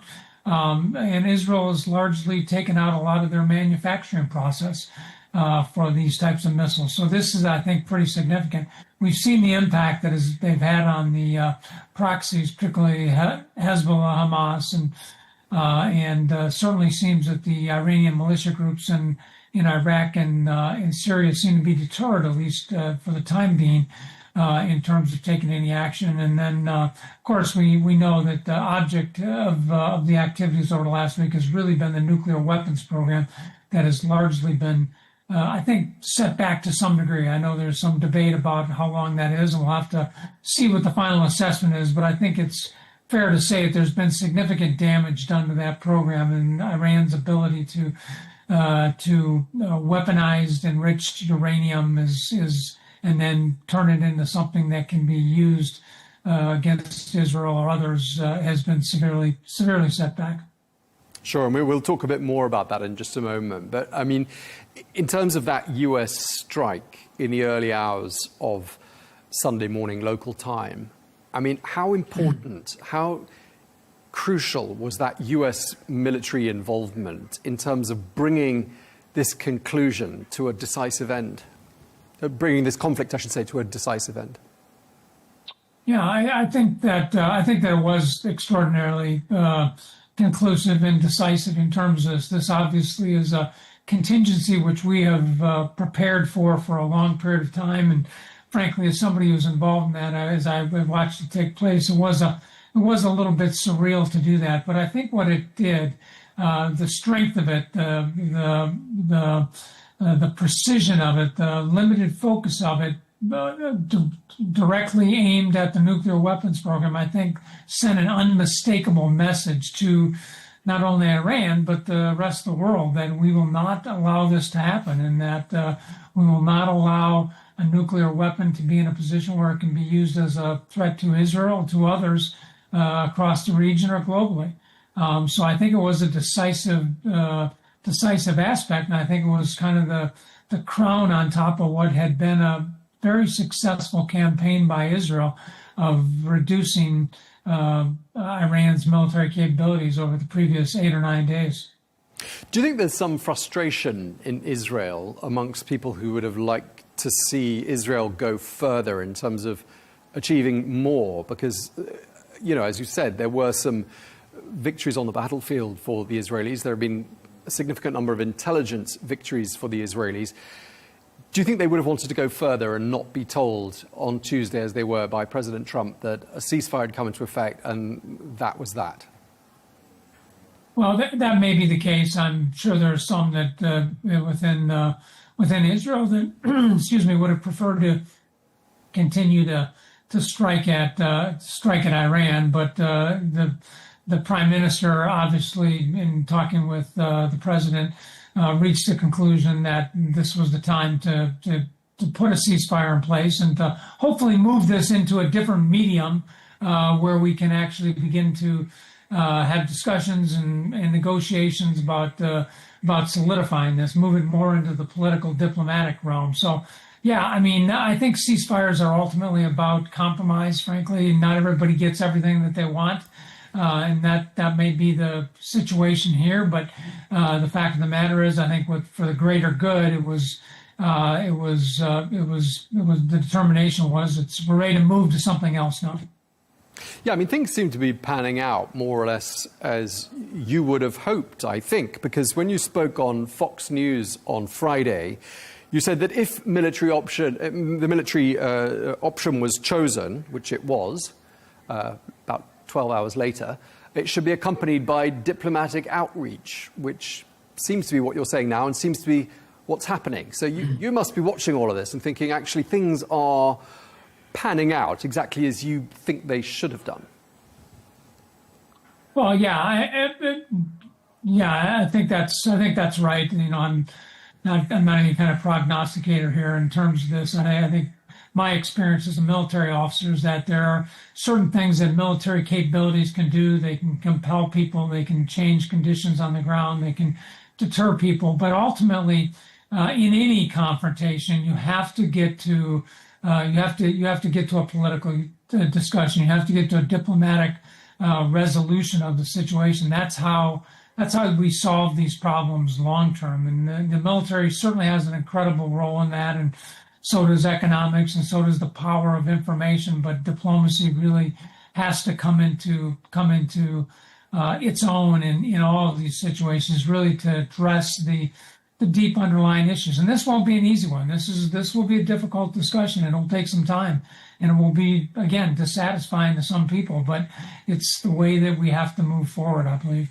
Sure. I mean, it's been a tumultuous few days. It's been a tumultuous week, quite frankly, because the week began with that Iranian reprisal attack on the military base in Qatar. President Trump then sort of went down the ceasefire route pretty shortly thereafter. Do you think President Trump was right to shrug that reprisal attack off in the way that he did?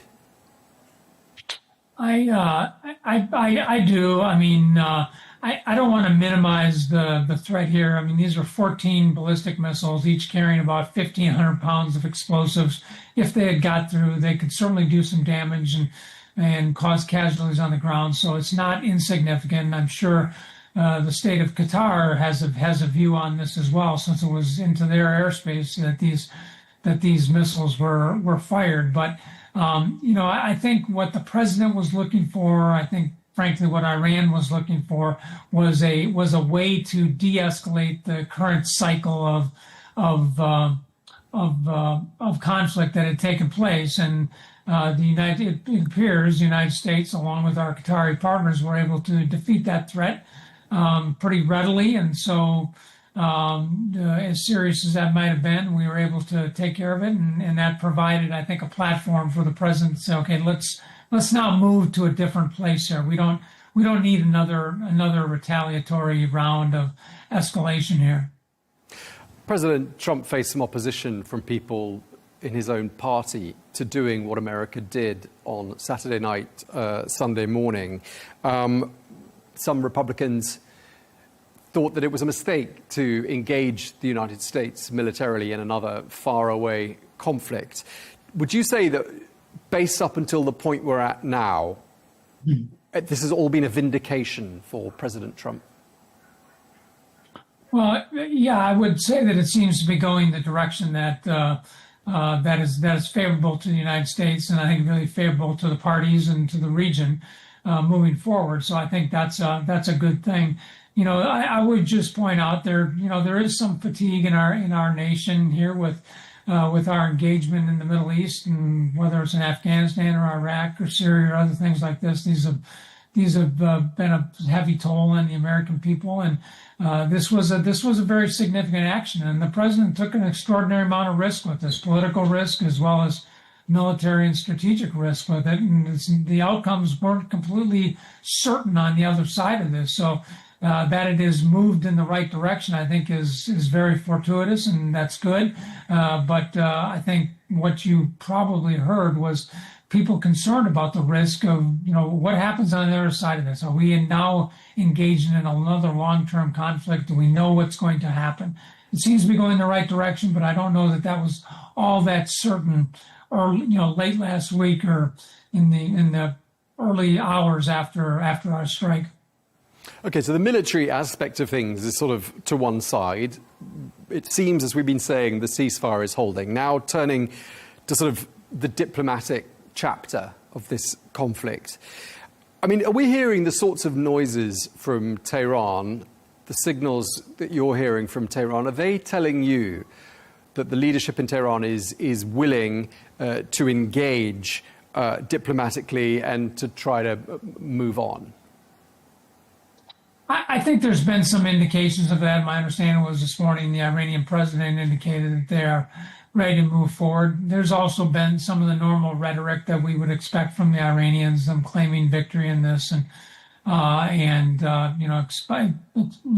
expounding on some of their previous ideological views here in terms of this. So I think some of that is to be expected, but I think there has been some overtures in this, and I do think the Iranians have an appreciation, whether they are expressing it publicly or not, that they have been severely affected here over the last week, and many of their goals have been set back in significant ways. So, yeah, I think there is some. I think it'll take some time. I think this is going to be really important for the United States and for other interlocutors in the region and outside of the region to really kind of come together and in kind of a full court press, try to get the parties together and begin what I think will be a very difficult discussion and negotiation process moving forward. But yeah, I think there is some of that, and certainly there will be some political ramifications of this as well. And after some of the previous blow-ups in Iran, we've seen them come back and go after alleged spies and others. And I think some of that is taking place. That will not be good internally to Iran, but that's part of the makeup of all of this, I believe. And what about on the Israeli side? Obviously, we've heard the Israeli Prime Minister Benjamin Netanyahu declaring victory after that 12-day war. But do you think when it comes to diplomacy, and obviously Israel will go into any diplomatic engagement feeling like it has the upper hand, I'm assuming, if they've claimed victory, do you think they want to engage with the leadership in Iran? I don't know. I really can't speak for the government of Israel. I think they will look to the United States to play kind of a leading, perhaps initial leading role in terms of these discussions and getting people to the table and having meaningful discussions about the kind of the big issues. I think what will be important is the Israelis clearly will try to highlight the things that are most important to them, which would be a renunciation of previous dialogue coming from the Iranians directed at the Israeli state and its existence. I think that'll be important to get reversed, and then of course their acknowledgement that they're not going to seek a nuclear weapons program. I think those will all be very important. I think that's what I think is so important about the discussion. There's going to have to be some parsing of the big issues that have to be discussed in this, and that's going to take a little bit of time in this. And whether the Israelis are directly engaged or not, I do think they will rely on the United States and perhaps some other partners to maybe take the lead in this, and then at the appropriate time become part of the discussions. I think they have to be. I think all parties have to be involved in this. Just as a wrap up this conversation, General Votel, I mean, there have been Israeli strikes that have hit the nuclear targets, and U.S. strikes that have hit the nuclear targets. There have been various military targets that have been hit. We've seen scientists, significant military figures being killed by the Israelis. I mean, to what extent do you think the Iranian leadership has been weakened? Or perhaps do you think, as some people do, this has all had the opposite effect? It's got people rallying around the flag there in Iran. Which one is it? Well, I think there's probably a little bit of nationalism going on and people rallying around this, but I think the bigger sentiment is that the supreme leader is more isolated today than he was previously. Many of the key leaders around him have been removed by the Israelis. He is old. He is sick. They are in the process of selecting replacements for him, here in the future, and they are disconnected. They have largely been off the grid here for fear of being targeted by the Israelis. So, I think their leadership capacity, I think, has been undermined significantly in the last few days. And so I do think there is a significant amount of isolation that has taken place, particularly around the supreme leader.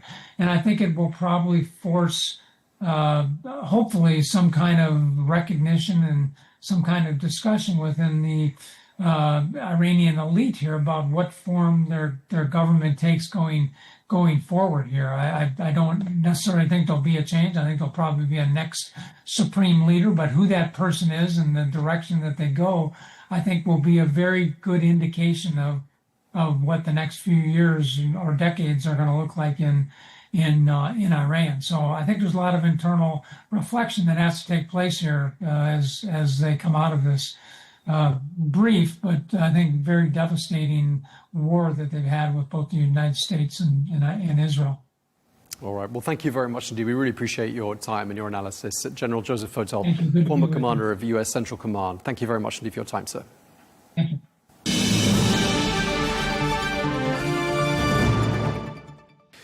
And we ended the week by reflecting on the NATO summit at The Hague, at which members of the alliance committed to boosting their spending on security and defence. But was the summit a success? Well, I put that question to William Taylor, a former US ambassador to Ukraine, and to Dr. Stephanie Babst, a former Deputy Assistant Secretary General of NATO. I think it is important for President Trump to hear directly from President Zelensky how he's doing in the war. One of the things that President Trump did say was he's now convinced, if he was ever in doubt, that President Zelensky really does want this war to stop.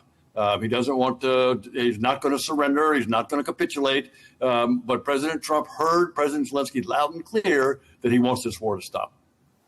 Yeah, there was that very heartwarming exchange between President Trump and that reporter whose husband happens to be a Ukrainian soldier. And just listening to that, I don't know if you saw it, but I mean, what really struck me was it sounds an awful lot like President Trump's approach to Ukraine has changed a bit from that famous meeting at the Oval Office. I, too, was struck by that interaction. I'm not sure he knew. I'm not sure President Trump knew that this was a Ukrainian reporter. Maybe he did. But he clearly engaged once he heard her say that she was from Ukraine and her husband was in the military and she was living in Warsaw with her 2 kids while this war, and he engaged. I agree. This was an indication of a much more positive attitude towards Ukraine and Ukraine's people. Yeah, I don't know what's brought about this change. President Trump was asked, of course, in that exchange with the reporter, whether the United States might entertain the idea of sending more US-made Patriot air defense missile systems. I mean, do you think that's likely to happen? I do. I think that was also a topic in the conversation that President Zelensky had with President Trump earlier. This has been a constant refrain, constant request, constant identification of a big problem. It's the Russians bombarding with drones, cruise missiles, ballistic missiles, Ukrainians, not just on the front line, not just soldiers, not just military targets, but civilian targets, cities. And so President Zelensky and all Ukrainians know that they depend on the United States for those very sophisticated Patriot weapons, Patriot missiles. That can knock down those ballistic missiles. It's the only weapon that can. And Ukrainians know that. Ukrainians are now experts on all kinds, both the Russian military and the American, U.S. military. So this is a high priority for all Ukrainians. I mean, in terms of the relationship between those two men, President Zelensky, President Trump, I mean, we've seen it go up and down, and we've talked about the highs and the lows. Apart from that sort of perception of the relationship, has Ukraine received markedly less support, would you say, and I'm talking about material support, under President Trump than it was getting under President Biden? Not yet. Not yet. One of the things we can say is the new administration has not stopped the flow of weapons that have been, as you say, coming from the United States for 3 years. That flow continues. It has not been stopped. It was stopped briefly, as you recall, after that discussion in the Oval Office. But it's been steady. It hasn't increased, but hasn't yet decreased. However, it will run out. That pipeline will go dry in a matter of months. And so a real question is, how do the Ukrainians purchase or otherwise acquire American weapons? And I'm sure that was a topic of conversation as well. What's your understanding of what the situation's like on the ground in Ukraine? Because in the summer months, obviously in the winter, not a lot happens because it's so cold and the battle is more or less frozen along the lines that it left off on in the autumn. But now we're sort of well into the summer. What's the latest you're hearing? What are your sources telling you about who's achieving what on the battlefield?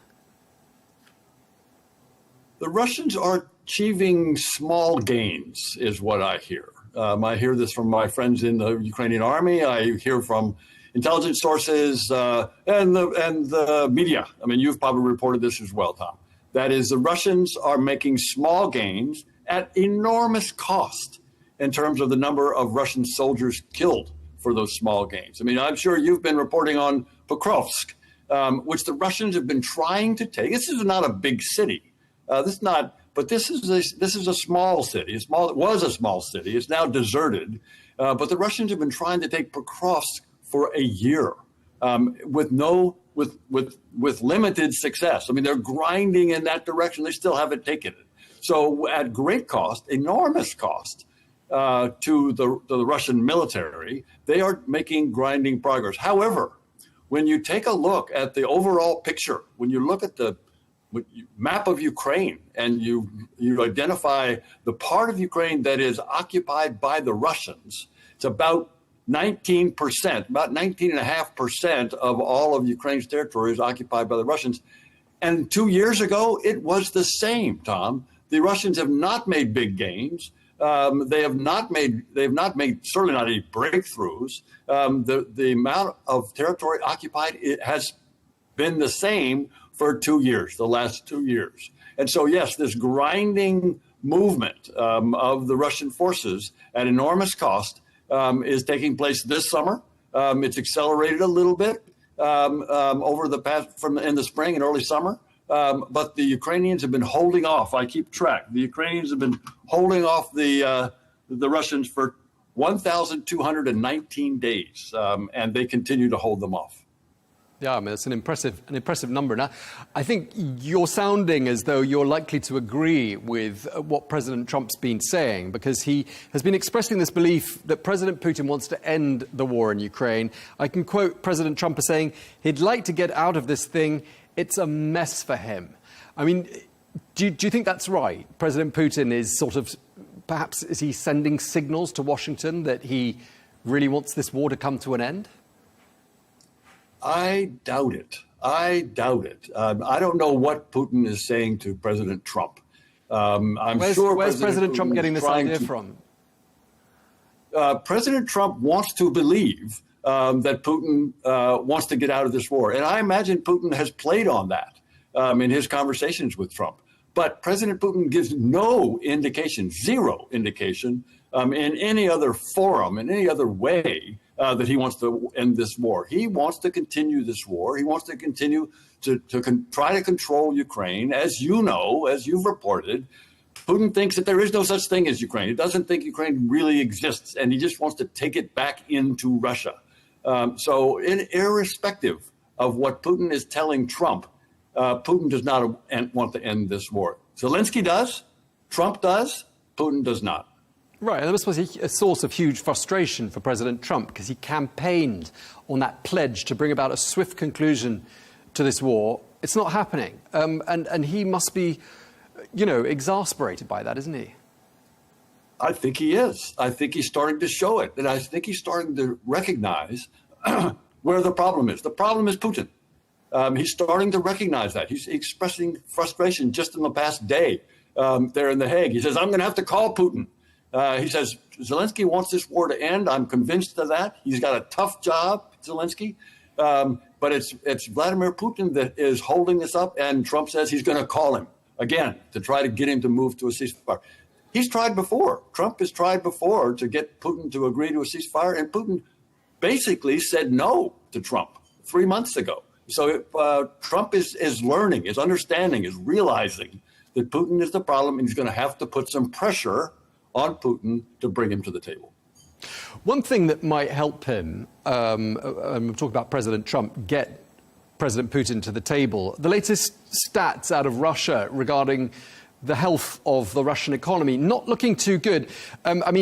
what's remarkable, and this is really for the benefit of our viewers, I'm sure you know this, is that the Russian economy managed to grow some 4.5% last year. In the first quarter of this year, it's been more like 1.4%.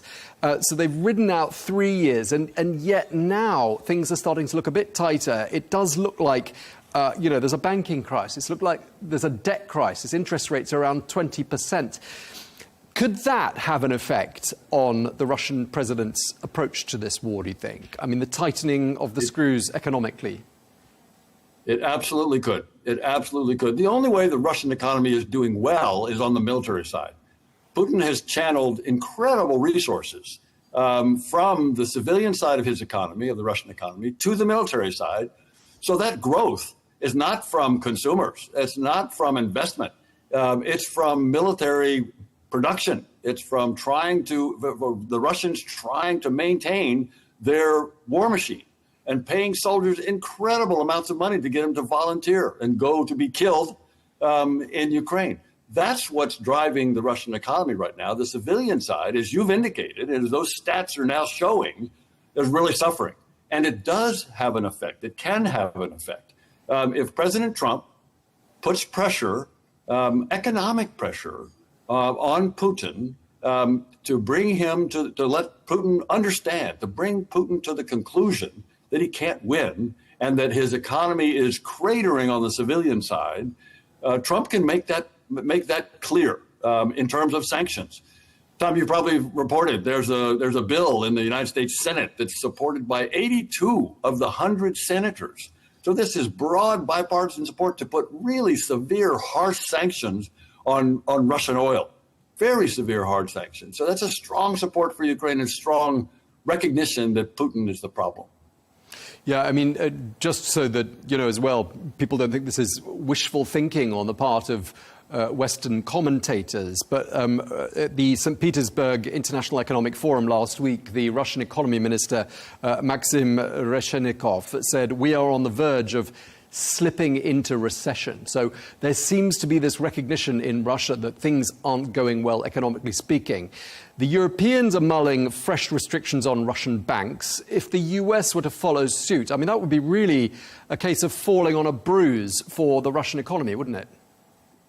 It would indeed. It would indeed. The combination of European action on their latest sanctions proposal and the United States supporting that, again, with more sanctions as the Europeans are doing on the Russian banks that are still operating. They're still operating within the international system. There are banks that are not yet sanctioned that should be, and those should be. And then again, cracking down on the sale of Russian oil through this sanctions bill that is in the Senate or otherwise, right? Reducing the price cap from $60 to say $40 a barrel. That kind of squeeze, turning the screws, as you say, could really have an effect now more than in previous times.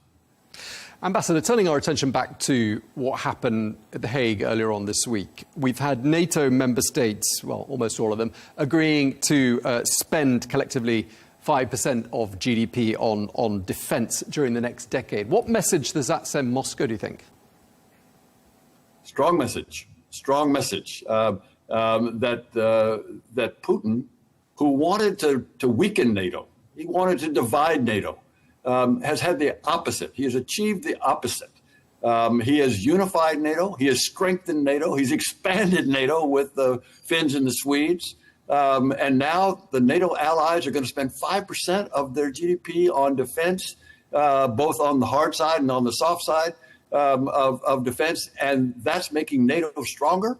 That's a message to Putin that he needs to stop this war. He needs to come to the table, agree on a ceasefire, pull his troops back. His economy's in bad shape. NATO is stronger.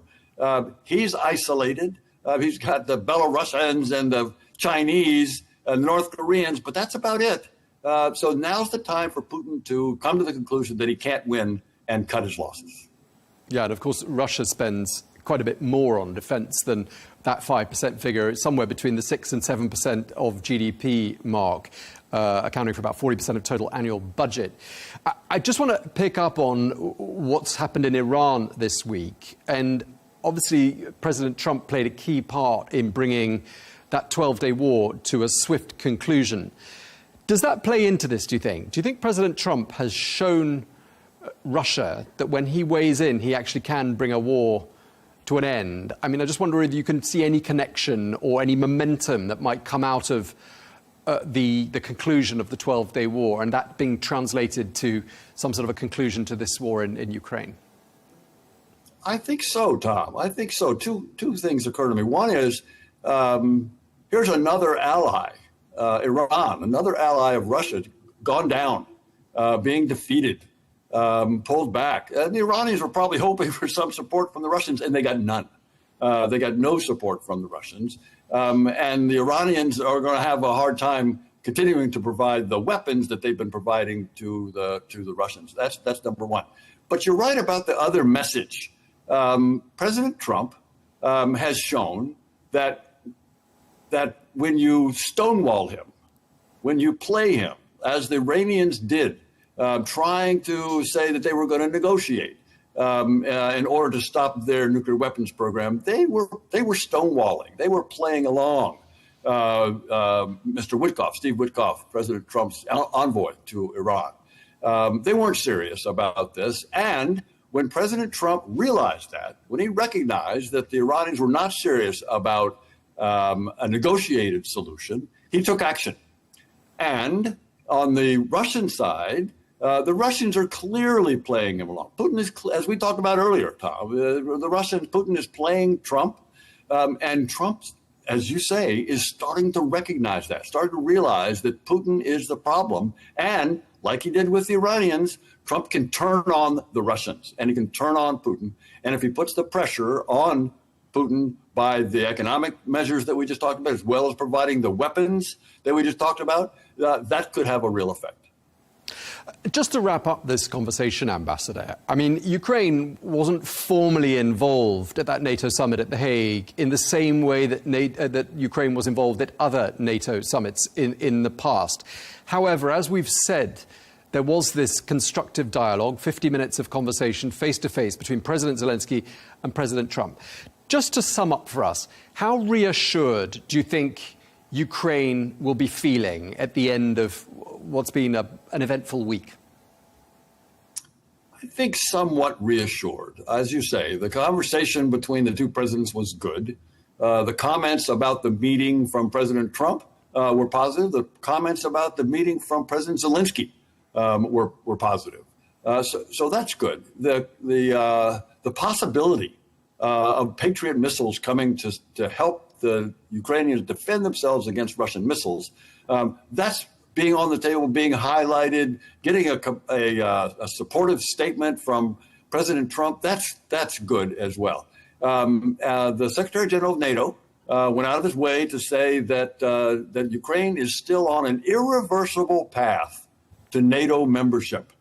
Yeah, that's not in the declaration, that's not in the communique, but the Secretary General made it very explicit that has not changed. That's a policy that NATO has had really since 2008, but more specific for last year on a irreversible path. And so I think the Ukrainians are reassured by those statements.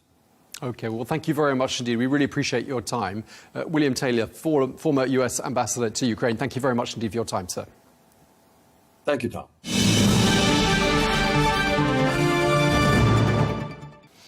Well, let's get more now. We can speak to Dr. Stephanie Babst, who is the former Deputy Assistant Secretary General of NATO, who joins us from Foch in Germany. Thank you very much indeed for taking the time to speak to us. Always a pleasure speaking to you. Let me start by asking you this, Dr. Babst. Was this summit, this NATO summit at The Hague, a success in your view? Well, according to what allies, leaders, as well as the NATO Secretary General said, it was all a splashing success. A short and sweet 2.5 hours meeting.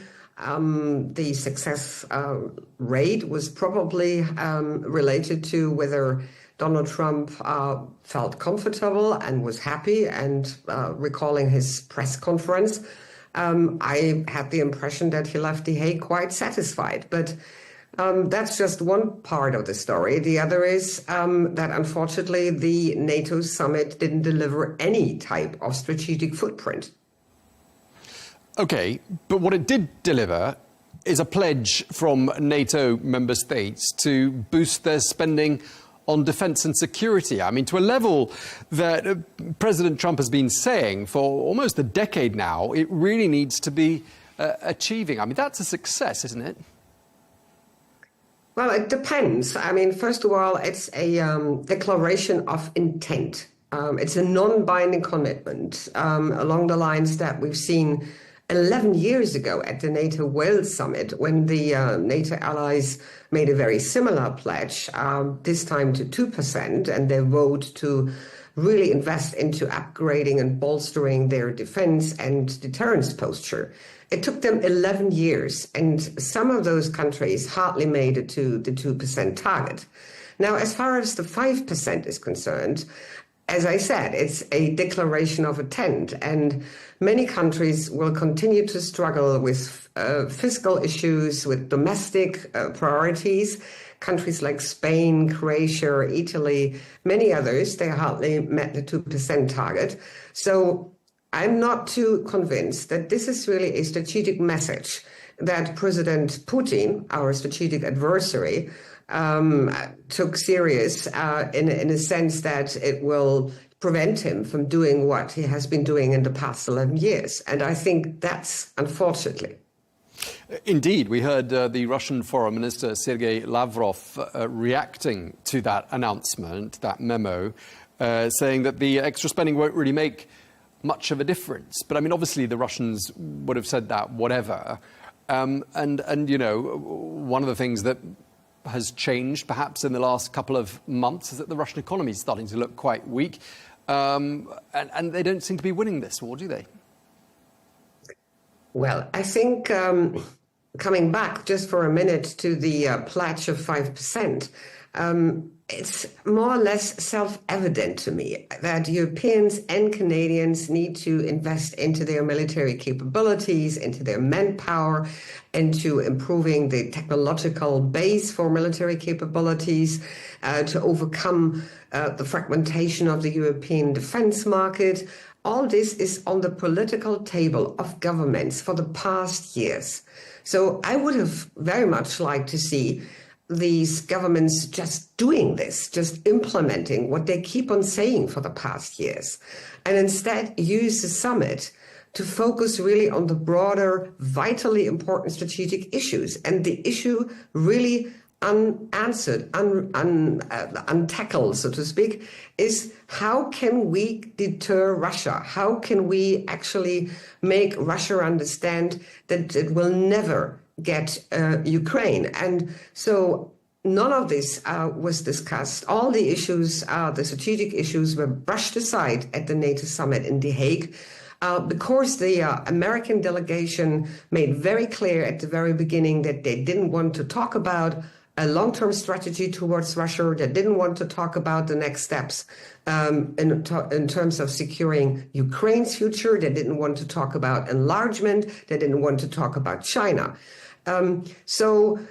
Well, I mean, I'm not surprised that the Russian side looked at the summit and said, okay, I mean, here were allies, I mean, who paddled their own shoulders, saying this was one more time a historic success, but the implementation of their political intent will yet to be delivered.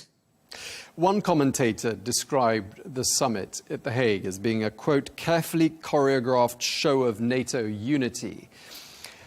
I mean, we can be skeptical about, you know, that unity, and we can be skeptical about the substance of what was achieved. But isn't it much better that those member states show unity than show disunity? I mean, doesn't it send out a key message?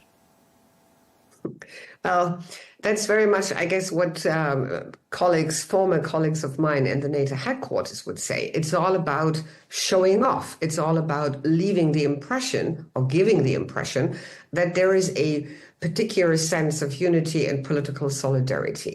But people who watch what's going on in Europe, people who listen to what European leaders say, people who listen to President Trump in the past 100 days, they know perfectly well that there is no such a thing as a full-fledged, strong, robust unity. We have a US president who has cast doubt whether he is really committed to NATO ever since he has moved back into the Oval Office. We have a US president who is not only attacking long-standing allies such as Canada and Denmark, threatening them to invade them or make them their 51st member country.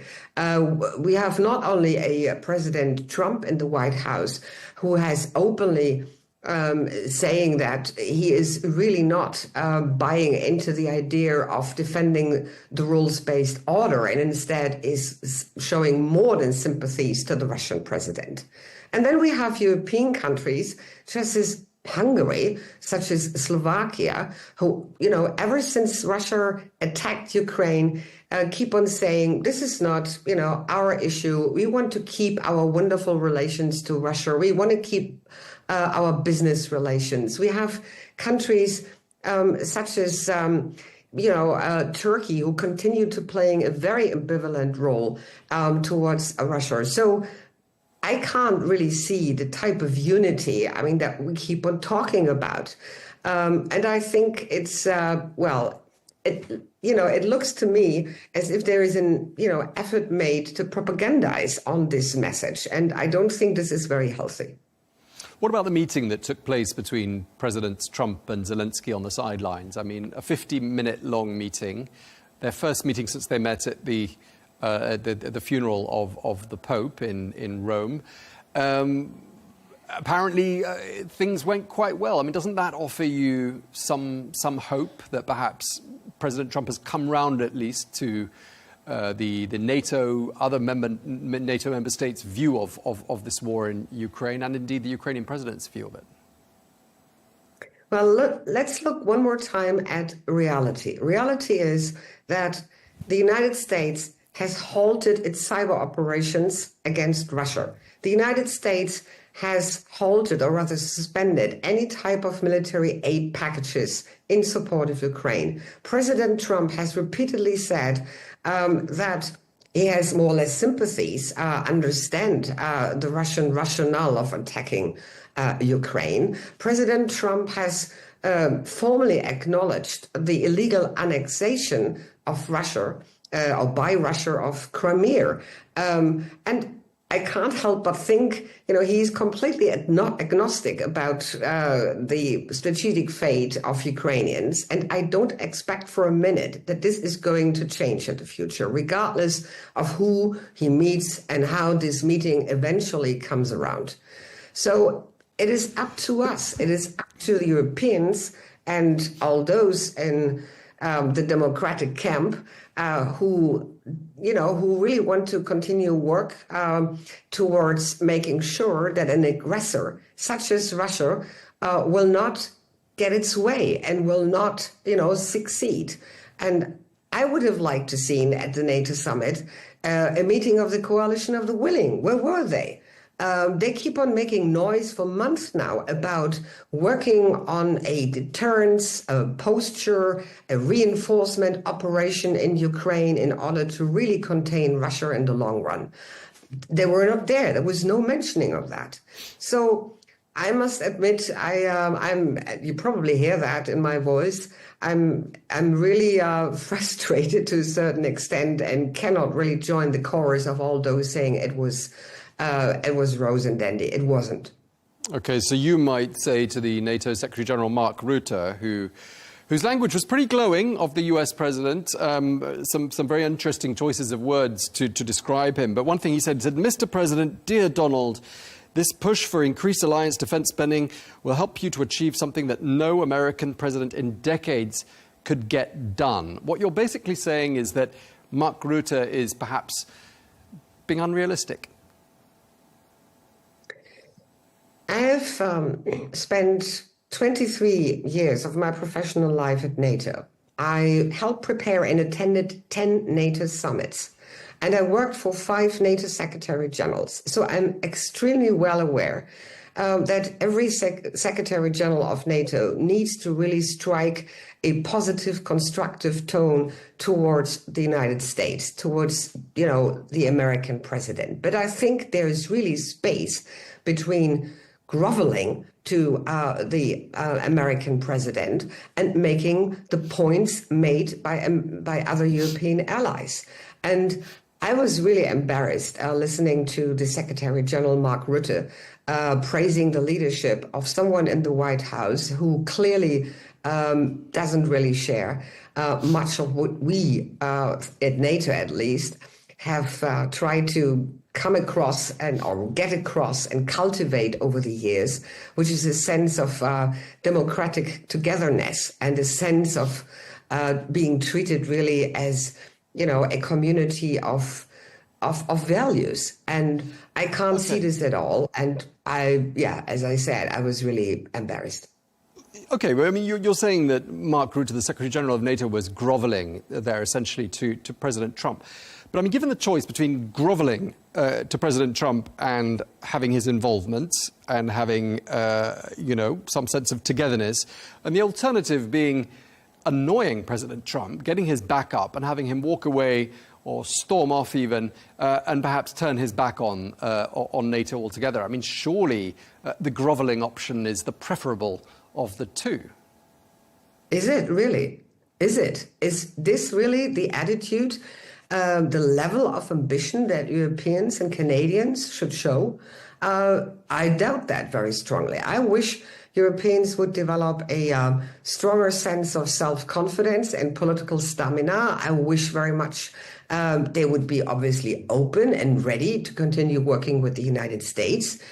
I've been a transatlantist for really all my life, so I really wish that we would have a United States on our side on which we can rely on.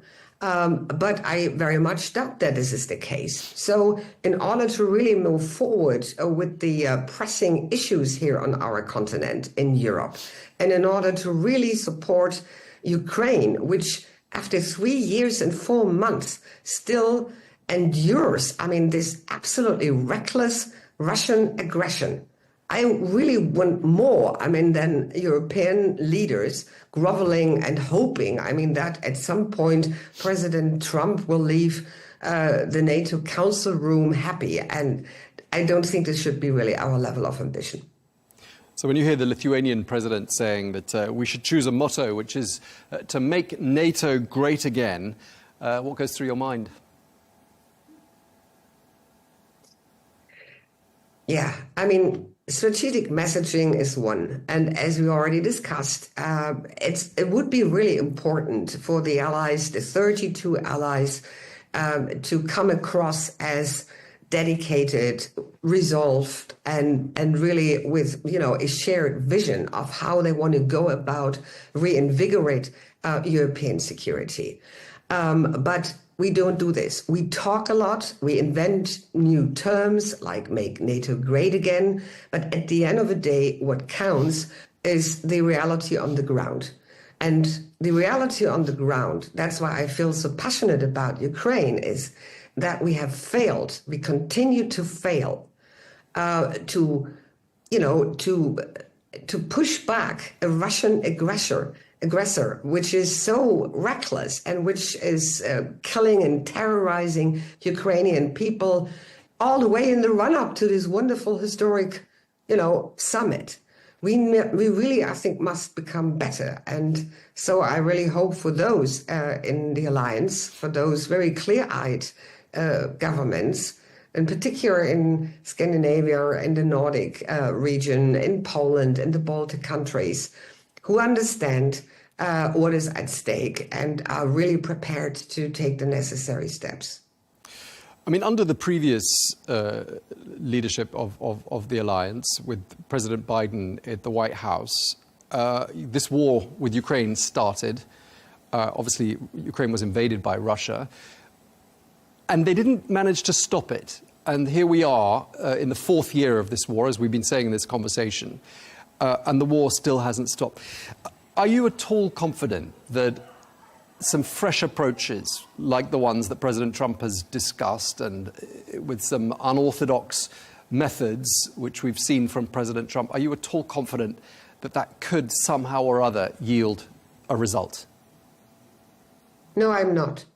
My assumption is that the Russian side will continue executing their summer campaign, all the way in the next few weeks and months, probably by the end of autumn, early winter. Once they come to a halt, they will signal more readiness to start negotiating in one way or the other. And I continue to believe that President Putin feels simply emboldened by our policy. We keep on saying we support Ukraine as long as it takes. We haven't identified any form, any type of strategic end state. If you don't have an end state, if you are, unclear about what is it that you want to achieve, do we want to have a frozen war in the middle of Europe? Is this really what we want collectively? And give in to the Russian president? Or do we want to help Ukraine defeat Russia? Unless this question is not answered, we keep on circulating around. And I can only praise the Ukrainian political stamina and resolve, because they continue to make remarkable progress in terms of fighting back, developing their own defense industries, their own capabilities, making really smart operational moves on the battlefield, like we've seen just a couple of weeks ago. And so I think Ukrainians they have already become the strategic center of gravity in Europe. So the question should no longer be whether, we support them and let them wait in front of the NATO doors for the next, 20 years? But I think the question should be rather the other way around. What is it, that Ukrainians can provide and perhaps will be ready to provide in order to secure European security?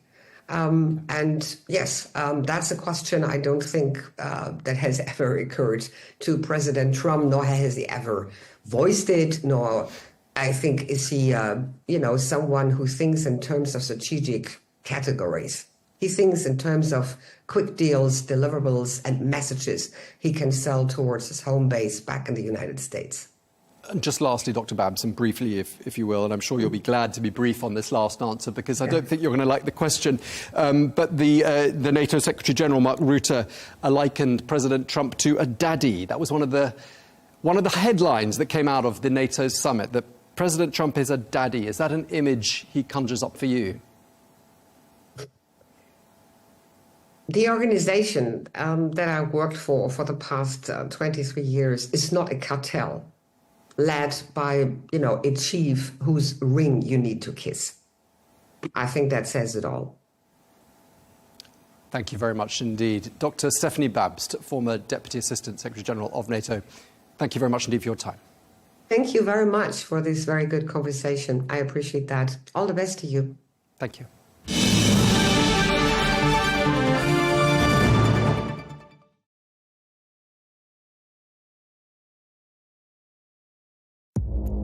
Our allies, in many cases, are worse than our enemies. Stay informed and connected with the latest international headlines. There obviously is a risk. From breaking news to in-depth analysis, It would appear that this war is coming to an end. Who buys this stuff? Investors, pension funds. we deliver the most important developments straight to your screen. Iran always wanted to deal with militia. Join us for compelling, expert-driven conversations. A curfew order has been established.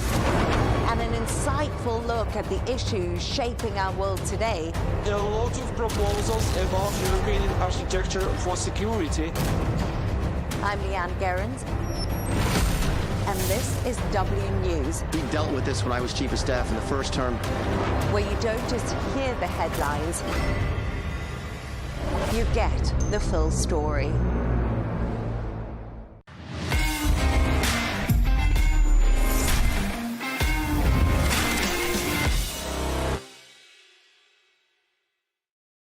Welcome to the Dressing Room Podcast with Al Arabiya News. This is a little bit different today. We've got some questions in from the fans, and yes, we are going to be answering them. Part one of this, we're going to go with some questions that have been that's been sent in, because we're looking at this as a fans forum. Yeah, okay. Like the fans is for the peoples. So, look, there's a question that's been sent in. One of them is, if you could add or remove one rule from football, what would it be and why? Oh, great question. Great question. Do you want to go first, Bridget? Do you want to go first? I've got one. I had a few ideas, really. Go on, I like your idea. Did you always come up with some genius sometimes? I wouldn't call it genius.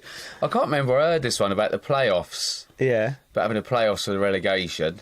What do you mean? Like, so it's like a playoff for who's going up, right? Have a playoff for who's going down. Oh, wow. That's harsh. I know. But I can't remember I heard that one. I heard that one the other day. But another one would be... That's a good idea. Right, you know what? That'd be exciting. Yeah, it would be. Yeah. Good. So basically, for example, if you finish in the bottom four, say the bottom two four go down, and then bottom two go down, or you could do like bottom four playoff, or the bottom, or even better, bottom two go down, the next four, then the next four semi-final, So Tottenham and Tottenham Man United, and the losers go to the final. The winners go on holiday. The losers got another game. Oh my god! Yeah, that would be an interesting one, wouldn't it? That would be good. An interesting one. Another one was, dive in and all the theatrical stuff. It's a straight red, get off, and a week's wages. Oh, shit, it. So who's calling the dive? It ruins the game. Who's calling the dive? Just have some expert who can tell he's made a meal of that. We're supposed to have experts and it's not working out for us. Get a proper expert. Take all that out of the game. All the theatrical stuff. Yeah, theatrical stuff. Yeah, theatrical. Rolling around and holding his ankle, but he's like rolled round 5 times. I don't know that much rolling around on the floor, mate. You're old school. I'm with you. No. I'm with you. I'm going to put an asterisk on that, though, because I remember I got a penalty against Arsenal, right? And I know I dribbled in. I think I went past Lorem, and I know that I didn't dive. Right, I know there was. But when I was looking at these angles, I think I've said this story before, and it was like where I was going to say I was moving at such great speed. People didn't watch me play. No, that wasn't the case. Not clipped. But it was like my foot was on the ground as I turned my ankle, and it just clipped the back of my ankle, and it was enough to take me down. But you could barely see. You had to like zoom in. Like, I wasn't making a meal about it, so for dive-ins, I think can be. You can tell if someone's made a meal of it. But when they're rolling round, and you know that's not that. So basically, you're getting sent off for rolling around. That's harsh, isn't it? No, that's harsh. No, but listen, we've all bad injuries, right, in our career, right? When you're hurt, you don't roll round. No. That's one sign. Look for that. If you a player of your team. And you're watching your team and they go down and they don't move and they just hold their leg like that and they don't move. Or is that one when they're down and they're jumping in the air? Mate, there's some belters in there. Oh, mate, it does your head in. Or maybe like the ice hockey rule. Scrap it up. I don't even know if it's a rule, but you know when there's like handbags? Oh, yeah. No, mate, you're having it. Yeah. Physio, and then you're comes on. Physio comes on with boxing gloves, wouldn't it? It'd stop that. Oh, imagine that. Physio comes on with boxing gloves, get you ready for a tear-up. Yeah. That would be sick. That would be. That would just cut out everything. Separate the boys from the men. And if you bring the gloves on, right, and one of them goes, "No, I don't really want to do it." Well, you shouldn't have done it in the first place, then, should you? It stopped people. And if you say no, you get a yellow card. Right. So do you know what? So we put this. It'd stop all the like little shovey handbag stuff, wouldn't it? I like it. This has quickly descended into a farce. No, but it would. If we had a magic wand. But on a serious note, I'd like to see it. I'd like to see it for one. There'll be some rich geezer out there who go, let's just try. They do baller leagues with these these dopes playing football. Do you know what I mean? Give us a serious one then. Well, I'll give you a serious one, right? I think they should scrap the transfer window.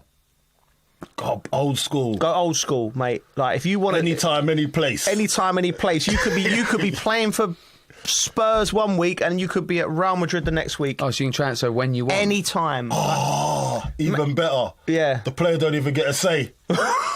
No, that's a bit harsh. Well, that's what happens. That's what happens in the NBA. Yeah, no. Is it the NBA or when they get traded? You mate, got to say, mate, traded. When I was one of the things when I was in America. You speak to the lads, Coley, and they're like. But think about it, great, but think about the reality of it, right? There's a player, he's playing for Tampa Bay Rowdies, his missus is working at the local Specsavers. Yeah. His kids go to the local school. He comes into training one day and he goes, mate, you're off to Kansas City. He's got he's like, up and leave. There's your plane ticket. So I've seen the actual reality of that. It's horrendous. You can't start a family. I wouldn't want that. Yeah. You got to start a family after your career. Do you know what I mean? Yeah, mate. That's what will happen. Harsh. It's a bit harsh, Coley. Well, that's why they get paid the big bucks. When I took when I was assistant manager and my mate was the manager of Tampa, we was trading, right? So you actually think about buying, and it's an open market, so you can sign whenever you wanted. And we were trying to find players from all over the world to come in and help us. We weren't great. We weren't great, so we were trying to find players. And one of the things was, well, we can get rid of these lads, and these lads were my friends because I've been playing for them. Like, well, no, I'm not. They don't want to leave Tampa, even though they're not playing, and go to. It's a lovely place as well. Do you know what I mean? So I was like, we had to make a moral decision and go, no, we can't. Even though it would have benefited us, because. To get rid of 3 or 4 of them, mate. I'd have got rid of them. It would have, yeah. I know you think that, but I know what you like. When you'll have to get him in the office and go. Well, if there's money on the table for me, I'm getting rid of him. You wouldn't, Coley. You wouldn't. They got to go. You wouldn't. I know you wouldn't. I know you wouldn't. I wouldn't. I'm just being harsh. Well, so that would be your one. That would be my one because I think window. It excites. Imagine how No window. Imagine kids. Do you remember the days you used to wake up and remember Andy Cole went to Man United? Yeah. And you're at school, and I was like. Wow, yeah, it can happen. Like any day you wake up and Mbappe could sign for your team. Oh, imagine. Do you know what I mean? The deal just got done. No one knew about it. Yeah. That'd be good. That'd make it more exciting. Yeah. It's just random, innit? Yeah. And it might actually make it more interesting and fair. For some teams as well. There might be a player that's not playing regularly, but he's a fantastic, like Grealish, for instance. Jack, he's not playing regularly. But then he could just do a trade. It's not going well. You don't have to wait so long. Don't have to wait until, and then that element of like surprise is gone, and then he has to go to a certain team because it has to happen. Yeah. Like, with this one, it could go. They need a right winger or a left winger. Yeah. It's time to go. Yeah. Do you know what I mean? Pack your bags. Yeah. That'd be quite good. I like that. I do like that. Okay. My one would be. I haven't thought this one through, but I'm going to go... Do you know when the referees, let it play on? Like, the linesman lets it play on. Yeah. Like, what, from a offside? So there's... You can plainly see it's offside, and he still lets it go... Oh, everyone hates that call. Play on, and he crosses the ball, and then he blows up. Yeah. I'm like, hold on a minute. Like that in that window, there could have been a gap where there could have been an injury. Yes. Or sometimes when the referee...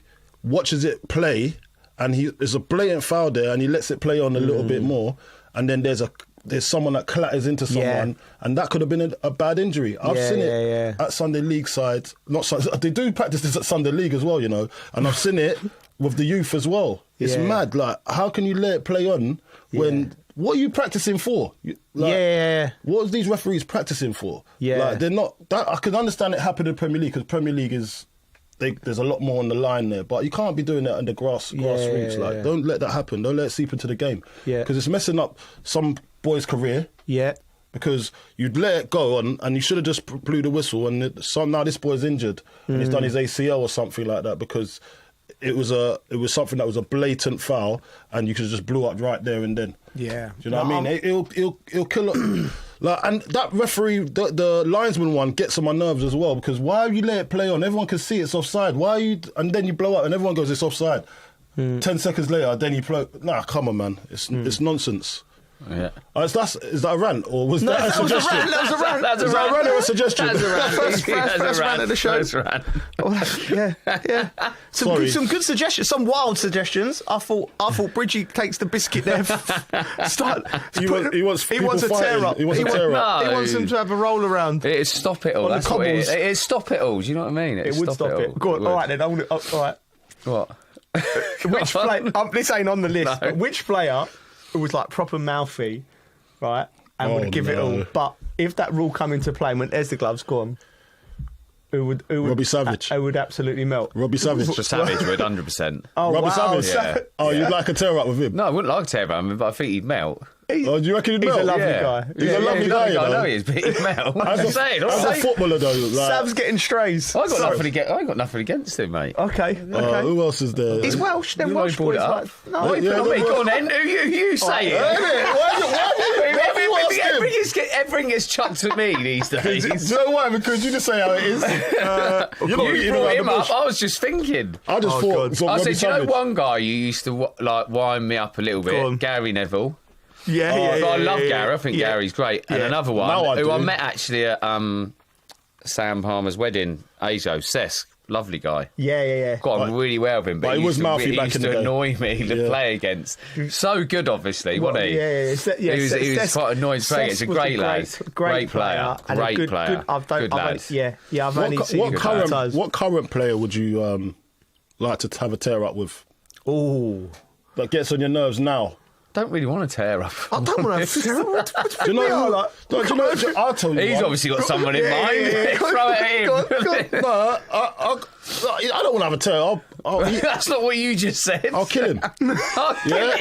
There's no need for it. But back in the day, you're not an aggressive. No. Back in the day, I'd have had to have a go with Bellas. Yeah. Bellas are definitely, because some of the abuse that he was shouting at people. And I think he's a lovely guy, though. He's a lovely guy, but if I didn't know him, definitely. Yeah. He's one of them players, isn't he? Like, you want him on your team, you hate playing against him. Mate, he can batter some people, can't he? He can batter some people. I've heard him on the pitch. There's one, did you see the Jamie Carragher one? No. I think it was Robbie Fowler or something. I remember him telling the story the other day. I think Carragher must have shouted something at Robbie Fowler. Yeah. And Bellas looked round and went, mate, you couldn't even lace his boots. he would ruin people like that. Oh, he does. He's so sharp. Jamie Carragher telling the story. Yeah, he's so sharp as well. He couldn't even lace his boots. I can imagine him saying it as well. Like, yeah, he batters people. Hey, what a player he was as well. He was a great player. But I would... Sorry. I'm not finished. You're on one today. But he is on one. I would talk about current player. But until I saw this interview with him, we might get through 2 questions at this rate. I saw this interview with him, and it opened me up my heart to him. I was like, I like this guy now. I love him. How could I have been so evil and have these evil thoughts? Go on. Cucurella. Cuckoo. Yeah. He was an annoying player. Yes. He's in that bracket, isn't he? He's in that bracket because he's hearty, isn't he? He's full-blooded in the game. And he was having a mare at one stage, and then his hair's all flapping about. I think it's his hair. It's his hair. Do you know what it is? It's not. I got nothing against the boy. It's just his hair. Because I don't mind his hair. He's got big hair in it. I've got none. Yeah. So that's probably what it is. Deep down inside, I want his hair. Yeah. I'd love his hair. Yeah. So I'd like to have a tear up with him for his hair. Hair on the line. Yeah. He could have a. He could make a good company in it for weave. Yeah. Like chop his hair off and sell it. He? He looks like this. Marge Simpson's sisters. He's got that vibe, doesn't he? Do you know what I mean?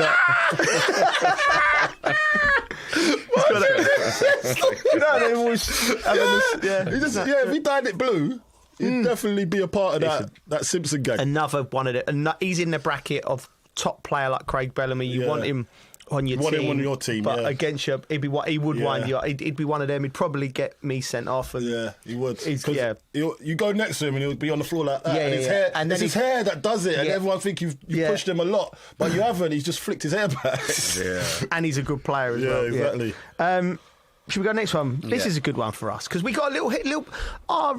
The other day, our Michael Jackson, Bob Marley comparison got a lot. There was a lot of that. There's a lot of pushback on that. But what music? I'll come to you first, Bridgie. What music did you listen to before a game, and what are your favourite music artists now? I don't know who this is from, but it's a great question. I'd probably say most of it in the dressing room was always a bit of hip hop garage. I would have thought back in the day. I think. Yeah. I would have said. Yeah, Sometimes a bit of loving it. Some of the African lads always put a little bit on though. Yeah. They always put some good tunes on, some like good vibe tunes. But there must be a song because there must be a song that takes you back to Into a a particular frame of- time because that's yeah. what music does to me. It takes me back. To a frame, Yeah. a frame of mind. Yeah, or a particular I don't season. think there is, to be honest. I want to throw one at you from our time at Chelsea because we had the old CD and everyone had to choose a track. Yeah. And I'd never listened to Biggie before because I Oh, was yeah, strictly Biggie always got I was played. strictly like guitar, like Oasis, Acoustic. I was Yeah. I was like, and then so I sort of swerved all of that, but then Biggie Juicy all come a on. dream. That takes me back to the first season. Yeah, I know what you mean. Like just because It's it all was a something dream. like. I used to read Word Up magazine. It seemed to be like as soon as we won a game, bang, it was on. Yeah. Then I'm just there. I'm walking around. I could be anywhere in Bowling. I'm just like in Bowling my head. I'm around. in Compton. Yeah. Gold Brilliant. chains. Do you know what? Yeah, That was a great tune. that was that was a great tune to like plug yourself into because the thing about it is it's the words, isn't it? Yeah. And it's like you've come a long way. The basically. struggle. Yeah. The teachers never used to believe in me, but look Never at me amounts now. of it. Look at me now. It's a brilliant song. Pictures on my wall. Yeah, it's brilliant track. Go on, Coley. Yeah, I used to like funky house, innit? Yeah. Funky house. Make the body move. Bit of garage, you know what I mean? That was always played, wasn't it? Yeah, Always, garage is like, that's like the go-to, innit? Yeah. It's this upbeat, like, but I used to love a bit of Aerosmith. Yes. No, Okay. I didn't. I thought you. I wanted a bit of reaction from you. So there, no, We know you're cultured, mate. Yeah. We've seen you. No, I Listen, didn't. I've seen you in the mosh pit at Kasabian. I know you're in. that's true. That's you're true. in the vibes. Who are There's your more to come. favourite music artists now? I like a bit of everything, to be honest. So you're Bob, Like, man. yeah, I know, I do love Bob, but like this morning I had a bit of Oasis on, a bit of Stone Rose, a bit of Bob Marley, Marvin Gaye, General Levy, Barrington Levy. Like, That's a range. I like a bit of everything, you know, What, a bit of on one dance playlist? music. I just end up just choosing something else. okay. You know, I got the train up, so long journey. He's this guy. Are you random? Are you just random? Are you what is it? my Shuffle? mind. You put it on shuffle? No, I don't really. I kind of pick a track and then I think I'm in the mood for this now.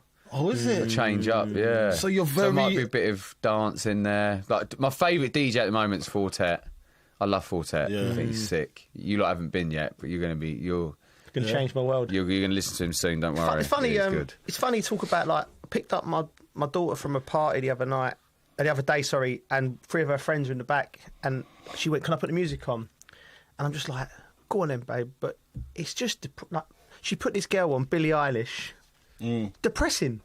I was going, "Come on, let me like put Let me lift it up a bit. Bit of Yeah. upbeat and lift it music. up, right?" So I put on some 90s rave classics.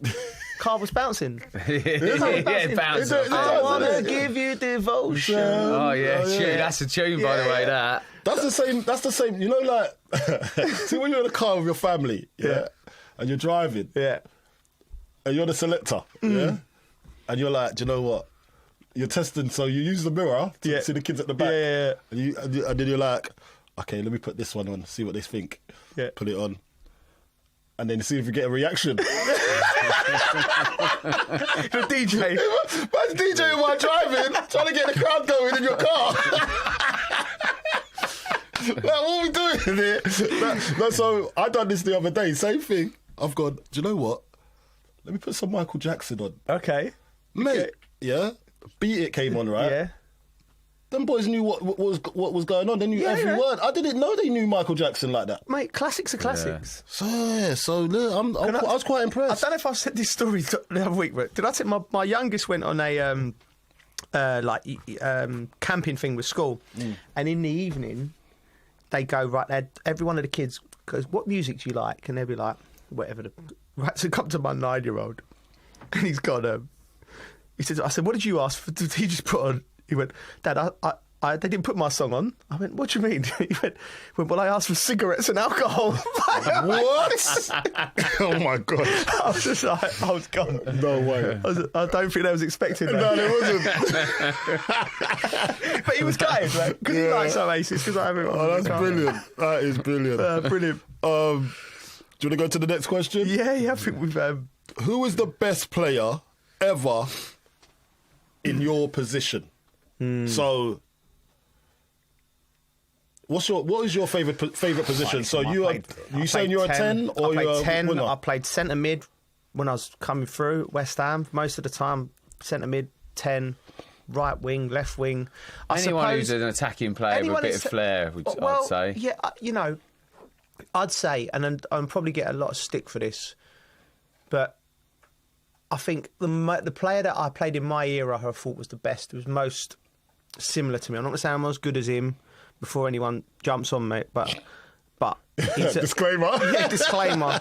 But Iniesta was the best of my type of footballer I'd seen. He was just like, I love the way he manoeuvred the ball, controlled it. Sometimes he was deep, sometimes he'd score a goal, sometimes he had everything. And do you know what as well, Coley? When you play against him, I don't know if you played against him, Bridgie, but he was so strong. He was so strong. He had this ability to, like, I don't know, these Latin players, they got it. And I loved him. And then so he was the best of my era, I think. And I think the best player, English player that I've ever seen in my position was Gaza. Like, mate, I can remember the moment watching him thinking, I'd love to do that. Is Iniesta your type of player, though? Would you say? I don't know. I'd say Gaza more than maybe. Iniesta. They're different, right? Yeah, well, both attacking midfielders, but the game had changed. Gaza was like Gaza was of a different era. Yeah. So the rhythm of the football was different. Iniesta, to do what he done he's 5 years younger than me, 3-4 years younger than me.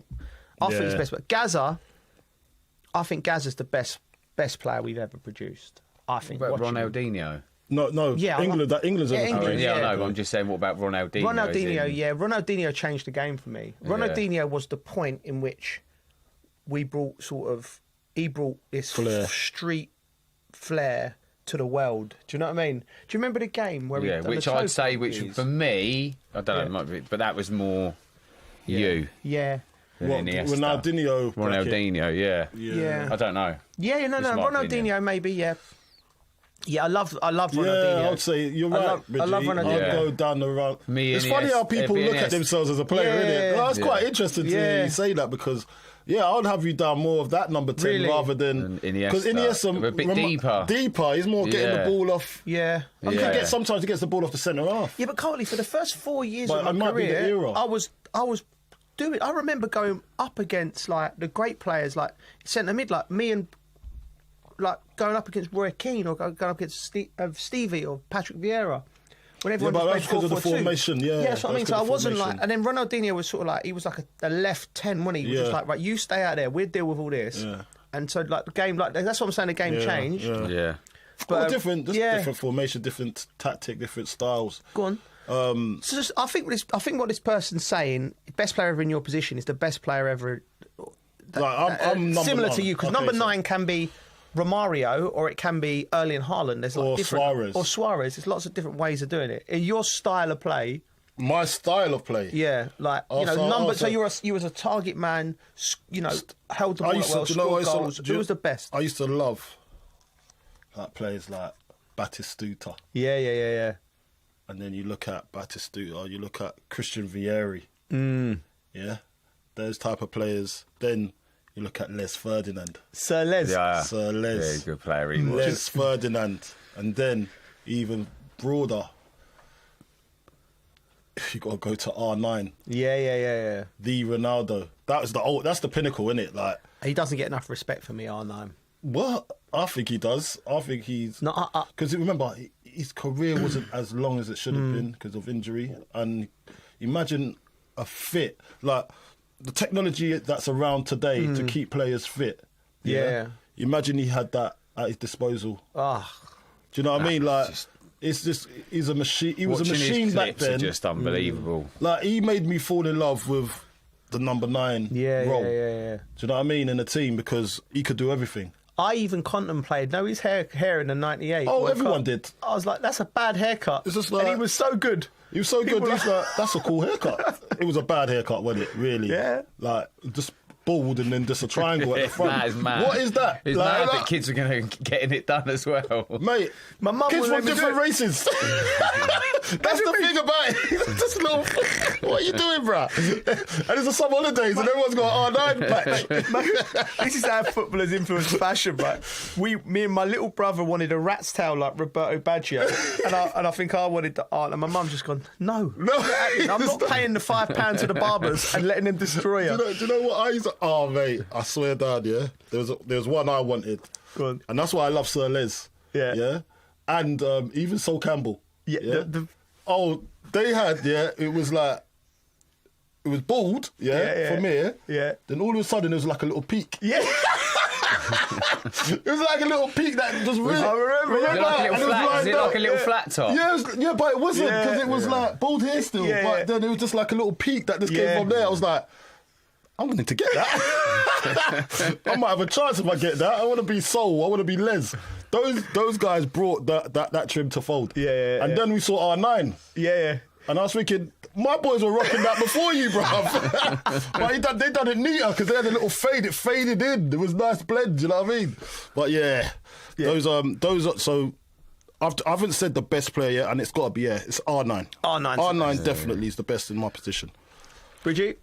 Best in my... I think it's pretty easy, really. I think you got Ash, Carlos and Maldini. Very different. Yeah, very different. All three of them very different. But all great at that position. Who would you go with, though? It's Carlos or Ash, isn't it, really? Really? Not Maldini? Well, it's in terms of, like, the bombing forward. Yeah. The bombing forward. Don't get me wrong, Maldini, unbelievable. But in terms of, like... Yeah, like, unbelievable. But, like, in terms of like getting up and down, Ash and Roberto Carlos. You kind of have, didn't you, because of like the goals. World Cup winner and all everything that. And all that. But Ash was unbelievable, mate. Of course like, he was. I know I've heard of Carlos saying like how good Ash was. Do you know what I mean? Everyone knows how good he is. Do you know what? I've met him a few times, Carlos, on a few I've met him a couple of times. And done a few. He's been lovely guy, isn't it? Lovely man. Most Brazilians are, mate. Yeah, like like even R9 met him. He was lovely as well. He came to Football Escapes. Yeah, Football Escapes. I did with Roberto Carlos came with Bobby Zamora. Yeah. Shout out the boys, but he was such a. And he tell you what, his daughter was joined in the. She's what a good player she is as well. I think she's at Real Madrid. His daughter. Is it? Yeah. She's starting her career. But what a guy! The only thing I would say with Paolo, I'd actually put Paolo Maldini above them both. Yeah. Yeah, and the reason I would be doing that is because I think Paolo, not only was one of the best left backs, when he went to centre half, he was one of the best centre halves in the world as well. He was winning Champions Leagues at 39.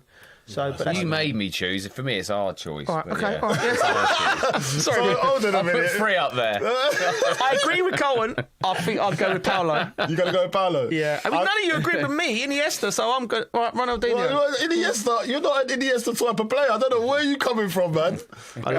Love you need to take that out of your head. You're more Ronaldinho, dude. Because I remember you was doing all these flicks and tricks. I know you was doing that at the centre of the pitch. Remember that? The final, was it the final? Was it semi-finals? In the final. It was shown in the cup. It was the FA Youth Cup. Yeah. And that, mate, that was the first time I laid eyes on you. Yeah.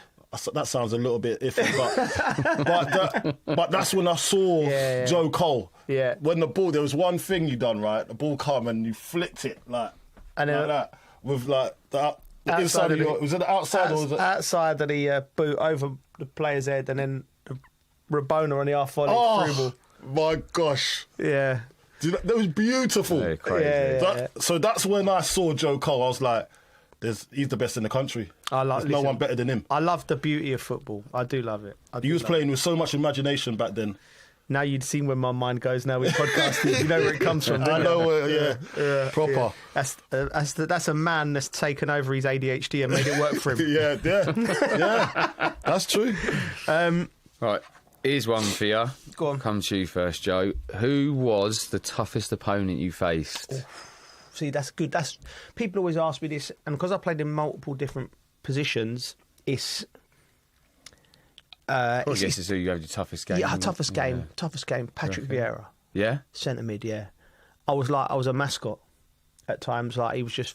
Like, I was 18. He was the best midfielder in the world at the time. And it was just... Like, you're just trying to football's problem solving, isn't it? And he was a problem. A big problem. It's a big problem. Like, I'm looking up at him like that, and I'm like so I ended up like I'm trying to dribble you weren't past going to solve him. that. No, you ain't going to solve that. That's a puzzle you cannot solve. Yeah. He had this thing where he'd knock it past you, and he'd like. Oh yeah, the hook. The hook. Yeah, he hooked me, and I went home that night and turned the lights off and had a little word with myself about that's the best in the world. I've got, you know, and he's got a long way. Got a long way to go. I've got to try and work it. But he was just brilliant, and what a man! Yeah, what a lovely, great guy. Humble man. Great guy. Yeah, that Really is nice actually guy. true. Yeah, Patrick Vieira. I remember coming across him. Yeah. Oh my gosh, at Highbury. Yeah. Mate, Highbury was even worse. It was a tight pitch. It was like it was designed He's for so him. big, and he's on a tiny pitch. Yeah. And he just got around every blade of grass. And even he affected us as a striker. What was he doing on top of me? Yeah, I know. Yeah. Do you know what I mean? I remember there's a picture of I was playing for Charlton on loan, and I remember like getting past him, but just got past him, and you can see he's sliding on the floor, right? And you can just see how big he's. I'm gonna get the picture out. We'll get it out, Chev. Yeah. There's like I'm wearing a yellow kit and I'm bombing, or I might be wearing the red. I don't know. I can't remember, but I just remember him. Yeah. He just looked evil, but he's sliding. He just looks like he wants to do damage. Yeah. Like, and it's a still photo, and you just look at it, you think, did he get away or not? I remember I did get away, by the way. I did get away, but just by the skin of my. It was like a cheetah. Yeah. Was it Discovery Channel when you're watching the thing it's like a cheetah. And just missing. Yeah, he's the cheetah. Yeah. I'm the gazelle. Yeah. I'm just getting away. Just. Yeah. So, and the Wildlife Channel, it would actually be quite interesting to see how many times I got away. I didn't get away much. Lion and you're the buff. Mate, I wasn't the buff back then. I was a gazelle. You got any others? Who was the toughest opponent you faced? Me? Oh, mate, do you know what? I find it really hard to just pick one. Cristiano? No, look, I always mention Sean and Aaron Lennon before. You have mentioned them, just right? because of the speed of it. You know, another one you could chuck in there was Dyer. I think with Kieran Dyer, he was good engine, so like that was part of my game, his way up and down. He always stuck with it, always worked hard. And he was a real good player. I think injuries. Yeah, he was a good player. Very intelligent. He could have done a lot more, but he had a lot of injuries. I think, you know, he could have gone on to be even better if it wasn't for injuries. Definitely. I think. And then obviously I've talked about Mahrez before, which is at the end of my career. End of your career, who, for me, I was just like, it was mad to just change a direction or you know. I couldn't put my finger on it. I don't know if it was... I was glad he went on to do really well. Right. Because the drop of the shoulder he had and the little chop, and I was just like... I couldn't figure out what was so good about this chop. Yeah. But he just had it in the bag. Yeah, like a Chrissy Waddle type chop where it wasn't... He used to do it... even doing it slower. It wasn't even that quick, Do you know what I mean? It was mad. Yeah. And then there was one other player I'd probably give a mention to who was, when you would say tough, just horrible to play against. And he used to come over to my side all the time, Kevin Davis. Very different style to mate, Riyad Mahrez. They stick the ball up on me, be up of his elbows, and do you know what he did when he was chasing? When he had a bit of pace about him, and he's a lump, isn't he? Yeah. So when he's chasing you down, mate, you can feel it coming. It's like, big lads. You'd What are you going to say there? What do you look at me for? He was about to say like the buffalo. Like the buffalo. What I was going to say was Stampede. I knew it. He was and he'd I can feel always these type of players. He'd always leave a bit on you as well. This guy, I don't even know why he's come for me for. I didn't. He's just a bit heavy-footed. No, big guys. Listen, I weigh like 14 stone. Well, my fighting weight was about 12 and a half, 13 stone. Really? Yeah, I was a big. Why did you sound so heavy? You weren't that heavy, were you? Quite slim. Yeah, but I'm big boned. Got the bone density. Do you know bone density? I've got to say something here. I'm just reminded. Here we go. The only time I've ever seen this man angry, right? In Dubai, right? We was with Big Sam. Oh, what happened? You remember it when I tell you, right? And we was having a night out. And we had a Big Sam. We said go there and he said let our hair down. But we had to train one day, which was unusual, right? Hell yeah. So we come in from the night out, and you're like, sweating lads go, oh God, he's put a keep ball in, right? And I've known how strong he is, right? Wow. We've gone for the ball with him. I've gone, right, I'm going to body him in. So I've gone, bang, done him, right? And wherever I think he's had a few drinks the night before, he couldn't break his fall, so he ate the grass. Didn't put his hands down. And I was like, and I'll just stop. It's not true, Bridget. It's not true. It's not true. He's over-egging this. Nose has gone, wow, I've got his at the ground. And we used to have a groundsman called Dougie who had one of them diggers. You know the ones that used to put the holes in the ground? Yeah. And I thought, I've made him like Dougie's digger. Man. This guy, he's chatting bears. You're talking mess. It didn't work out like that. No. You're trying to say I was angry. I wasn't angry. I was laughing. This is what happened. No, we lost you. A little bit upset. Not angry, a little bit upset. I was chuffed for the lad. He's never taken a buffalo out before. I gave him his chance. He caught me while I was weak. No, this is what happened. So, no, we did have a night out. It was all a bit delicate. I remember it. And the turf was a little bit... It wasn't steady. Yeah. Do you know what I mean? Because I think they just laid it. So what happened was, like, you know, sometimes, Bridget, you're not expecting a barge. Like, we're playing keep ball with that. We're like, what are we doing here? So we're playing keep ball. He was like that, Joe. He lined me up. This guy lined me up. Yeah, I'm like feeling delicate. I'm thinking, just touch and move, pass it here, outside the boot, flicks and tricks. Carlton Cole flicks and tricks. Anyway, then this geezer from nowhere, I've just got the ball there, and I think we're going for it. And then he's just gone, and I'm like, whoa! And I'm like, I start falling. I'm thinking, what's that for? So this guy's come with violence. I'm not expecting it, so I could have embraced myself. Then get on this. You were quite violent on the pitch, weren't you? No, but there's no need for it, though, Bridgie. There was no need to do that. And then he had the audacity to laugh at me because I'm on the floor like that. He had grass in his teeth. Stop lying! Why are you spicing it up? And then obviously you got gnomes going. It's always worse when all the lads start because they know that they thought that was going to actually hurt me, and I was like, there was just no need for it. And he's going, look, Coley. Did it hurt you a little bit? It didn't. No, it hurt you inside. I was so happy for him. I was chuffed for the lad, mate. I was so happy for him that he got one up on a big player. He's usually getting bullied. He's usually doing. He's usually Dougie the digger. We've seen it, mate. Dougie's digger. Dougie's digger. Do you know what? I've named quite a few. You'd be up there as well with one of them. You definitely. Oh, God. I've named quite a few, to be fair. It goes show that, like, this plays good players. I think it's good ones. I'll tell you what I just thought of for West Ham, Trev Sinclair. Trev, yeah. Do you know what he had in the locker? He had that little bum thing. Yeah.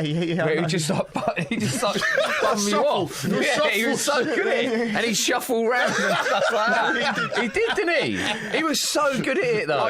Yara had that in the locker as well. Yara had that as well. Get close to sideline, he'd just do that with his bum and shuffle you away. The Beyonce. He'd be backing up on you like, gets away you. When they go to the gym, he's just doing pure goods. No, he was good, Trev. Trevor's a good player, mate. Best twerker in the village. Right, before we finish, right, we've had a message from Adam Powney. We've had a few from him. We've had a few, yeah. He wants you boys he wants us to go to Benidorm and do karaoke. It's possible, Adam. It's very possible. Go on, lads. What would your karaoke song be, Bridgie? Well, I ain't got a clue, really. I think I'm rubbish at choosing a song. If it's the end of the night... Bit of Oasis, Champagne Supernova. Bringing it down. Something like bringing that. It home. Bringing it down. Yeah. But if not, you've got to pick an upbeat one, in you, and you've got to have everyone joining in. Yeah. I don't know what You were just in a karaoke bar the other day. What was it? Oh, no, I did loads, but some of the songs I wanted, they weren't on there. Really? Yeah. Random. Yeah, there's a bit of NWA going on in there. Is it? But they didn't have the gosh. song that I wanted on there. Yeah, I don't know. I have to have a think. What would you go for? I'd go for... It's choosing the right song, innit, for karaoke. It's going to get everyone joining in. Is it? No, I thought just for yourself. So. Mate, well, listen, I'm in my own joining in, I think.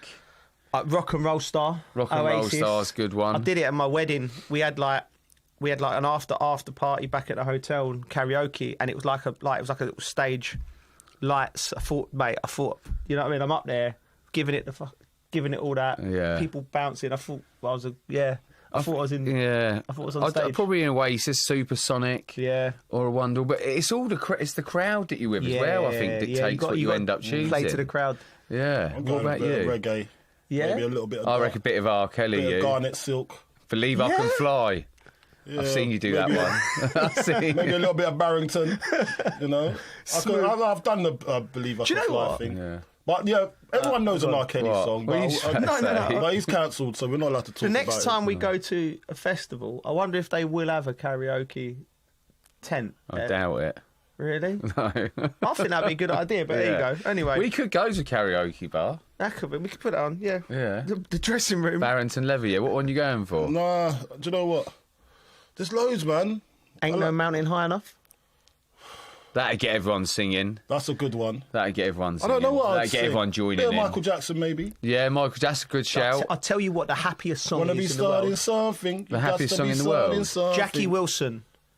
Your love lifting me higher. Yeah. No, you can't not like that Get song. everyone going, yeah. Get everyone going. Yeah, that's a good song. Well, anyway, that's all we've got time for in part one. You've been listening to The Dressing Room with Our Arabiya News.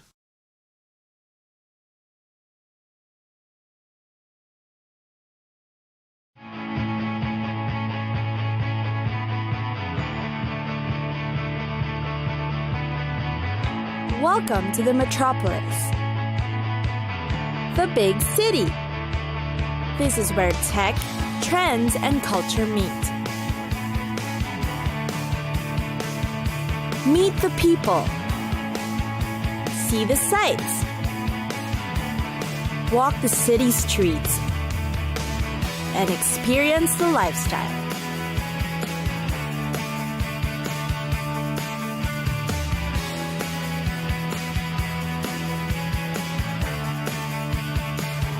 This is your first-class ticket to the cities of the world.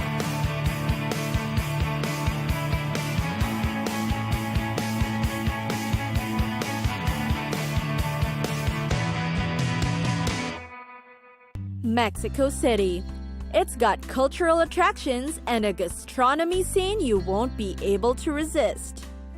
Aside from the sights to see and things to do, Mexico is hailed for many other achievements. In the city, crime is down and the air is clean. Plus, the capital city has already gone through many achievements. Its commute system is very efficient and accessible too. It's got a green movement that balances out the modernity of the metropolis. Biking is very much welcome here, that on weekends, some roads are closed to make way for cyclists. Inviting, with pep and vigor and buzzing with energy, Mexico City is definitely one to get to know. Mexico City's historic center includes Coyoacan, which is the original settlement for the conquistadores. Today, it has become an enclave of artists and writers such as Frida and Diego, and it exudes colonial charm. A worthy place to visit is Zocalo, which is the center of the city. It is a vast plaza flanked by the Cathedral of Mexico City, the National Palace, and the Colonial Arcade. Zocalo is in fact one of the world's largest city squares. Also nearby are a cluster of vendors. Among their products are shawls, knitted sweaters, pottery, beaded jewelry, and intricately carved figures in stone, obsidian, and all manners of trinkets. Calle Madero is a pedestrian destination that connects the Zocalo with other iconic places. You'll find the Banco Nacional de Mexico nearby. Within the greenery of Bosque de Chapultepec, Mexico's Central Park is the Castillo de Chapultepec. It is called the Castillo de Chapultepec and is one of the city's gems. It is known for its gilded rooms, sweeping marble staircases, sprawling terraces, and Versailles-like carriages. One of the world's great museums is the National Museum of Anthropology. It features one of the most important collections of hard-to-find pre-Hispanic artifacts. Other noteworthy places include the Frida Kahlo Museum. Then, there's also the Diego Rivera Studio, where you'll see brushes, jars of pigments, and skeletons of demonic figures there. Mexico City is also a place to eat. Must-tries include enchiladas, short ribs or turkey, tostadas, carnitas de pescado, and other seafood creations. The city is a good place to enjoy the scene, the people, and culture as you dine. There is simply a bevy of culinary feats in Mexico City. It's time for us to go. Pack your bags and get your tickets ready. And we'll see you on the next destination. Catch us again next time on Cities of the World.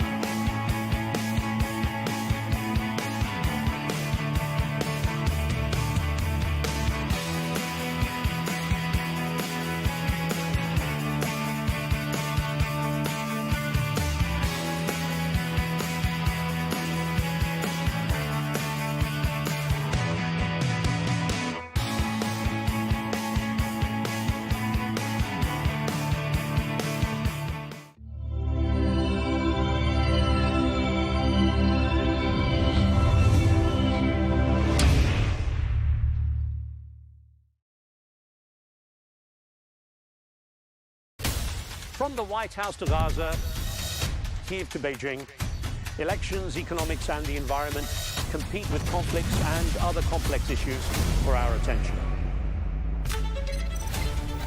In an age of fake news, deepfake and artificial intelligence, They've got to have a vote and a say. it's important to look beyond the loudest voice to understand the truth. From newsmakers to groundbreakers, My campaign is going very well. presidents, prime ministers, princes and peacemakers, and cultural tastemakers. As Arabs, as Middle Eastern, we're too emotional. Join me on the Riz Khan Show for empowering conversation.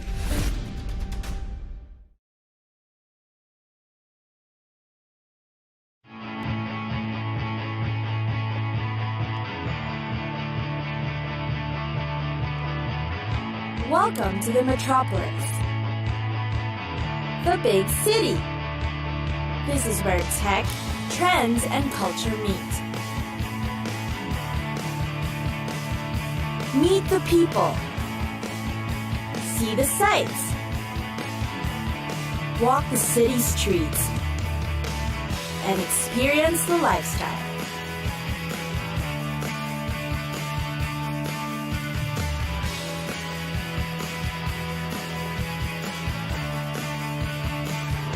This is your first-class ticket to the cities of the world.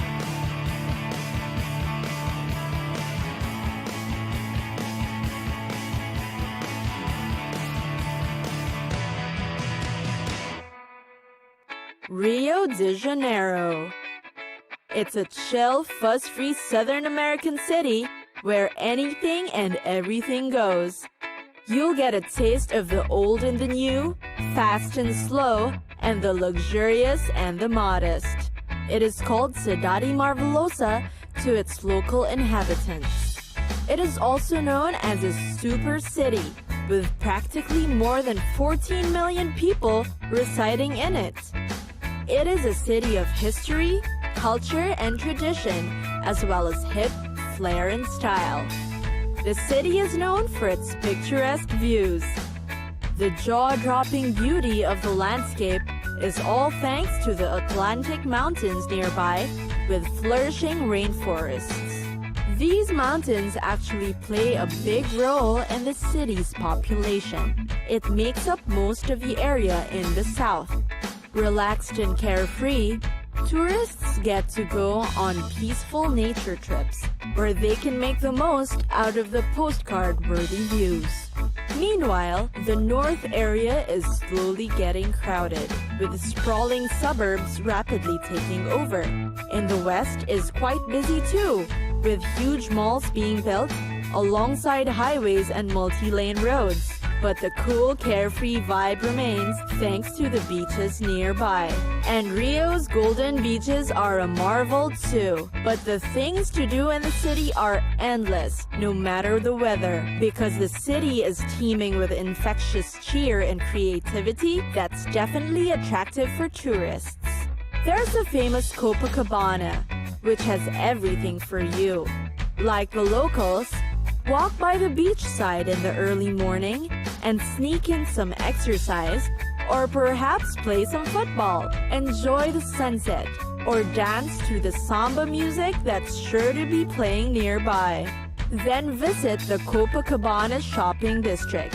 Take a commute to the town's known historic center, to the city's stunning architecture and structures that won't fail to amaze you.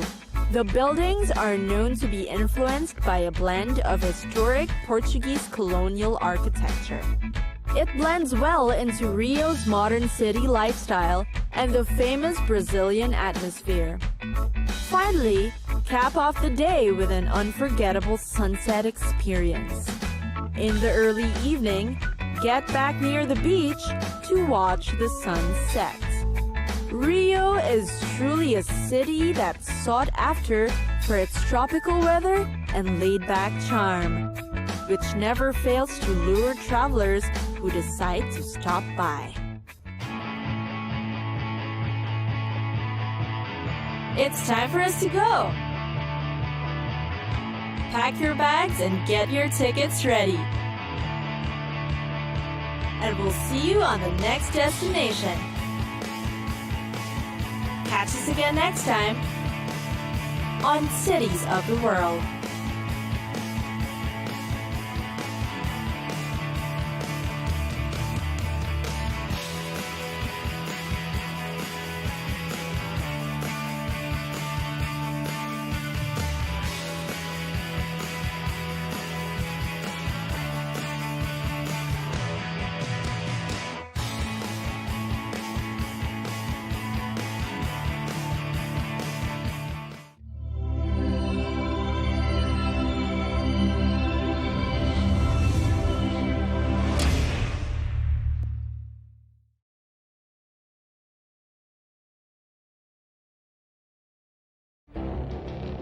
It feels like decades are passing by in a matter of weeks. Seismic shifts in the world order. Never, ever will be part of America. With so much happening and so much noise. Whether it's political upheaval, Canada has been ripping us off for years. Economic shifts or social movements. And no one wins from tariffs. I think America can be more friendly to the rest of the world. For in-depth analysis and all the latest developments across the globe. To have an inclusive policy together. The meetings with Hamas gave me some hope. We're in another nuclear arms race. The most important development straight to your screen. Welcome to the dressing room. I'm on my own. I need backup. And an insightful look at the issues shaping our world today. It was not going to happen, that war, and it happened. Join us on Arabiya News, where the world talks.